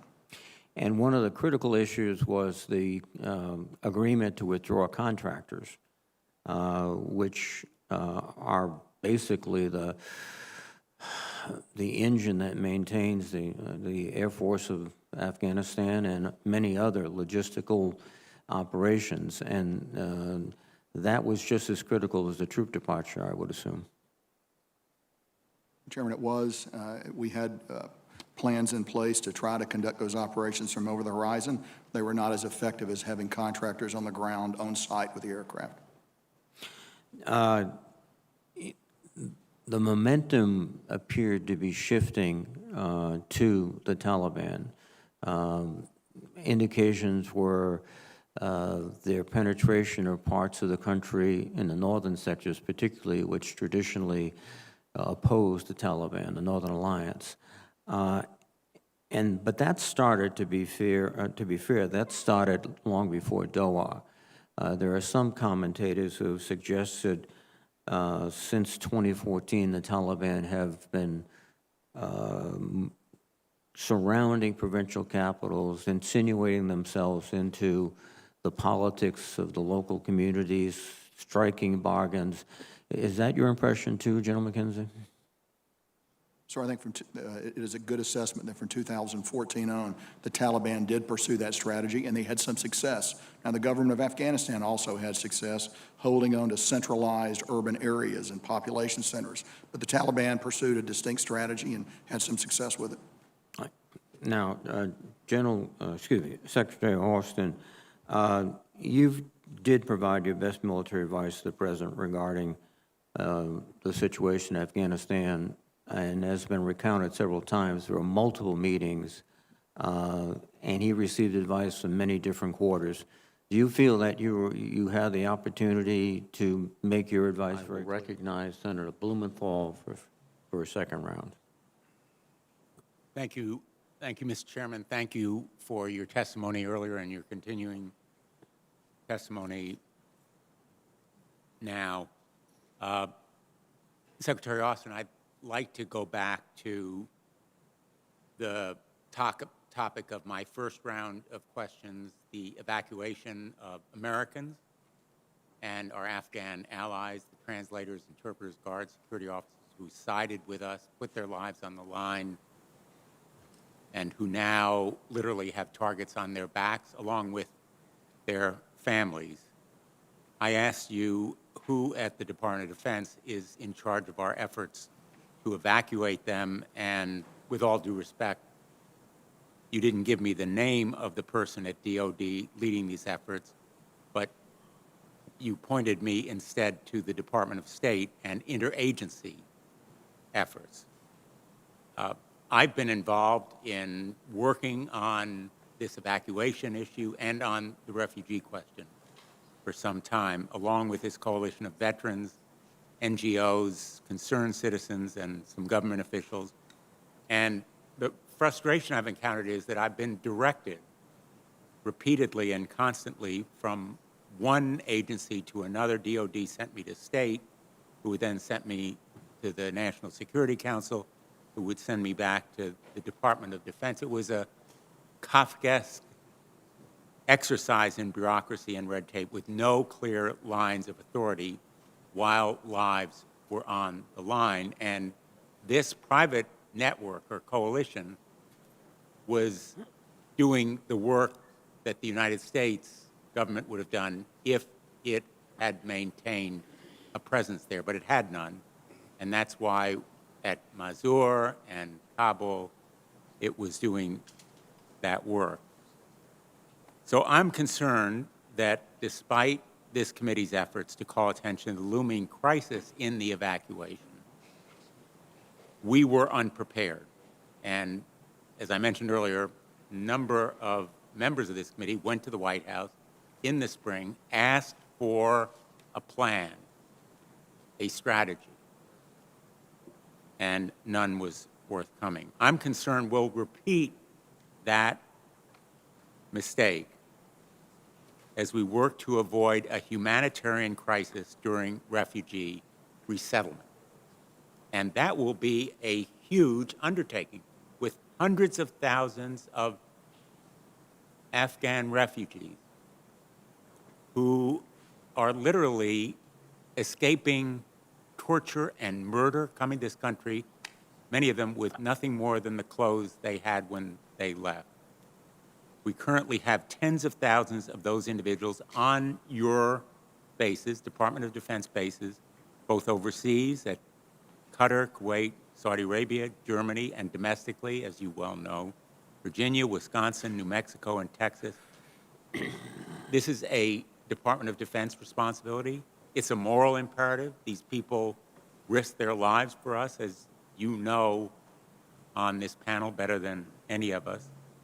And it'll be shared with the State Department, the Department of Homeland Security, Health and Human Services, numerous other federal agencies. And we owe it, we own it. It's our responsibility.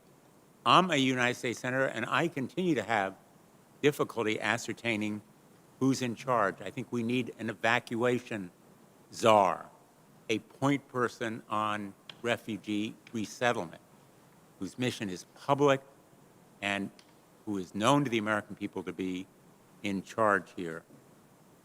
So I would like to ask you, how do we ensure that there is a official in charge, a point person, someone to ensure that Afghan children receive schooling, that there are language services, that they receive medical care, and can you give us an update on what the status is?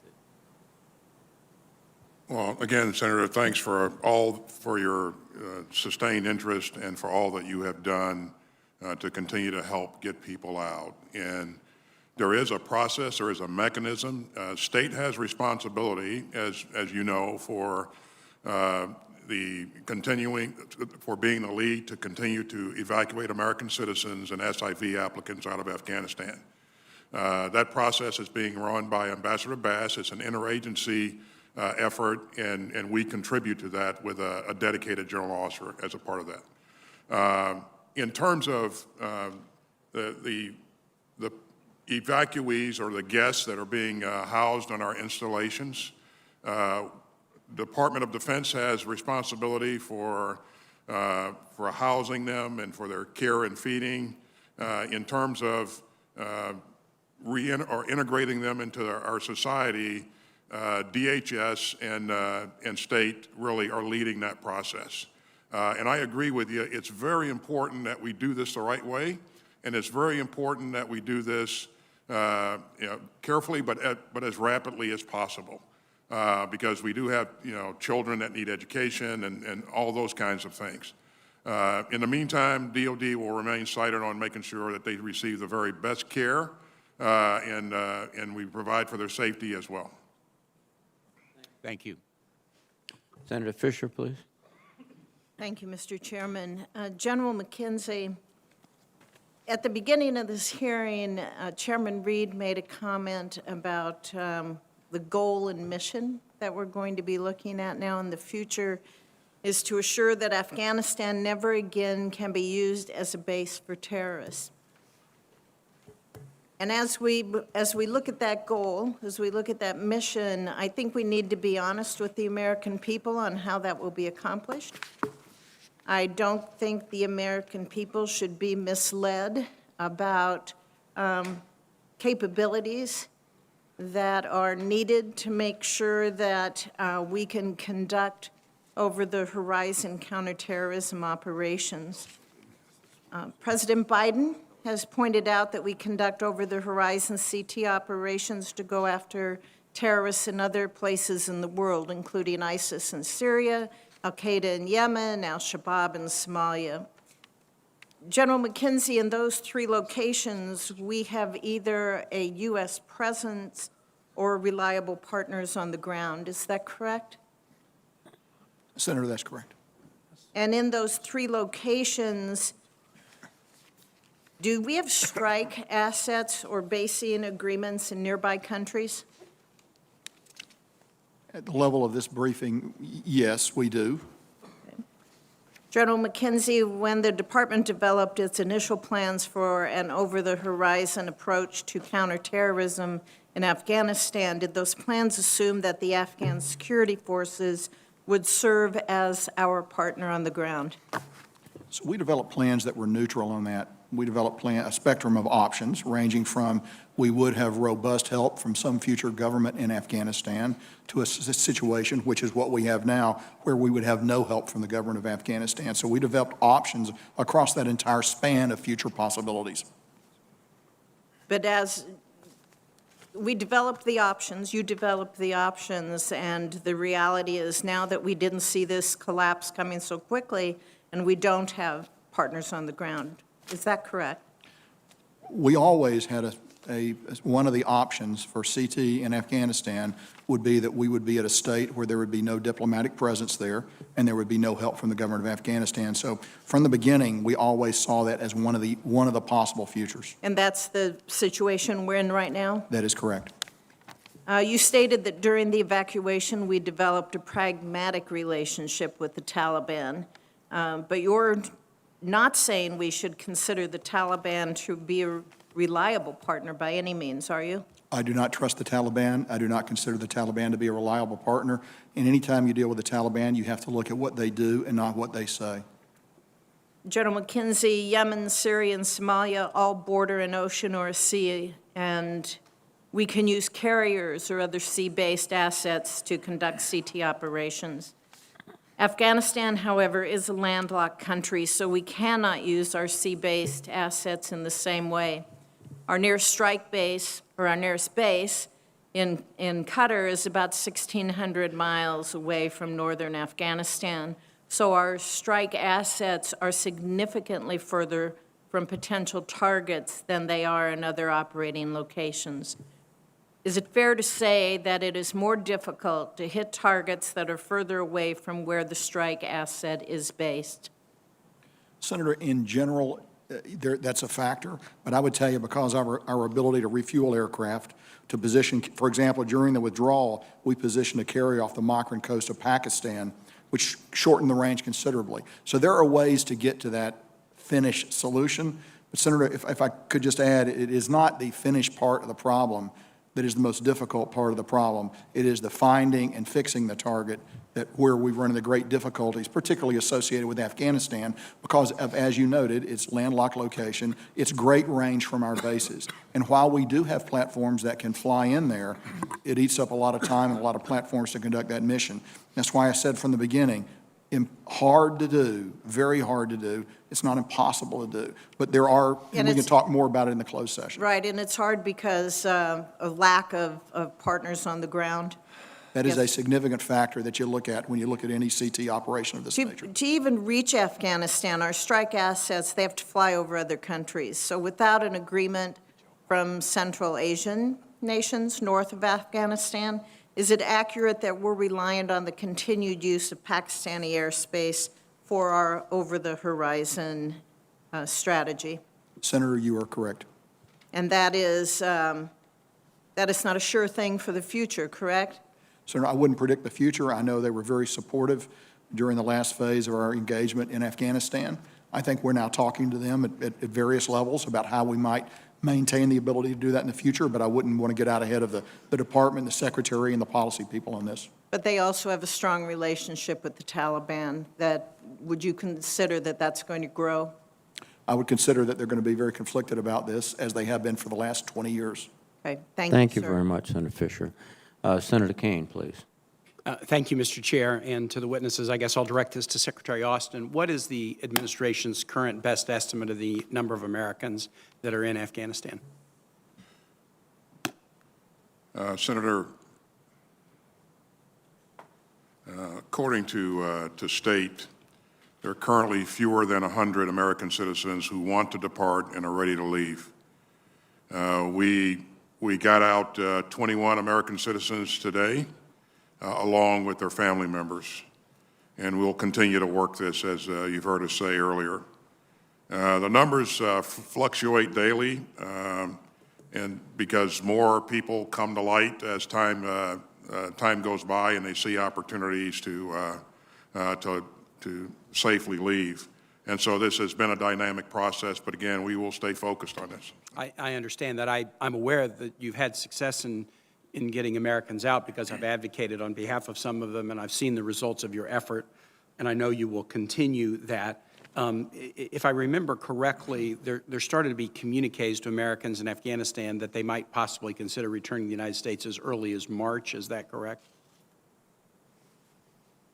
I don't have knowledge of those communiques. I think that may be from a foreign relations, State Department standpoint.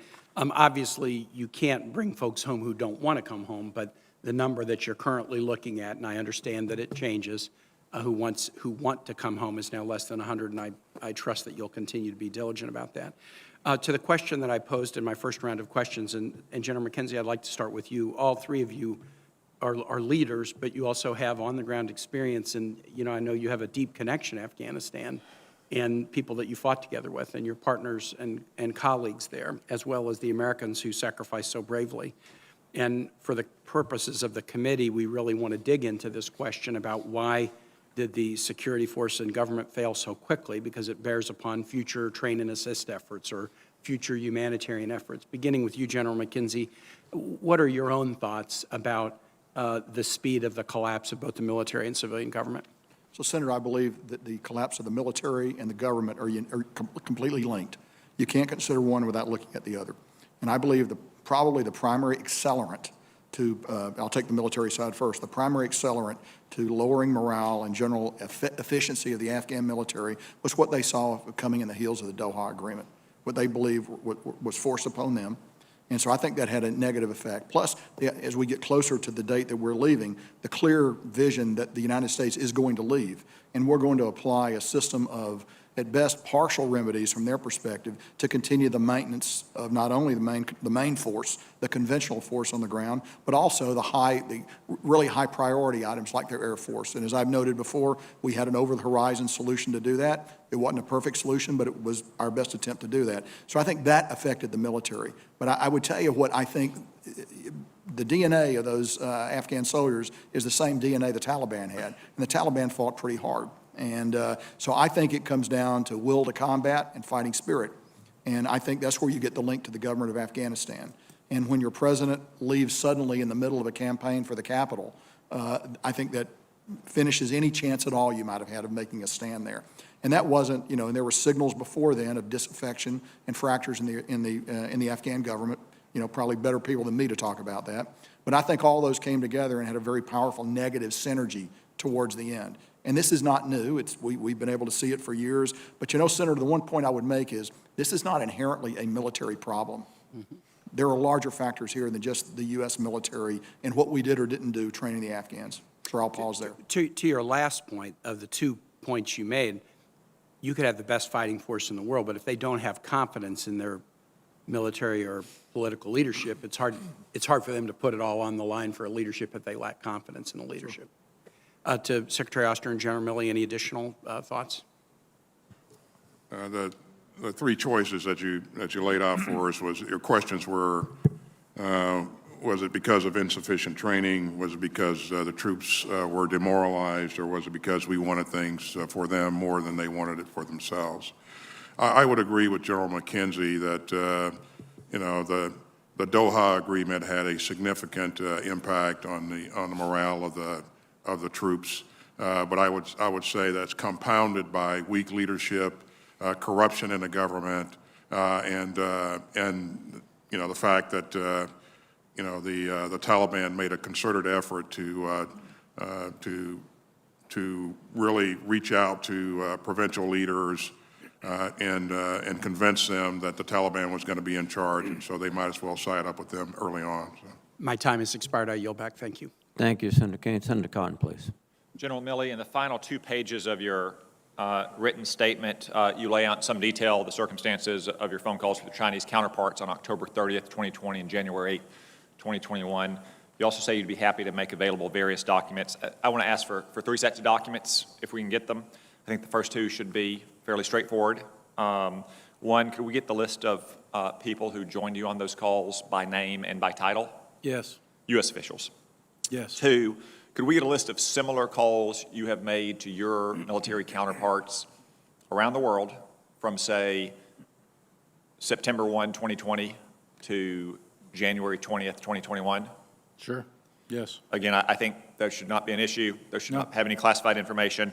Third, you mentioned in that written statement that you, shortly after those 2 phone calls with General Lee, circulated readouts within the Pentagon and inside the interagency partners you have. Could we get those readouts as well? Yes. Secretary Austin, can I get your commitment that you'll work with General Milley and his team to get that to us both as quickly as possible and without unnecessary classification? Yes, Senator. Thank you.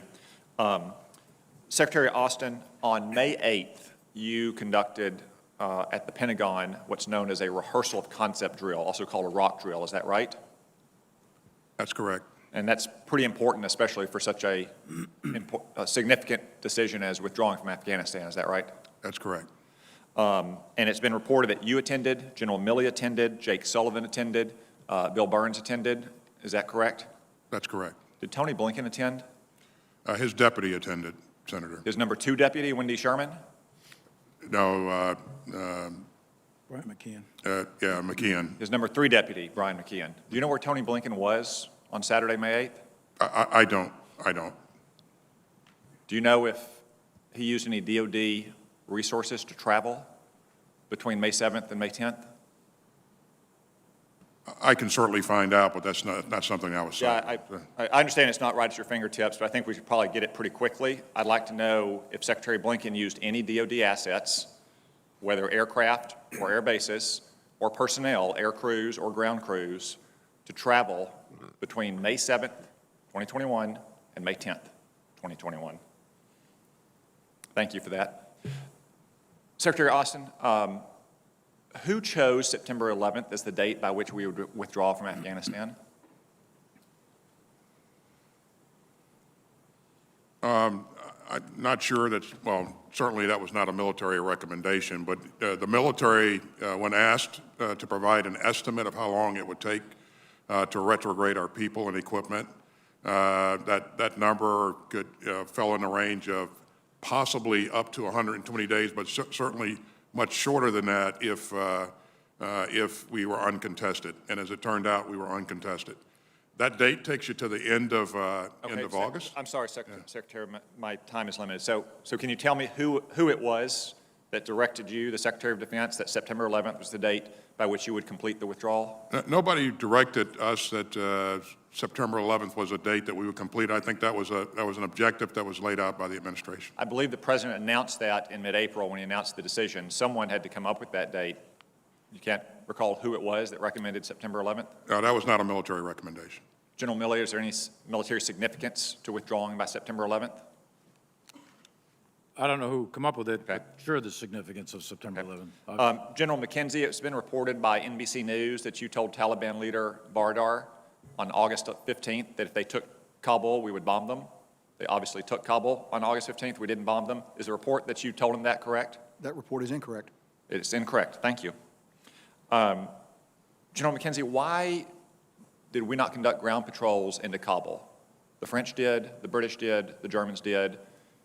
We stepped outside the gate some. We flew Chinooks out to police up our people. Why did we not conduct ground patrols? Senator, actually, I don't believe any of those nations conducted ground patrols into Kabul from HKIA.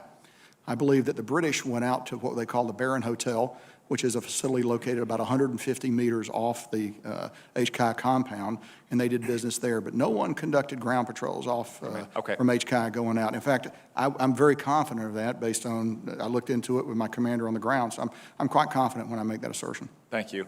Secretary Austin, one final question. Obviously, this is an issue on which many of our troops and our veterans feel very passionately on both sides of the issue. One of those service members, Marine Colonel Stuart Scheller, posted a very critical video on social media last month, and he was relieved of his command for that posting. Media reports today indicate that he is being held in pretrial confinement. Why is that? I don't have any specifics of what caused him to be held in pretrial confinement, and I would certainly ask the Marines to provide that insight. So. Thank you, Senator Cotton. Senator King, please. Do you need a moment?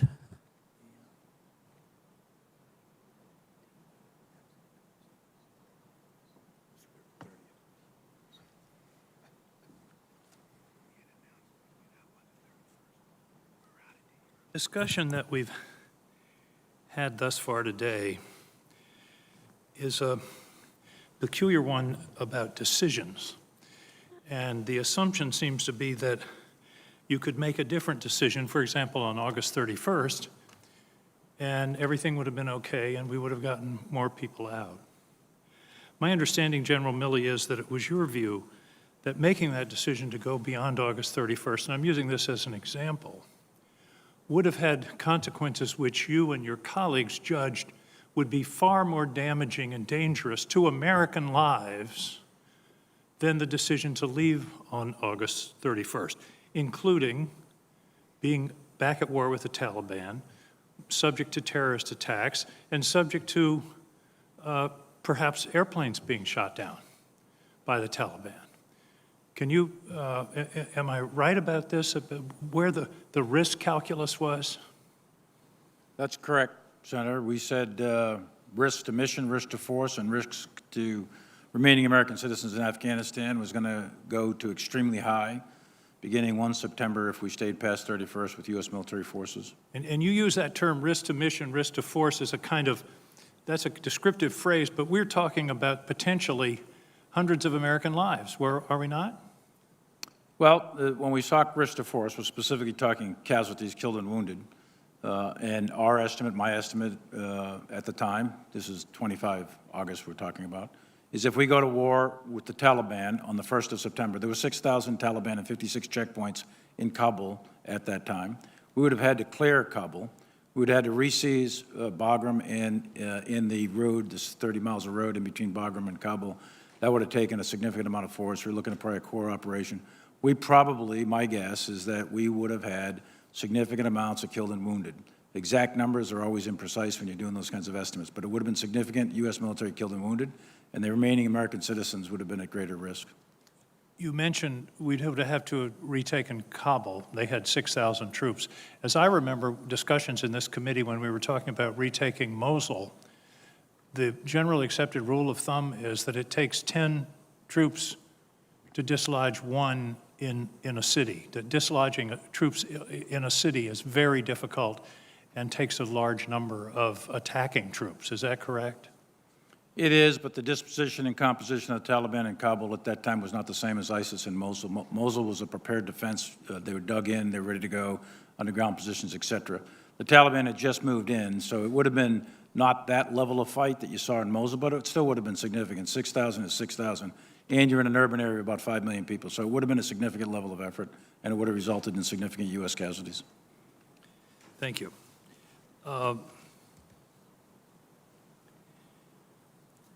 Do you know, and I want to be clear on this, there was a deadline in the Doha Agreement of March 10th for the beginning of negotiations. Did the administration, the former administration, make any objections or raise problems with the Taliban because of their failure to meet that deadline, or indeed to ever meet that deadline in terms of negotiations with the Afghan government?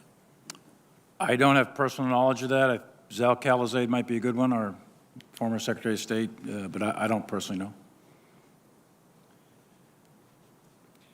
General McKenzie, I don't want to go over the same ground, but do you agree with General Milley that had we gone beyond August 31st, that decision wasn't just, oh, we're going to abandon Americans. It was, if we stay until September 1st, we would have to make an additional troop commitment and our troops would be at risk. Is that correct? Senator, that's exactly correct. And actually in the meeting in the tank with the JCS, I was the principal briefer who advanced that argument, and that does reflect my position. Thank you. Thank you, Mr. Chairman. Thank you, Senator King. Senator Rounds, please. Thank you, Mr. Chairman. In listening to your testimony today, and I've appreciated the amount of effort that you've put into being very clear with us, it seems to me that we have left a power void in Central Asia that has already increased the threat of terrorism and has provided significant opportunities to our adversaries. Secretary Austin, a little while ago you indicated that, and I believe your term was, that if we would have had to have made an earlier withdrawal, perhaps in April or May, that would have been very, very difficult to have had that completed in an orderly manner. And I think that's the way that you described it. Is that correct, sir? That's correct, sir. I think also, sir, you would probably agree that the withdrawal on the August 30th, August 31 deadline was probably not done in an orderly manner either, was it? There are two issues here, Senator, if I may. First of all, you'll recall that we stated that General Miller planned for an orderly evacuation of people and retrograde of equipment. That plan was laid out, it was rehearsed, and it was executed so that by early July, all of the equipment that we wanted to retrograde had been retrograded, and most of the people were out, except for a small element that was in around the embassy and on HKIA. Mr. Secretary, the American people watched with horror on TV during the last days in August, in which our young men and women in uniform not only died, but they were in the middle of huge throngs of individuals desperately trying to get out. I don't believe that you would suggest that that was being completed in an orderly manner. No, I'll so come back. that's the second. The second operation was a non-combatant evacuation, which was, I think you heard me say early on, Senator, was we had some challenging times early on. We recovered from that, and were able to. But you would, Mr. Secretary, you would not consider that to have been done in an orderly manner, would you? I would say overall we endured challenges, but again, we were able to get out an enormous amount of people. I don't disagree that the young men and women who wear the uniform of this country on that particular very challenging time period did everything they could, but clearly it was not in an orderly manner. They were in a very disastrous, and I think we would all agree, a very deadly situation. Would you agree, sir? And you heard me say so, Senator, that it was a very dangerous situation that we're in, and despite that, they were able to fight through the challenges. And because of their heroic efforts, we were able to do what we did. So. Mr. Secretary, the reason why I ask this is because I think not only American citizens saw this, but I think our allies saw it as well.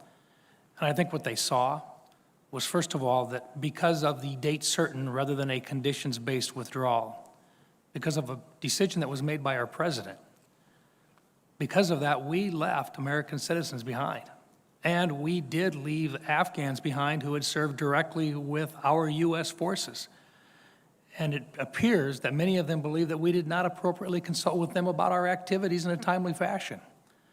And finally, to look at and to see American equipment being left there, even if it's not quite ready for use, but most certainly they're in the hands of the Taliban, did not help our position with our allies, sir.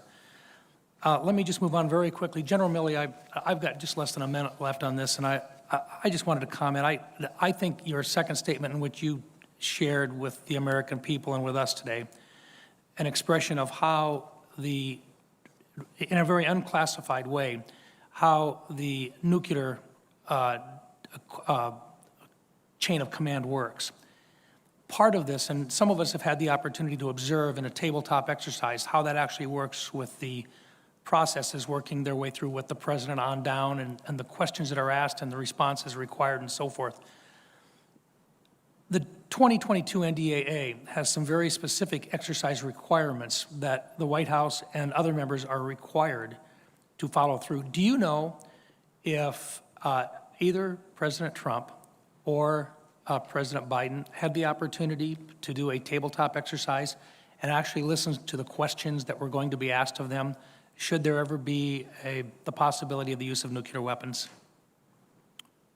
I do not know if either one, President Trump or President Biden, has gone through that tabletop exercise. Thank you. Once again, thank you, gentlemen, for your service to our country. Thank you, Senator Rounds. Senator Rono, please. Thank you, Mr. Chairman.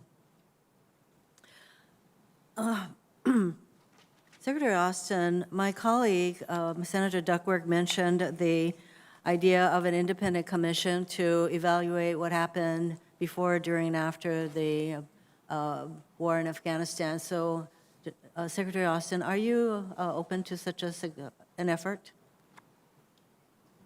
Senator, I will always, as you would expect, always cooperate with my oversight committee. Yes, because I, for one, very much agree that this is a 20-year war, and there are 4 presidents involved, and I'd like to ensure that there are some lessons learned from a 20-year forever war. And at the same time, I feel as though the Republicans have made a total about-face, a U-turn regarding the war. I thought that they wanted the war to end, and they were very supportive of President Trump when he made the deal with the Taliban to get out. So there's that, and clearly there are lessons to be learned in terms of the evacuation, but I think the decision to get us out of this forever war was a good one. Secretary Austin, the President, I want to move to a slightly different topic. The President has touted the Afghanistan pullout as necessary to free up time and money to deal with near-peer competitors like Russia and China, but that stated rationale is somewhat, I think, at odds with the administration's budget, which fails to align funding priorities with the lines of effort identified in the Indo-PACOM Pacific Deterrence Initiative. Secretary Austin, I had brought this up before when we had a posture hearing, so you don't have to get into it now, but I would very much appreciate the efforts and where we are in terms of meeting the 5 lines of effort under the Pacific Deterrence Initiative. Could you provide us with that? We can, and I would just add, Senator, that I've spent a fair amount of time with our combatant commander since we last talked. He's laid out his plans and his intent, and I'm fully behind the effort that he wants to undertake, and so we look forward to discussing that with you. Thank you. And along those same lines, nuclear disarmament talks with North Korea remain stalled, and I'm concerned that steps taken by the DoD, including zeroing out funding for the Homeland Defense Radar Hawaii, HDRH, and objecting just last week to congressional action to reauthorize funds to keep that program on track, put Hawaii at risk in the near future. And what is DoD's credible alternative to HDRH Hawaii going forward? This is the second time that Congress has had to put back money for that radar. So what is the alternative that the DoD has that will protect Hawaii? Well, the capability that we currently have, Hawaii is protected, and again, this is an issue that we continue to look at, and you can rest assured that Hawaii will not be unprotected.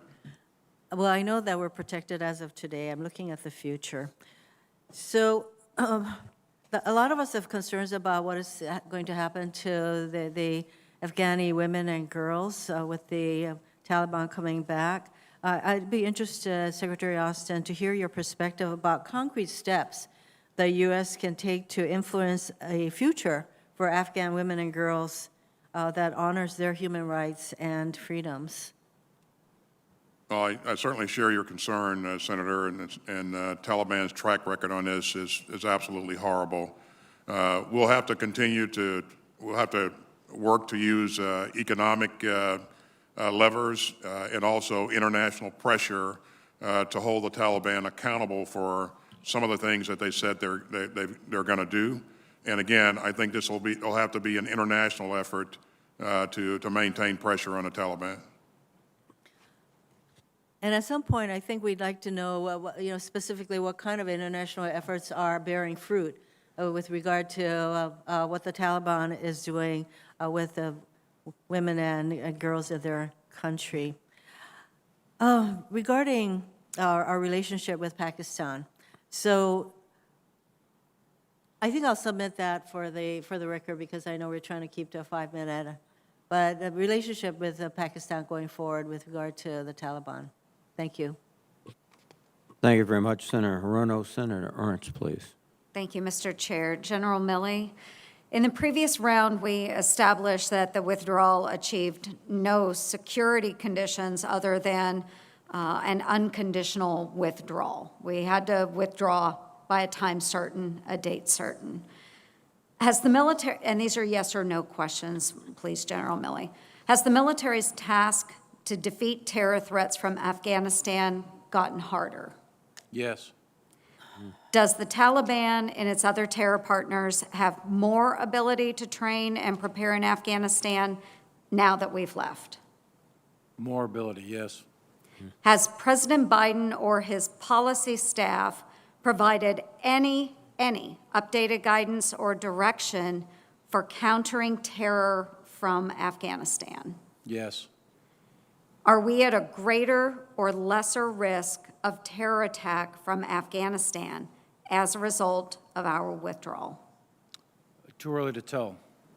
Too early to tell. Yeah, I think we've got about, to elaborate a little bit, probably got about 6 months here to really sort this out, to see which direction things are going to go. It's not much time, but that's my personal estimate. It could be out to 12. And then we're going to have some indicators and warnings of what direction this is going to go. But that's where I'd put it.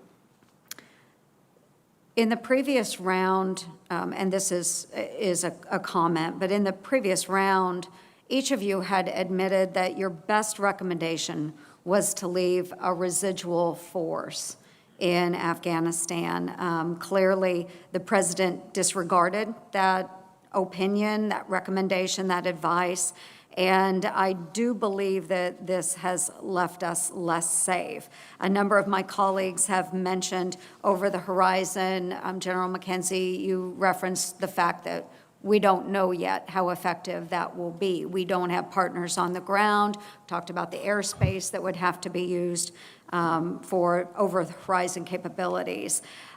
There is still a terrorist threat in Afghanistan. Now, on August 20th, President Biden had stated, what interest do we have in Afghanistan at this point with al-Qaeda gone? First, I didn't recognize that al-Qaeda was gone. General McKenzie, is al-Qaeda gone? Senator, al-Qaeda is still, maintains a presence in Afghanistan.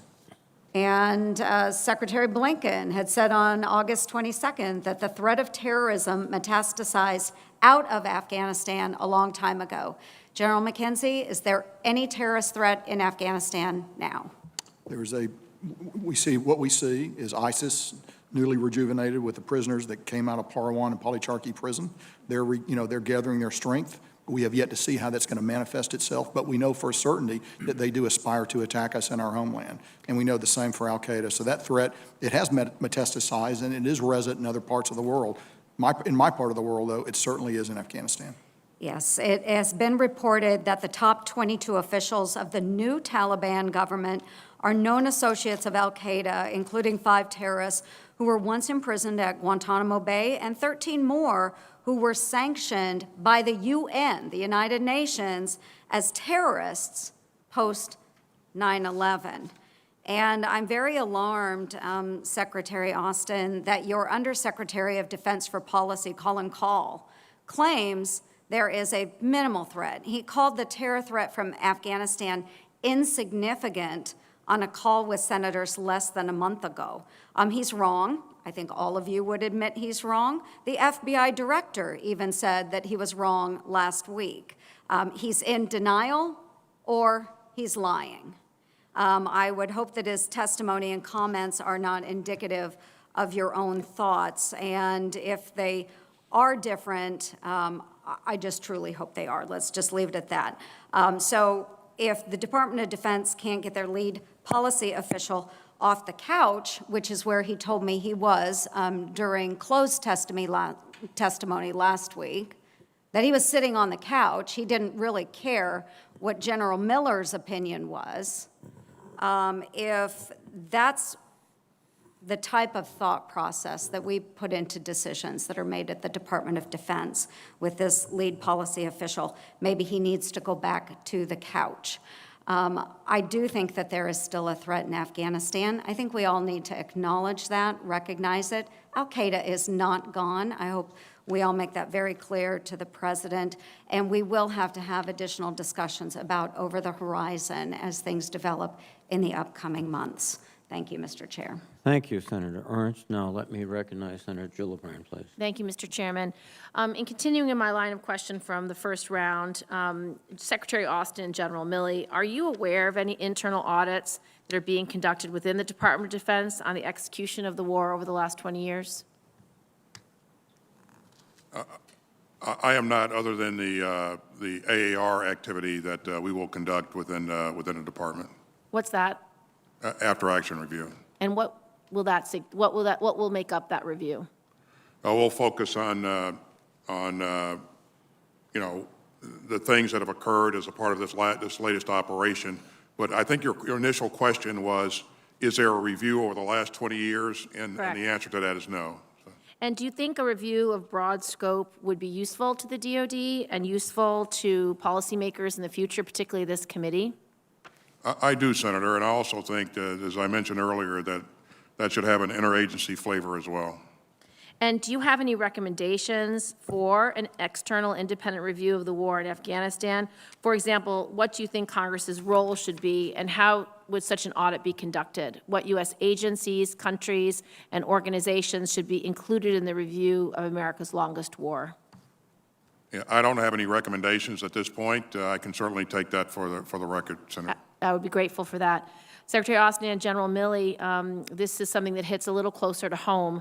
A number of our diplomats, intelligence officers, and service members who assisted with evacuation, including the 10th Mountain Division from Fort Drum, New York, were subjected to acute trauma and chronic stress, a problem we are not unfamiliar with after the last 20 years of war in Afghanistan and Iraq. Families at Fort Drum have told my office it felt like a full deployment compressed into the time of a few weeks. Further, so many of our service members have lost their lives to suicide, which has been devastating. What is DoD doing to ensure that our combat veterans and their families are getting adequate mental health assessment and the resources they need? Well, thanks, Senator. I'll make a comment, and I'll let General Milley comment as well. I think you asked him as well. But you've heard me say before that, you know, my belief is that mental health is health, period. And there should be no stigma associated with seeking help if you're dealing with issues. And I've encouraged the entire force, all of our leadership, to make sure that, number one, we have adequate resources available for our troops and our families, and number two, that they destigmatize the issue of assisting help with mental health issues. Senator, as you know, I commanded the 10th Mountain Division as well as Secretary Austin at one point. And that division is one of the most deployed divisions, along with the 101st Airborne Division out of Senator Blackburn's state. And there's significant mental health capability there to help the soldiers that were on this non-combatant evacuation. And they'll get immediate assessments upon redeployment. It's the normal procedure. And then those that need counseling, it's there. The key that we have to do is emphasize a culture of non-stigmatizing any sort of mental health issues that a soldier, sailor, airman, Marine have, and so that they feel free, they can seek out the counseling we have available. Thank you. I'd like to follow up on the line of questioning that Senator Ernst started. Can you describe for us the al-Qaeda threat today, where it's located, where you believe it will be going, what the strength is compared to the strength over the last 20 years? And please answer the same question for ISIS, ISIS-K, and other variations of ISIS across the world. You're asking me, Senator? Yes, General Milley first, and then Secretary Austin. So first, I think it would be good to handle it in some detail in the classified session, but in an unclassified session, I would say that the al-Qaeda threat globally is still there. The threat in Afghanistan has an opportunity now to potentially reconstitute, although it's been ripped apart pretty steadily over 20 years. And al-Qaeda has displaced other parts of the world with their affiliates in East Africa, for example, al-Shabaab or AQAP down in Yemen, also in the Maghreb, et cetera. So there's several affiliates worldwide, some of which are quite capable and definitely have aspirations to attack the United States. With respect to ISIS, we saw ISIS core in in Iraq and Iraq and all that. That was all ripped apart, but they still exist up there, by the way. And ISIS has found a new home in parts of Afghanistan, although right now they're at war essentially with the Taliban.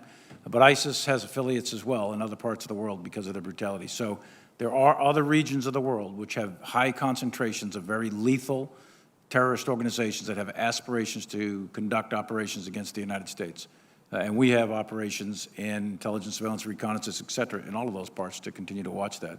But it has moved in various parts, and we can cover that in some detail in a classified session, if that's okay.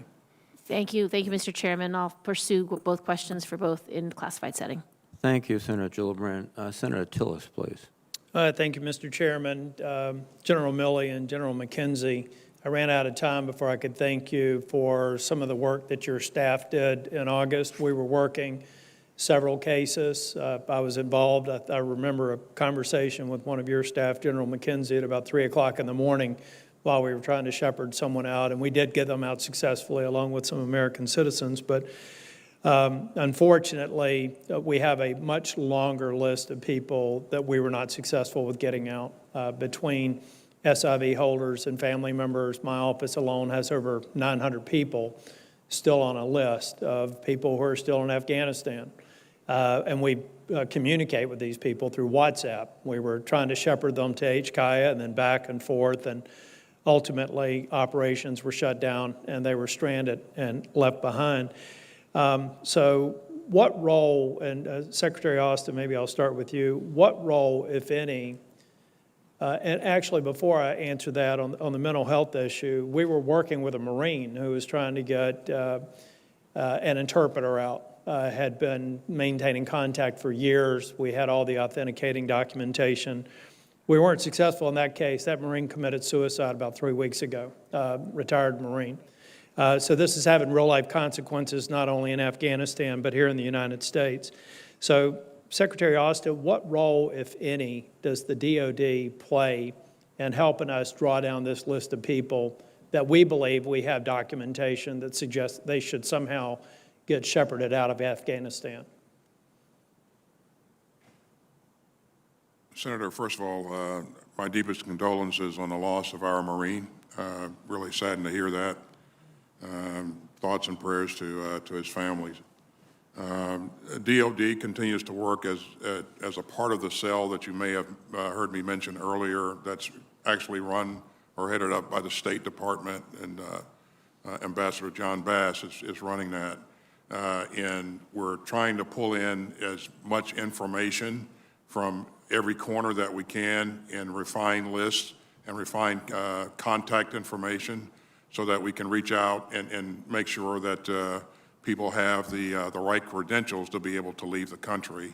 And so we continue to work with, as a part of the state effort on this issue. So. I think it'd be helpful to find out what our point of contact was. It was literally me reaching somebody to see if they could help me or moving it up the chain of command to where I was able to personally intervene in several cases. General Milley and General McKenzie, some people have said we're glad that we've ended this war. Is the war on terror over? General Milley? Absolutely not. General McKenzie? The war on terror is not over, and the war in Afghanistan is not over either. Has the exit from Afghanistan made the war more challenging for us or less challenging with respect to continuing to try and protect the homeland and U.S. interest abroad? Senator, this made it more challenging. General Milley, you agree? Yeah, absolutely. A related note, a Wall Street Journal article published on August 31st said U.S. officials acknowledged the military has lost 90% of the intelligence collection capabilities it had using drones before the drawdown. Do you agree with that? I didn't see the report. It said, say again what it said? It said we have lost 90% of our intelligence collection capabilities it had using drones before the drawdown.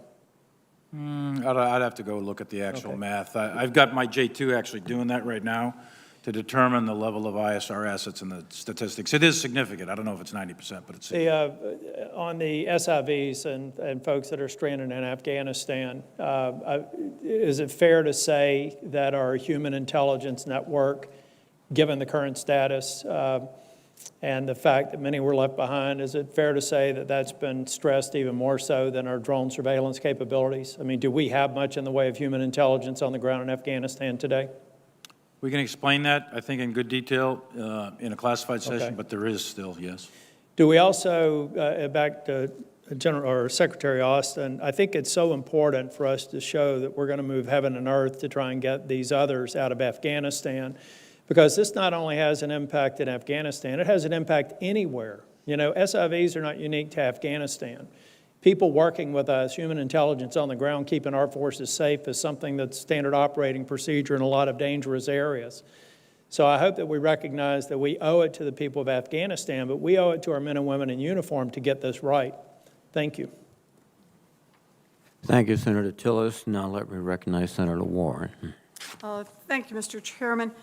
General Milley, our military executed a massive operation during the month of August. As I understand it, it was larger than the Berlin airlift. For the record, can you just tell us how many Americans you evacuated? Almost 6,000. I can get your precise number for the record, but it's about 6,000. Let's get the right number for the record, but that's helpful. And how many people in total did the U.S. and coalition forces evacuate? 124,000 total, 44,000 went out on non-U.S. aircraft, and the rest came out on U.S. aircraft. Okay, an extraordinary effort, but still, it's hard to get everyone out. Largest airlift in history. Right. Hard to get everyone out. One problem, of course, is that there were so many Afghan SIV applicants in Kabul waiting to be evacuated because the Trump administration had essentially shut the program down. Withdrawal was a massive operation conducted in a chaotic, unpredictable environment, and some people have criticized you for leaving on August 31st, but I just want to explore that for a minute. General Milley, once the Afghan government collapsed in August, would you say that staying past the date of their collapse would have exposed the force on the ground to substantial additional risk? Yes, and that is exactly what we assessed, that if we stayed past the 31st, the risk to force, U.S. military casualties, the risk to the mission, the ability to continue to execute a NEO, and most importantly, the risk to the American citizens that are still there was going to go to, we assessed, very high levels, and we thought that that was a level of risk that was unacceptable. Okay, and just so I'm sure, and everybody's got this on the record, so if we'd stayed another week or 2 or 3, then it's likely there would have been another attack that killed American service members? Is that what you're saying? I would say that that is a near certainty. All right. For years, we poured money into the Afghan government, and for years, we trained their army, we outfitted them with all the best American equipment, we provided them with overwhelming air power. Even so, both the Afghan government and the army collapsed almost instantaneously. So, General Milley, let me ask you, given how quickly the Afghan government and the Afghan army collapsed, do you think that either or both would have been able to stand on their own with just another few months or another few years of American assistance and training? I think at this point that's unknowable, but my estimate at the time was if you kept advisors there, kept money flowing, et cetera, that we probably could have sustained them for a lengthy or indefinite period of time. Whether or not you would have had a different result at the end of the day, that's a different question. You know, when I hear you say that, it reminds me of all the years that I've sat now on the Senate Armed Services Committee, and how many times the generals have come in front of us, and when you point out every way in which the Afghan government was failing and the Afghan army was failing, the generals respond with, but we're turning the corner now. I didn't say we're turning the corner, Senator. I said we could sustain them. And that we would be able to keep them, and somehow when we got ready to withdraw, they would be so well sustained that they would not have collapsed instantaneously the way they did after 20 years of sustenance and training? Oh, I think the end state probably would have been the same no matter when you did it. Well, you know, I believe that leaving a force behind would have necessitated that force staying indefinitely. That's right. And many of those service members would have been exposed to unnecessary risk and harm. That's exactly right. We agree. And I also just want to say, this week we will have our 5th hearing on Afghanistan in the 8 months since President Biden took office. During the Trump years, as the Afghan government and the Afghan army racked up one failure after another. The Republicans seem far less interested in this topic, holding one public hearing a year. The Republicans' sudden interest in Afghanistan is plain old politics. It is not the kind of oversight that we should have been exercising in years past. So thank you, Mr. Chairman, for calling this hearing. Thank you very much, Senator Warren. Senator Sullivan, Thank you, please. Mr. Chairman, and just to my colleague's statement, it's a little bit rich coming from one of my colleagues on this committee who wants to gut the military and its readiness, so, but that's a whole nother issue. I want to get back to my line of questioning from this morning, and I will tell you again, gentlemen, I've never seen so much anger, at least from my constituents, who've witnessed a fiasco, a humiliation, a president who is consistently telling falsehoods to the American people, and the issue there's no accountability. And you gentlemen have spent decades serving your country honorably in combat. I have the utmost respect for your service, your fidelity to America. And importantly, you've dedicated your lives to an institution that has a culture of strict accountability and responsibility up and down the ranks. I mentioned a few examples this morning, the collisions of the USS McCain and Fitzgerald. Everybody up and down the ranks, including the three-star admiral, was relieved. The recent, very tragic Marine AAV accident, everybody up and down the ranks, including the commanding general of the 1st Marine Division, was relieved. If you're a Marine or Army second lieutenant training your platoon on patrol and one of your soldiers loses his NVGs or his rifle, that lieutenant is going to get relieved. But on this issue, one of the biggest national security fiascos in a generation, no one is accountable. And the American people are livid because they saw it, they see it, they know. It's a debacle. General Milley, this morning you called the Afghan retrograde a logistical success, but, quote, a strategic failure.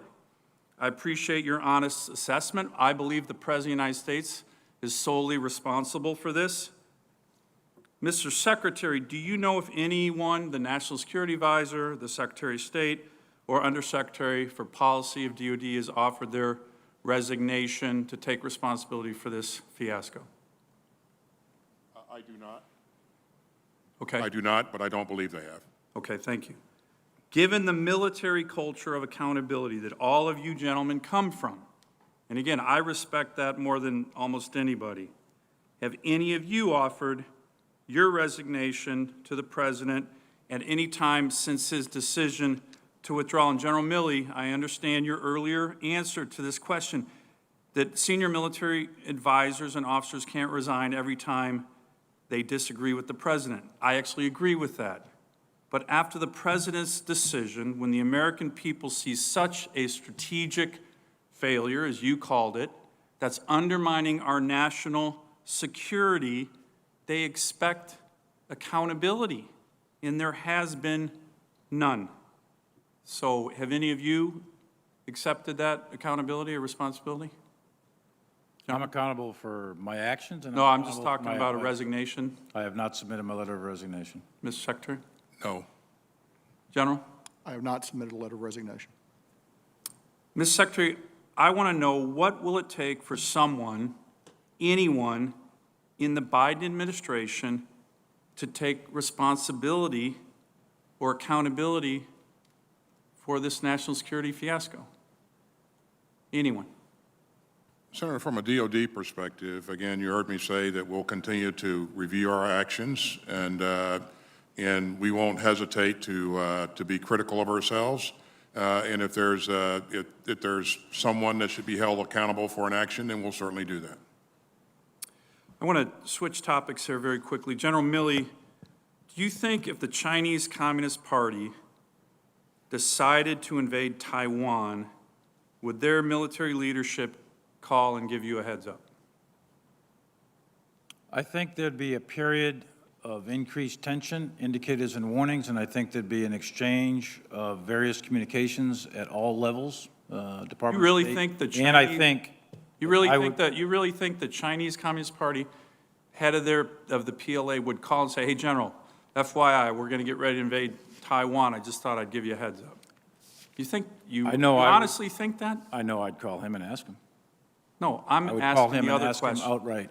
You think he'd give you a heads up I think on the that, invasion of Taiwan? I think an invasion of Taiwan would be a fairly obvious thing to pick up on. And No, there'd be I a lot of didn't, but that's not communication what I going back asked. and Let me forth. let me ask a related question. Sure. I think the answer to that is no. I think if the head of the PLA called you and said, hey, we're getting ready to invade Taiwan, and Xi Jinping found out about it, he'd be shot. But let me ask a related question. You said you were, quote, certain that President Trump did not intend on attacking China. That's what you just said. That's correct. Yet you're quoted in the Woodward book as telling the top Chinese Communist military commander, quote, if we're going to attack, I'm going to call you ahead of time. Is that true, General Milley? Well, let me tell you what I actually said. Well, that's not true. I hope that's Let me not tell you what I actually said, Senator. What I said, if there's going to be a war, if there's going to be an attack, there's going to be a lot of calls and tension ahead of time. But what you You're just going to said, get you're going to get called. It's testimony was context. that you were Senator, it's certain all- President Trump would not attack. That's your testimony this morning. That is true. That is Okay, then absolutely why would true. you- And I was communicating to my Chinese counterpart on instructions, by the way, to de-escalate the situation. And I told him that we are not going to attack. President Trump has no intent to attack. And I told him that repeatedly. And I told him if there was going to be an attack, there'll be plenty of communications going back and forth. Your intel system's going to pick it up. I said, I'll probably call you. Everybody will be calling you. We're not going to attack you. Just settle down. It's not going to happen. And I did it twice, in October and January. I Thank think you, if Senator you're Sullivan. giving a heads up to the Chinese Communist Party, I didn't give them a heads up we're going to attack because we weren't going to attack. If I we're was going telling to them we were attack, not I'm going gonna to attack, call you which was ahead of being Senator faithful Sullivan. to the President of the United States' intent. Time I was expired, being please. faithful to his intent, Senator. Thank you very much. Senator Peters, please. Thank you, Mr. Chairman. Secretary Austin, in your confirmation hearing, you spoke of focusing on our shared interest with Pakistan. A readout from your August call with Pakistan's Chief of Army Staff contained some similar language that you expressed. My question to you, could you please elaborate for this committee on what you view as our shared interest with Pakistan today? And I'm particularly interested in how this relates with the Pakistani government's relationship with the Taliban, now that the Taliban are in power in Afghanistan. Well, thanks, Senator. I think that one key shared interest is the prevention of a humanitarian disaster in Afghanistan or in the region. And so I think we'll continue to share that interest. I do think there is some intersection in terms of certain types of terrorist activity that I think we can both remain focused on. Again, an in-depth conversation about Pakistan probably would be better suited in a closed hearing there. So. Very well. I understand that there were certain airplanes, helicopters, and ground vehicles that were disabled as forces left and as the Afghan forces were overrun. And right now, I don't want to talk about the operability of a Humvee or a MRAP or the pictures we saw of Taliban sitting on grounded C-130s. What concerns me more is the potential for our strategic adversaries to have some time and space to examine the technology inside those vehicles to find vulnerabilities. And even if a system has been disabled, in some ways destroyed, reverse engineering can still be used on those systems and can provide information to sophisticated adversaries that may get a hold of this. And as all of you know, we harden our supply chains to protect military technology. It's a matter of national security. So my question for you, Secretary Austin, is the department now conducting an extensive counterintelligence assessment of equipment to get a sense of what might be reverse engineered, and how do we protect against any use of that information against our forces? We will continue to assess what's exploitable, Senator. I would flag for you that the all of this equipment is not high-end equipment. Again, the equipment that we had for our use was retrograded as General Miller drew down the retrograded equipment and drew down our forces. And I would also like to flag for you, sir, that while the number $84 billion has been bounced about quite a bit, that's the number that we invested in Afghan security forces over a 20-year period of time. Less than 20% of that was dedicated towards Afghan equipment. Most of that money was focused on sustainment and salaries and those types of things. General McKenzie, if you could go back in time and change one thing about the strategy in the last 6 months of operations in Afghanistan, which could have alleviated some of the chaos that we saw at the end, what would it be? In the last 6 months, Senator would, of course, infer that the decisions made were going to zero. I think I go back to, could we have gotten more people out earlier in the process? By that I mean U.S. citizens, and I know the embassy put out at least a dozen notices to U.S. citizens to leave. I know that the ambassador was very aggressive on that. I would have liked to maybe have seen done more there, more done in that regard. Additionally, perhaps to try to get more of the SIV population out. But, Senator, I think we need to recognize that if you're asking the Afghans to fight, and at the same time you're bringing out the best and the brightest, that's clearly a conflicting message that you're sending them. So I don't say that lightly or recognize there wouldn't be inherent risk in taking that course of action. So there would have been risk doing those things. There would have, in my judgment, yes, but that's a way that we could have, could have been more forceful with our own citizens, although, there are very strict limitations on what you can say or do to an American citizen abroad for good reason. So I think, you got to trust the good judgment of the people, of the American citizens that are in Afghanistan. Great. Thank you. Thank you, Mr. Chairman.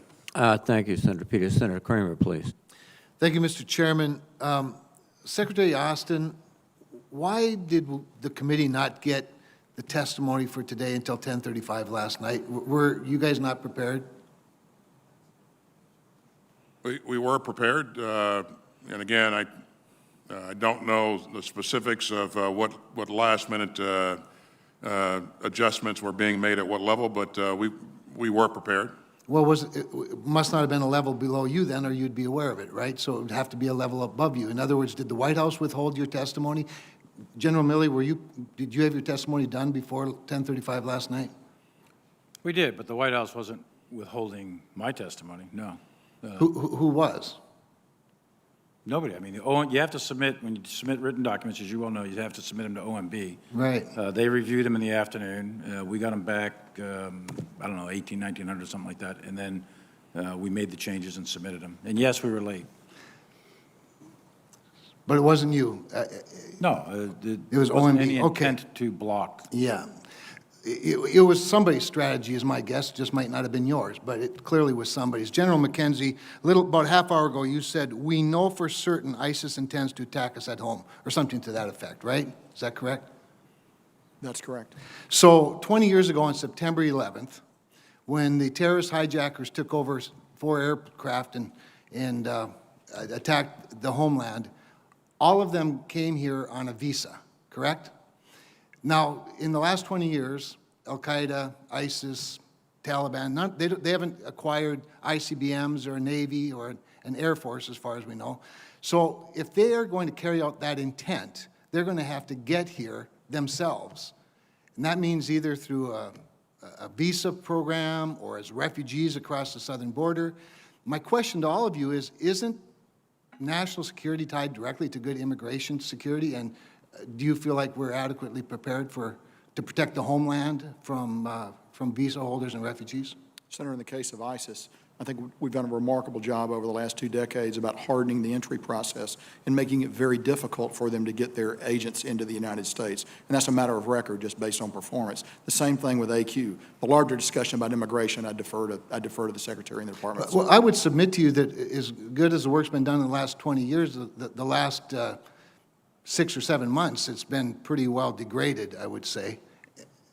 Others, immigration policy pretty important to national security?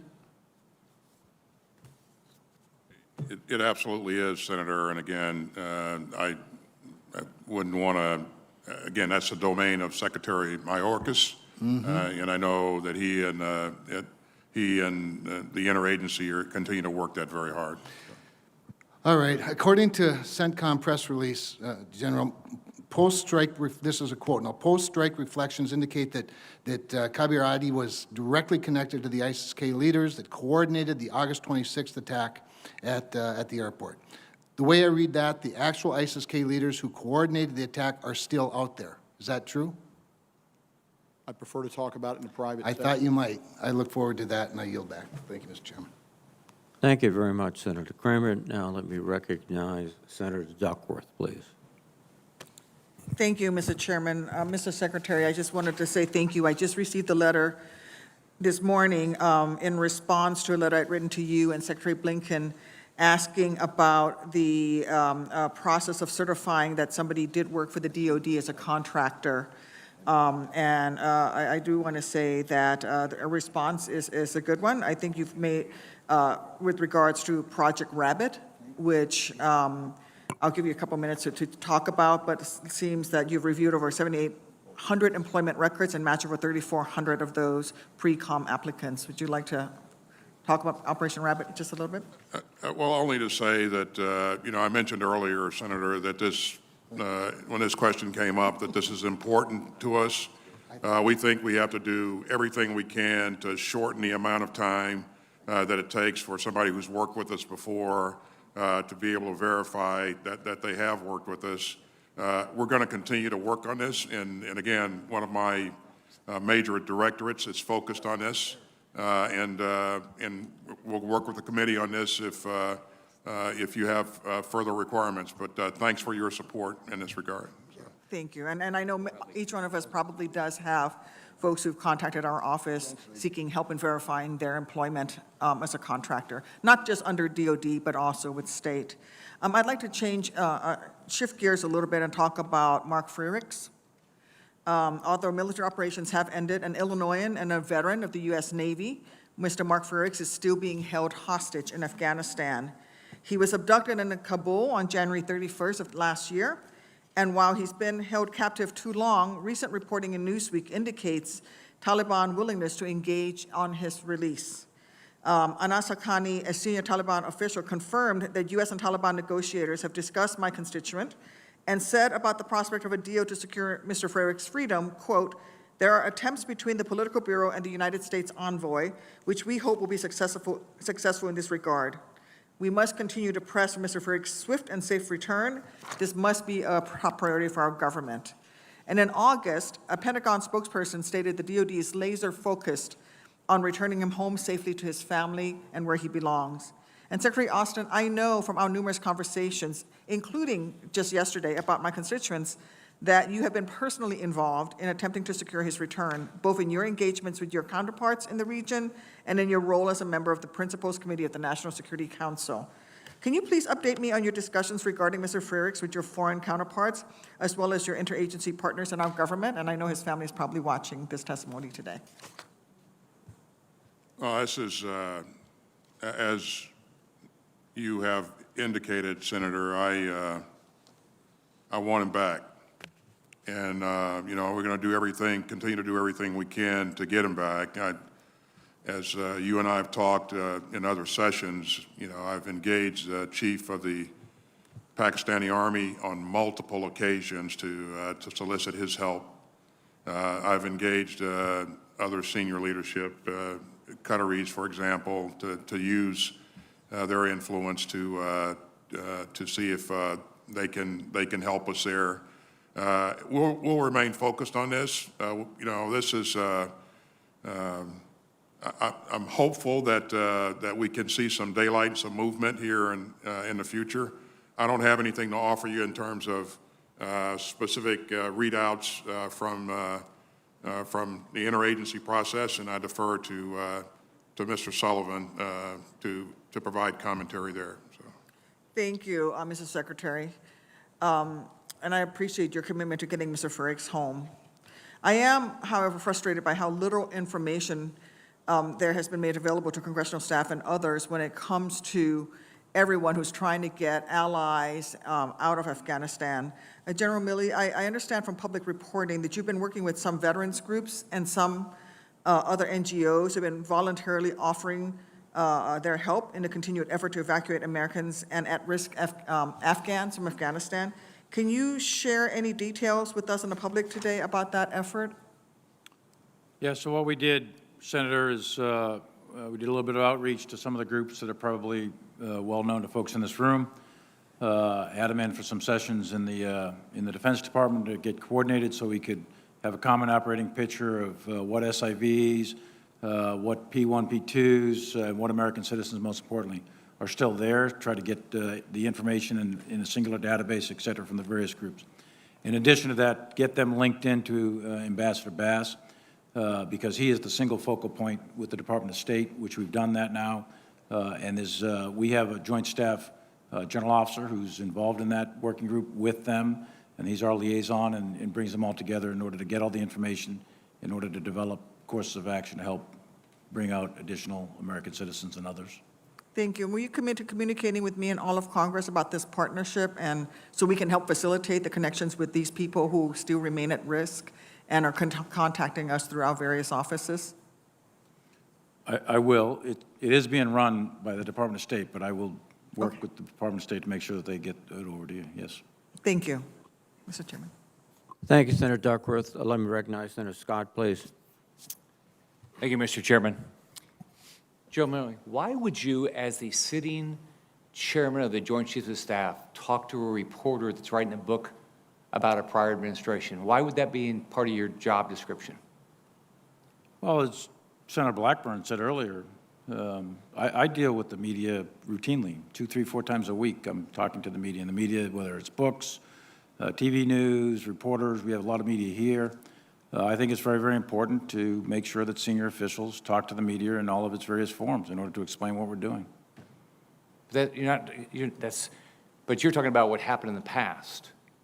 Sure, I past. mean, why would you do that? I mean, what's the upside to the American public of you talking to, you have all this sensitive information. Sure. You have a full-time job, and then you go out and talk about the prior administration. I just don't get it.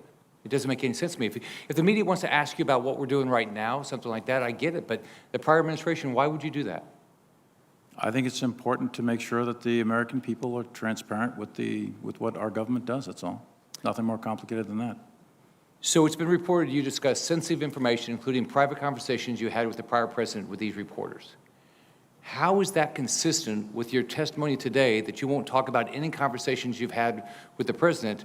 You only talk about what your position is. But it's been reported that by these reporters that you've told them exactly the conversations you had with the prior president. Does that seem inconsistent? I'm not so sure about what they're reporting, about what I said, and private conversations, et cetera. I don't share private conversations with the president. With this president, former president, any president, period. So what these reporters are saying is completely untrue? I'm not going to say whether I don't even know what they're written. I haven't read their books. But I can tell you that I don't share my personal conversations with the president, period. So Senator Sullivan was asking about this conversation about whether you would give prior notice to the military communist China that America's going to attack.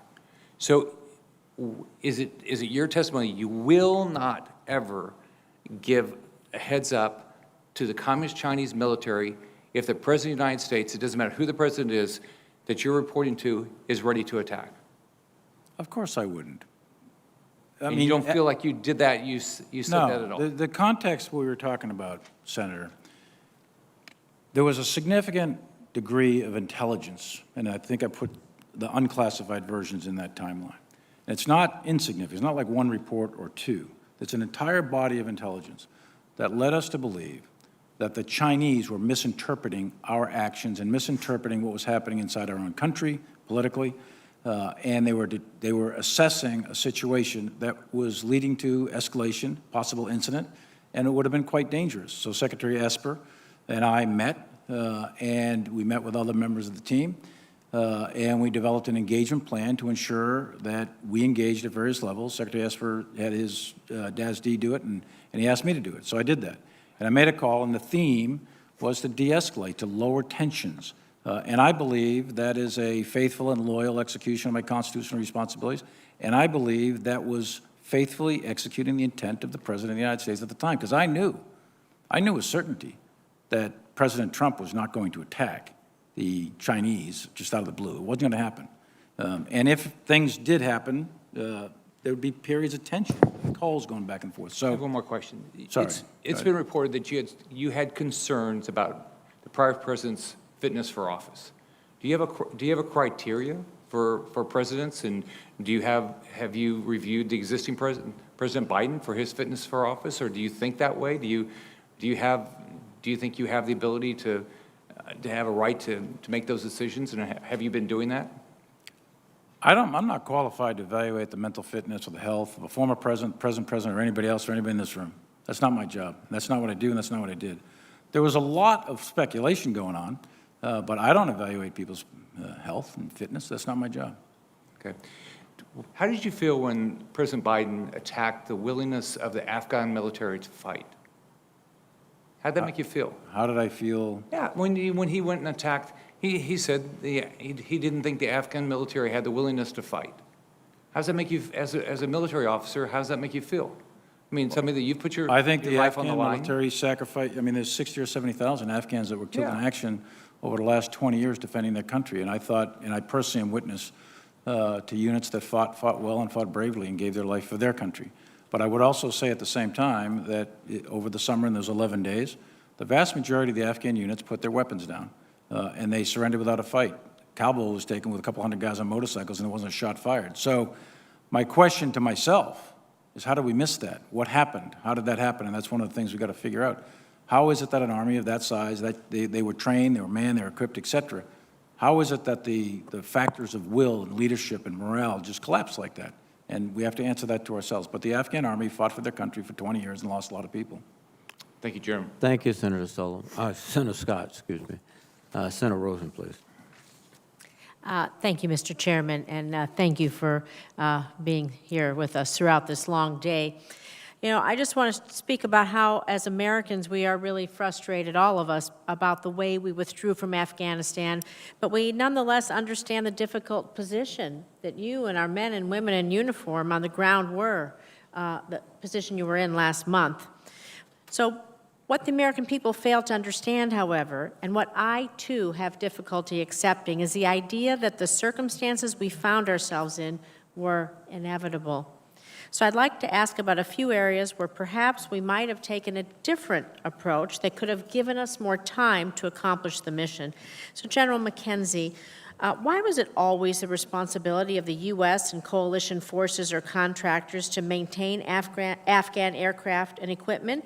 And why were the Afghan forces either not trained or not given this responsibility over the last 20 years?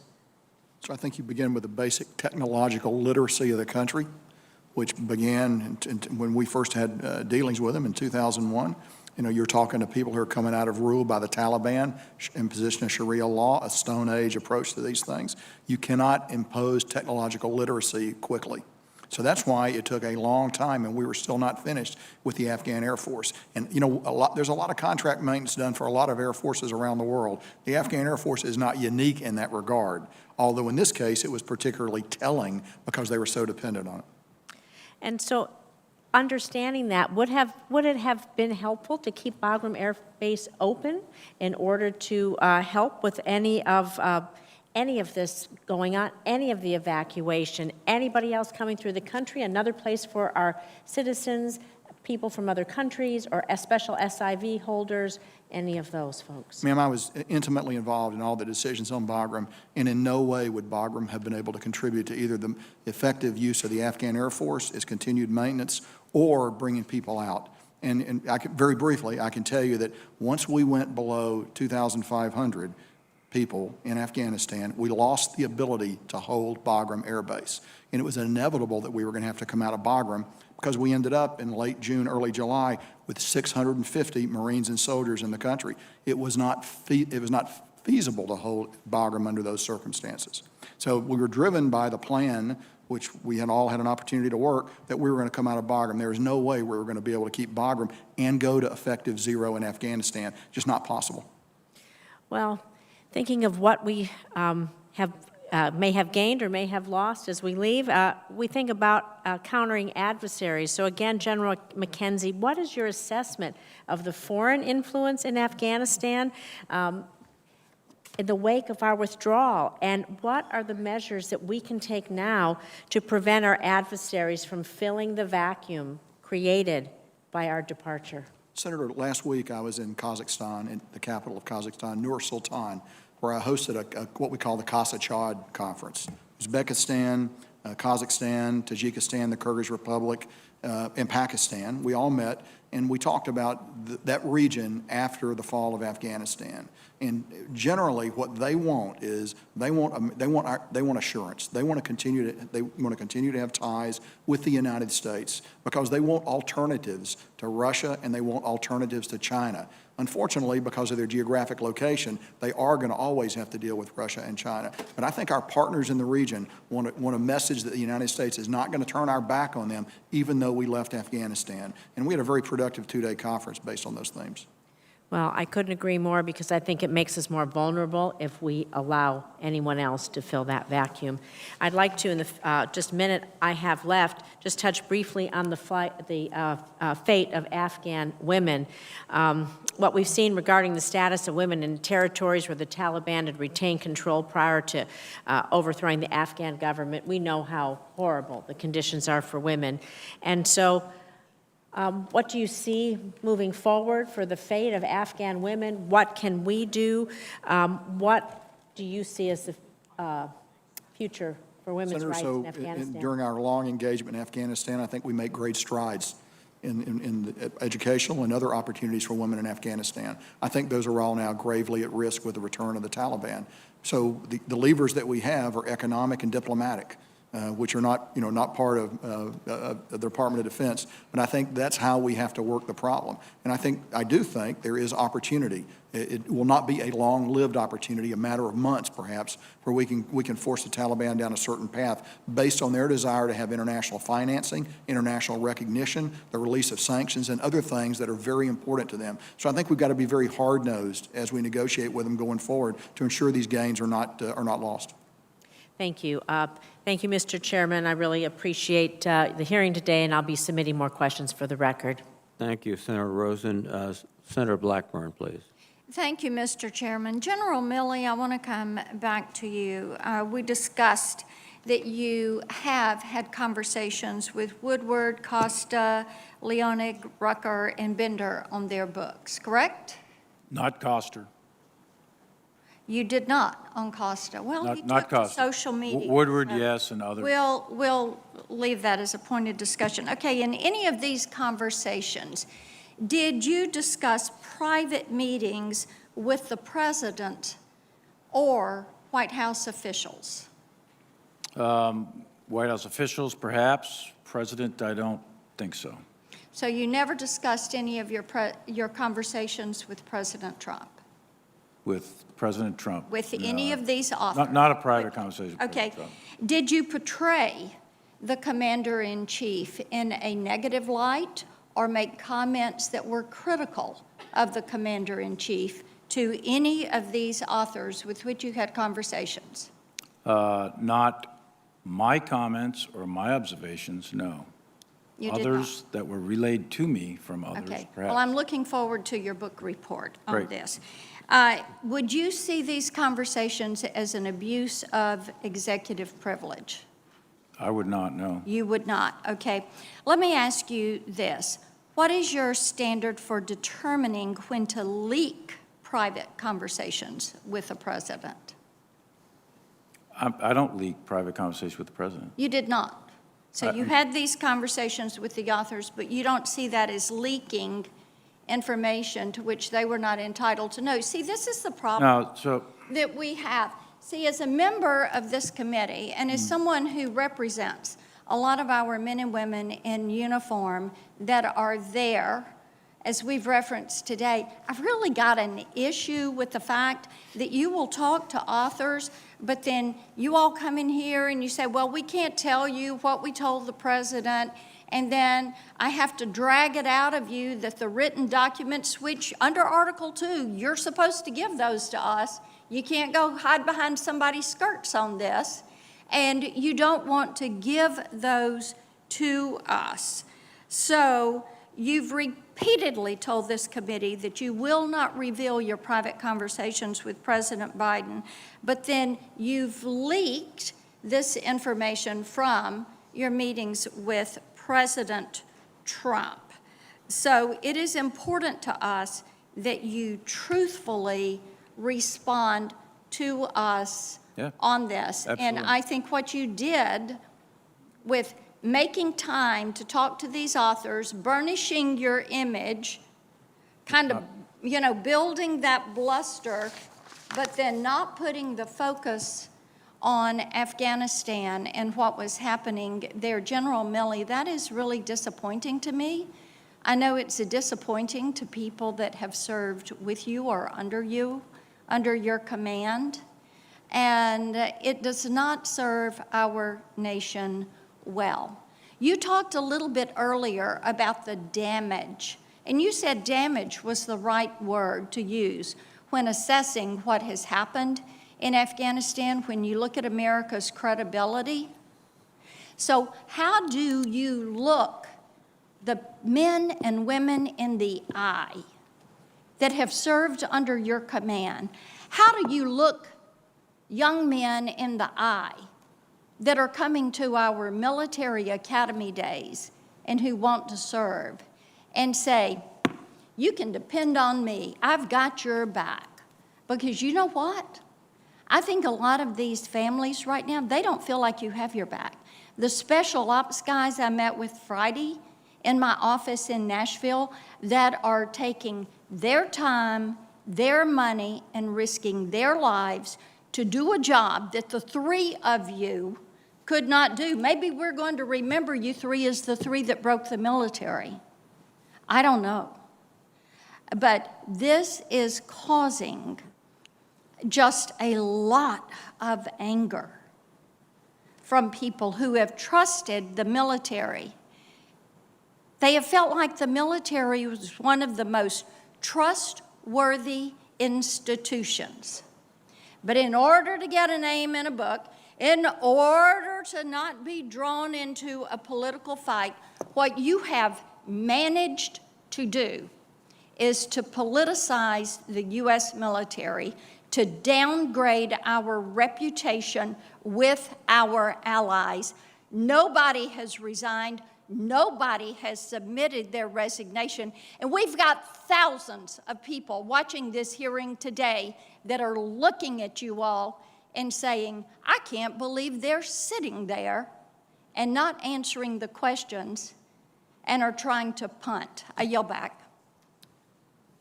Thank you. Now let me recognize Senator Kelly. Thank you, Mr. Chairman. Earlier today, I had the opportunity to ask some questions. At the time, because we were short on time, I didn't have the opportunity to thank all three of you, General Milley, Secretary Austin, General McKenzie, for your service to our country, serving in combat overseas, multiple deployments. Your family has served as well, all of your families, and I want to thank you personally for that. It is a big commitment. I understand it. Secretary Austin, since U.S. troops departed Kabul on August 31st, the number of evacuation flights has been very small. The State Department briefed on Friday that only 4 charter flights have departed with U.S. support, and the ability to leave by a land route is even less right now.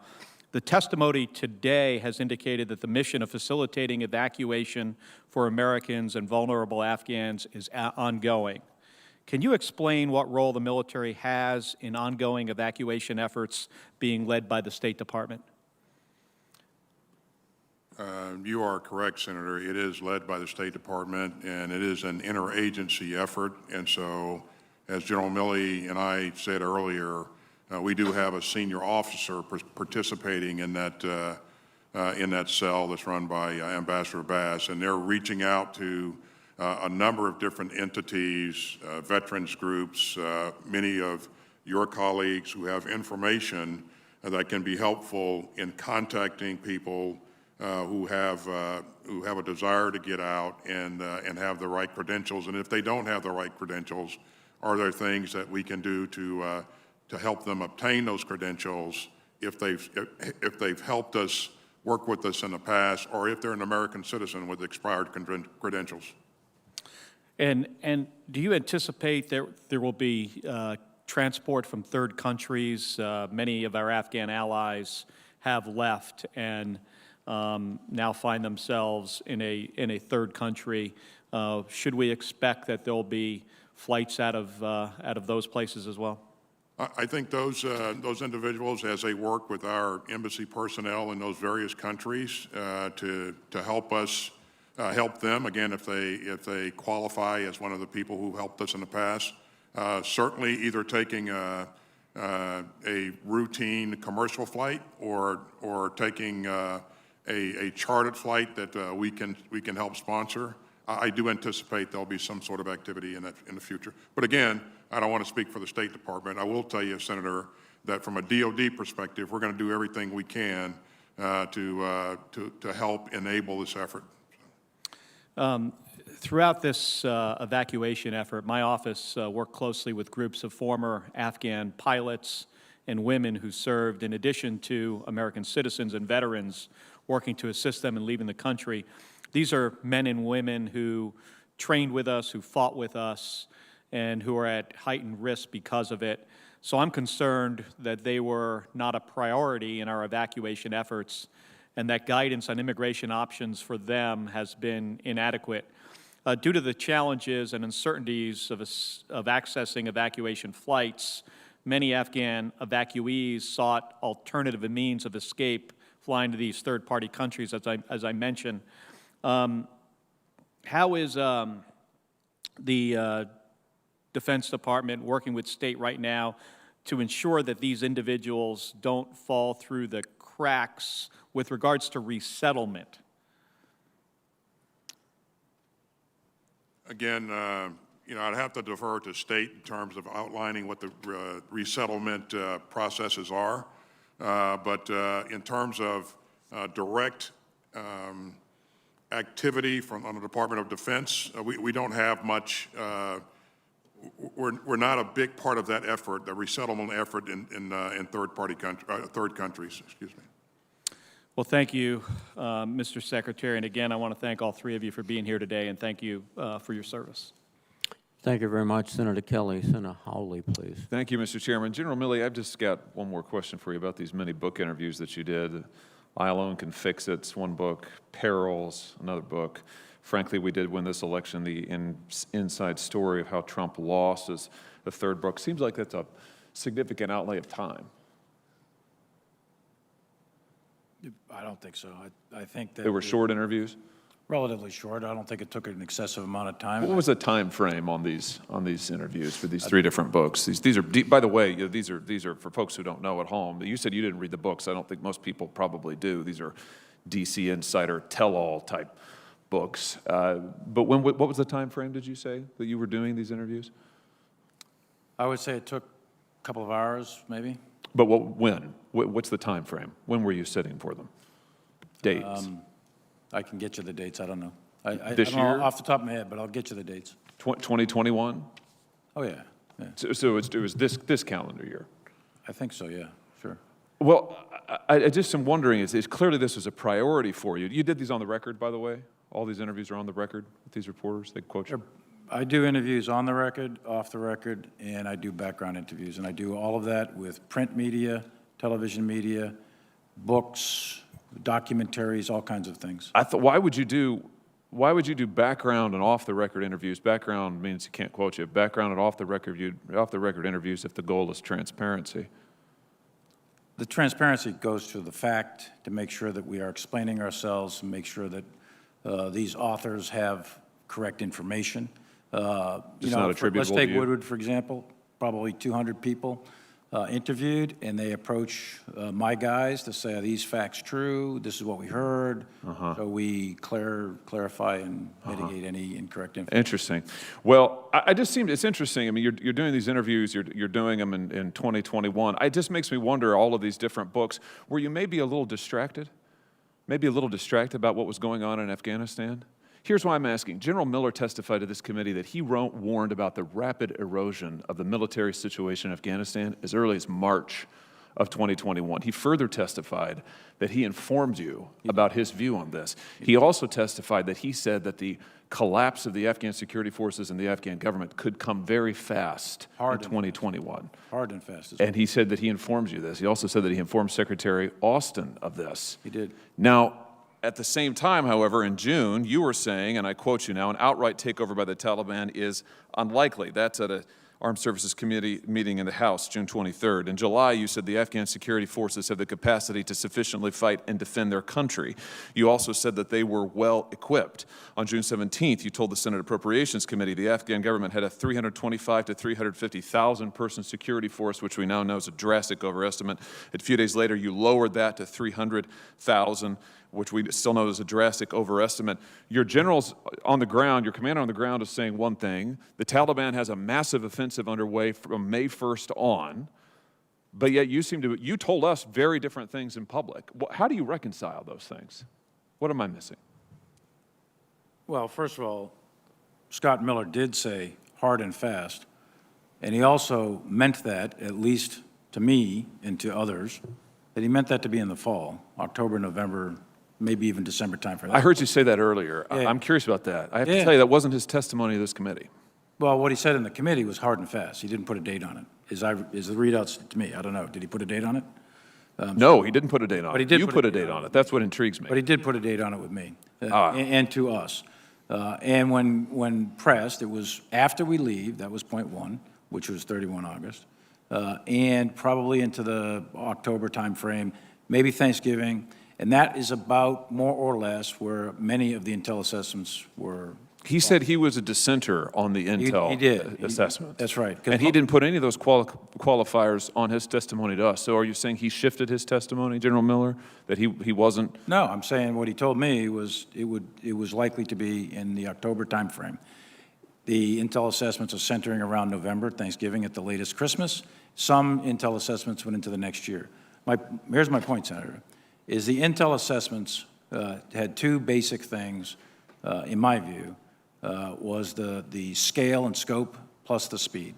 All the intel assessments, all of us, got that wrong. There's no question about it.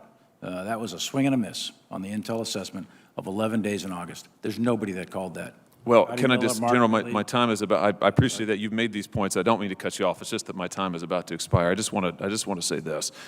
It seems to me that you put a high priority on making sure that you were favorably portrayed by the D.C. press corps. You spent a lot of time doing that. Fair enough if that's your priority, but at the same time, we had a rapidly deteriorating, frankly, disastrous situation in Afghanistan, which resulted in the death of 13 soldiers, including one from my home state, hundreds of civilians, and hundreds of Americans left behind. And in my view, that mission can't be called a success in any way, shape, or form, logistical or otherwise. General, I think you should resign. Secretary Austin, I think you should resign. I think this mission was a catastrophe. I think there's no other way to say it, and there has to be accountability. I respectfully submit it should begin with you. Senator, thank you, Mr. Chairman. Senator Tuberville. Thank you very much, Mr. Chairman. General Milley, you've spoken today a lot about civilian control of the military. I appreciate the statements you made about that today. On June the 10th, though, I asked for formal questions for the record about Bagram Airfield, and I pointed out that having a major air base within 500 miles of both Iranian and Chinese borders would be very strategically invaluable. I asked you about the feasibility of retaining Bagram Airfield as a U.S. base. I'm still waiting for a reply. I hope you do see today, ignoring, questions that might come up from civilian oversight sometimes backfires on you a little bit. You apologized for being late for your statement today, the hearing, but you just got to understand the pattern here. I heard Senator Blackburn say about the book, you got to see how dismissive it looks to Congress that you've had time to interview and do all these interviews, but questions aren't answered. So I'm just troubled by some of those things. And also, on August 18th, you said, quote, "There is nothing that I or anyone else saw that indicated the collapse of the Army and this government in 11 days," end quote. I find it unbelievable with your staff of 3,200 people and a budget of $419 million taxpayer dollars that we didn't see the obvious. But I do think you saw it, because July the 11th, 2019, you said, quote, "I think pulling out prematurely would be a strategic mistake," end quote. You said here today, and you also said that here today. You agree? I 100% agree. Thank you. May I comment? Yeah, go ahead. On your first 2 points. On the intel piece, I stay with what I said. There's nobody called it 11 days in August. There's nobody who did that. And I brought the intel reports. We go into classified session. I'm happy to go over all of them. And on the first thing. And then the Bagram thing, I did put a very lengthy response in my written statement. I don't know if you had an opportunity to read it yet. I'd encourage you to read it. It is also something that General McKenzie put in his. And I can assure you that we looked at that whole Bagram issue very, very carefully. And here's what I'm struggling with. General McKenzie, 1945, we left Japan. They're one of our biggest allies today. We're still there. Germany, the same way. Korea, the same way. We had 2,500 troops. The war stopped in 2014, and we started what? Operation Resolute support. And we're having all these people cry, we got to get out of here. Folks, we are going to pay for what we just did. I mean, I got young kids, y'all got kids and grandkids, and we're going to be back in there fighting. What's your thoughts about that, General McKenzie? And I know, we're not talking about the president. What do you think about the future of what we've got to do in Afghanistan? So we have very few levers in Afghanistan right now because we've completely pulled out. Will we be back? I think we're always going to reserve the right to go in to go after ISIS and al-Qaeda targets as they present themselves. We've been very clear on that. And that's not going to be easy, and we'll talk a little bit more about that in the closed session. It will not be easy to do that. It will be possible to do that. As for larger engagements with the Taliban or whatever government follows them, I mean, that's going to be a hard road from where I sit, and I sit a very small slice of that. That's really a question, for diplomats and others to talk about how our future relationship with the government as a whole will be. But I think my judgment will be they're going to regress significantly in every sphere of activity in Afghanistan over the next few years with the Taliban in charge.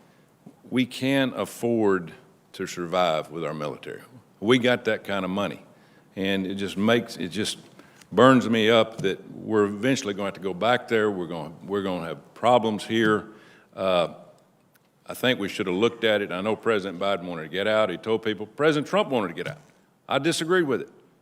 I mean, we gave up the best base in that area. And it's just amazing to me that we're going to have to go back, and hopefully we don't lose it to China. What's your thoughts about it as we ended up here, Secretary Austin? Well, I don't think it's preordained that we're going to have to go back, Senator. I would tell you that what you've heard us say is that we recognize that transnational terrorists will migrate towards ungoverned spaces. We also are committed to not allowing al-Qaeda to regenerate and be able to export terror from Afghanistan to the United States of America. And we'll remain laser focused on that going forward. And we'll do everything within our power to make sure that doesn't happen. Thank you. Could I ask you one question, Austin? Are you against dishonorable discharges to the military for not taking a vaccine? You're the leader of the DOD. I am the leader, and again, we have a non-judicial, a UCMJ that really addresses all of the issues in the military and gives our leadership what they need to be able to enforce standards.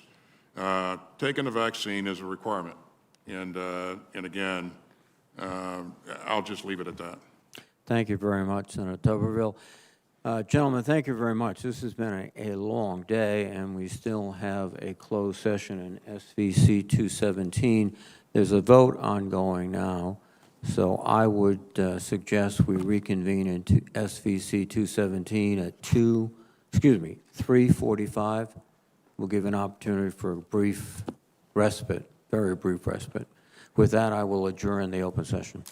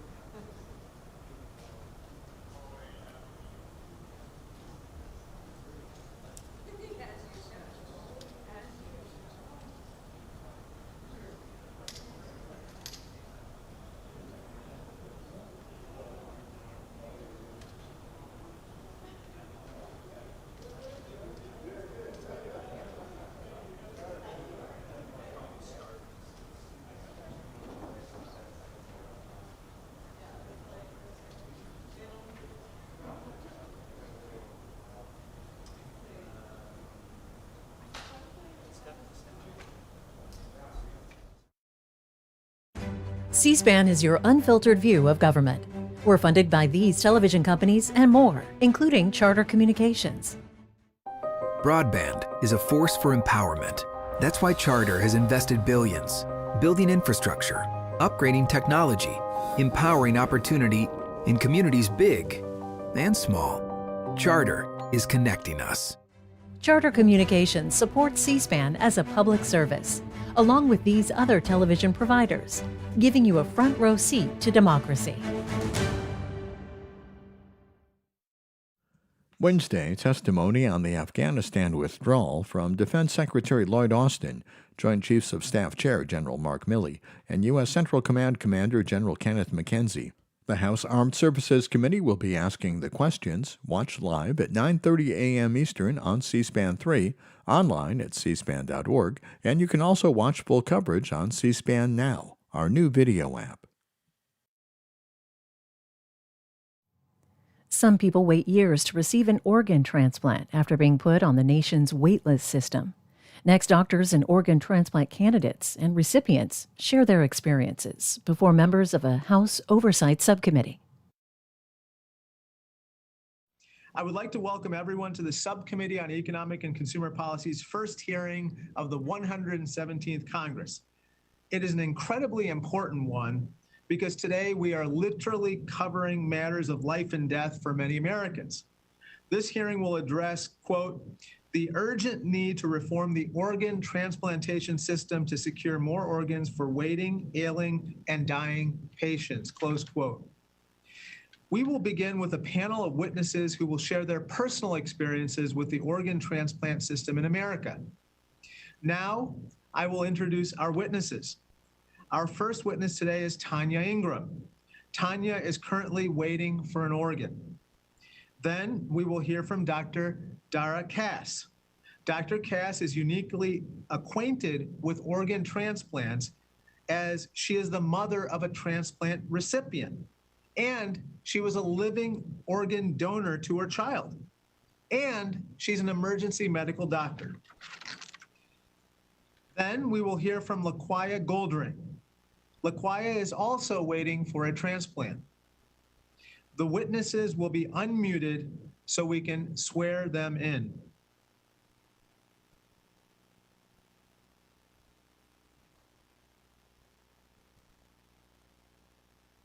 Very good. Please raise your right hands.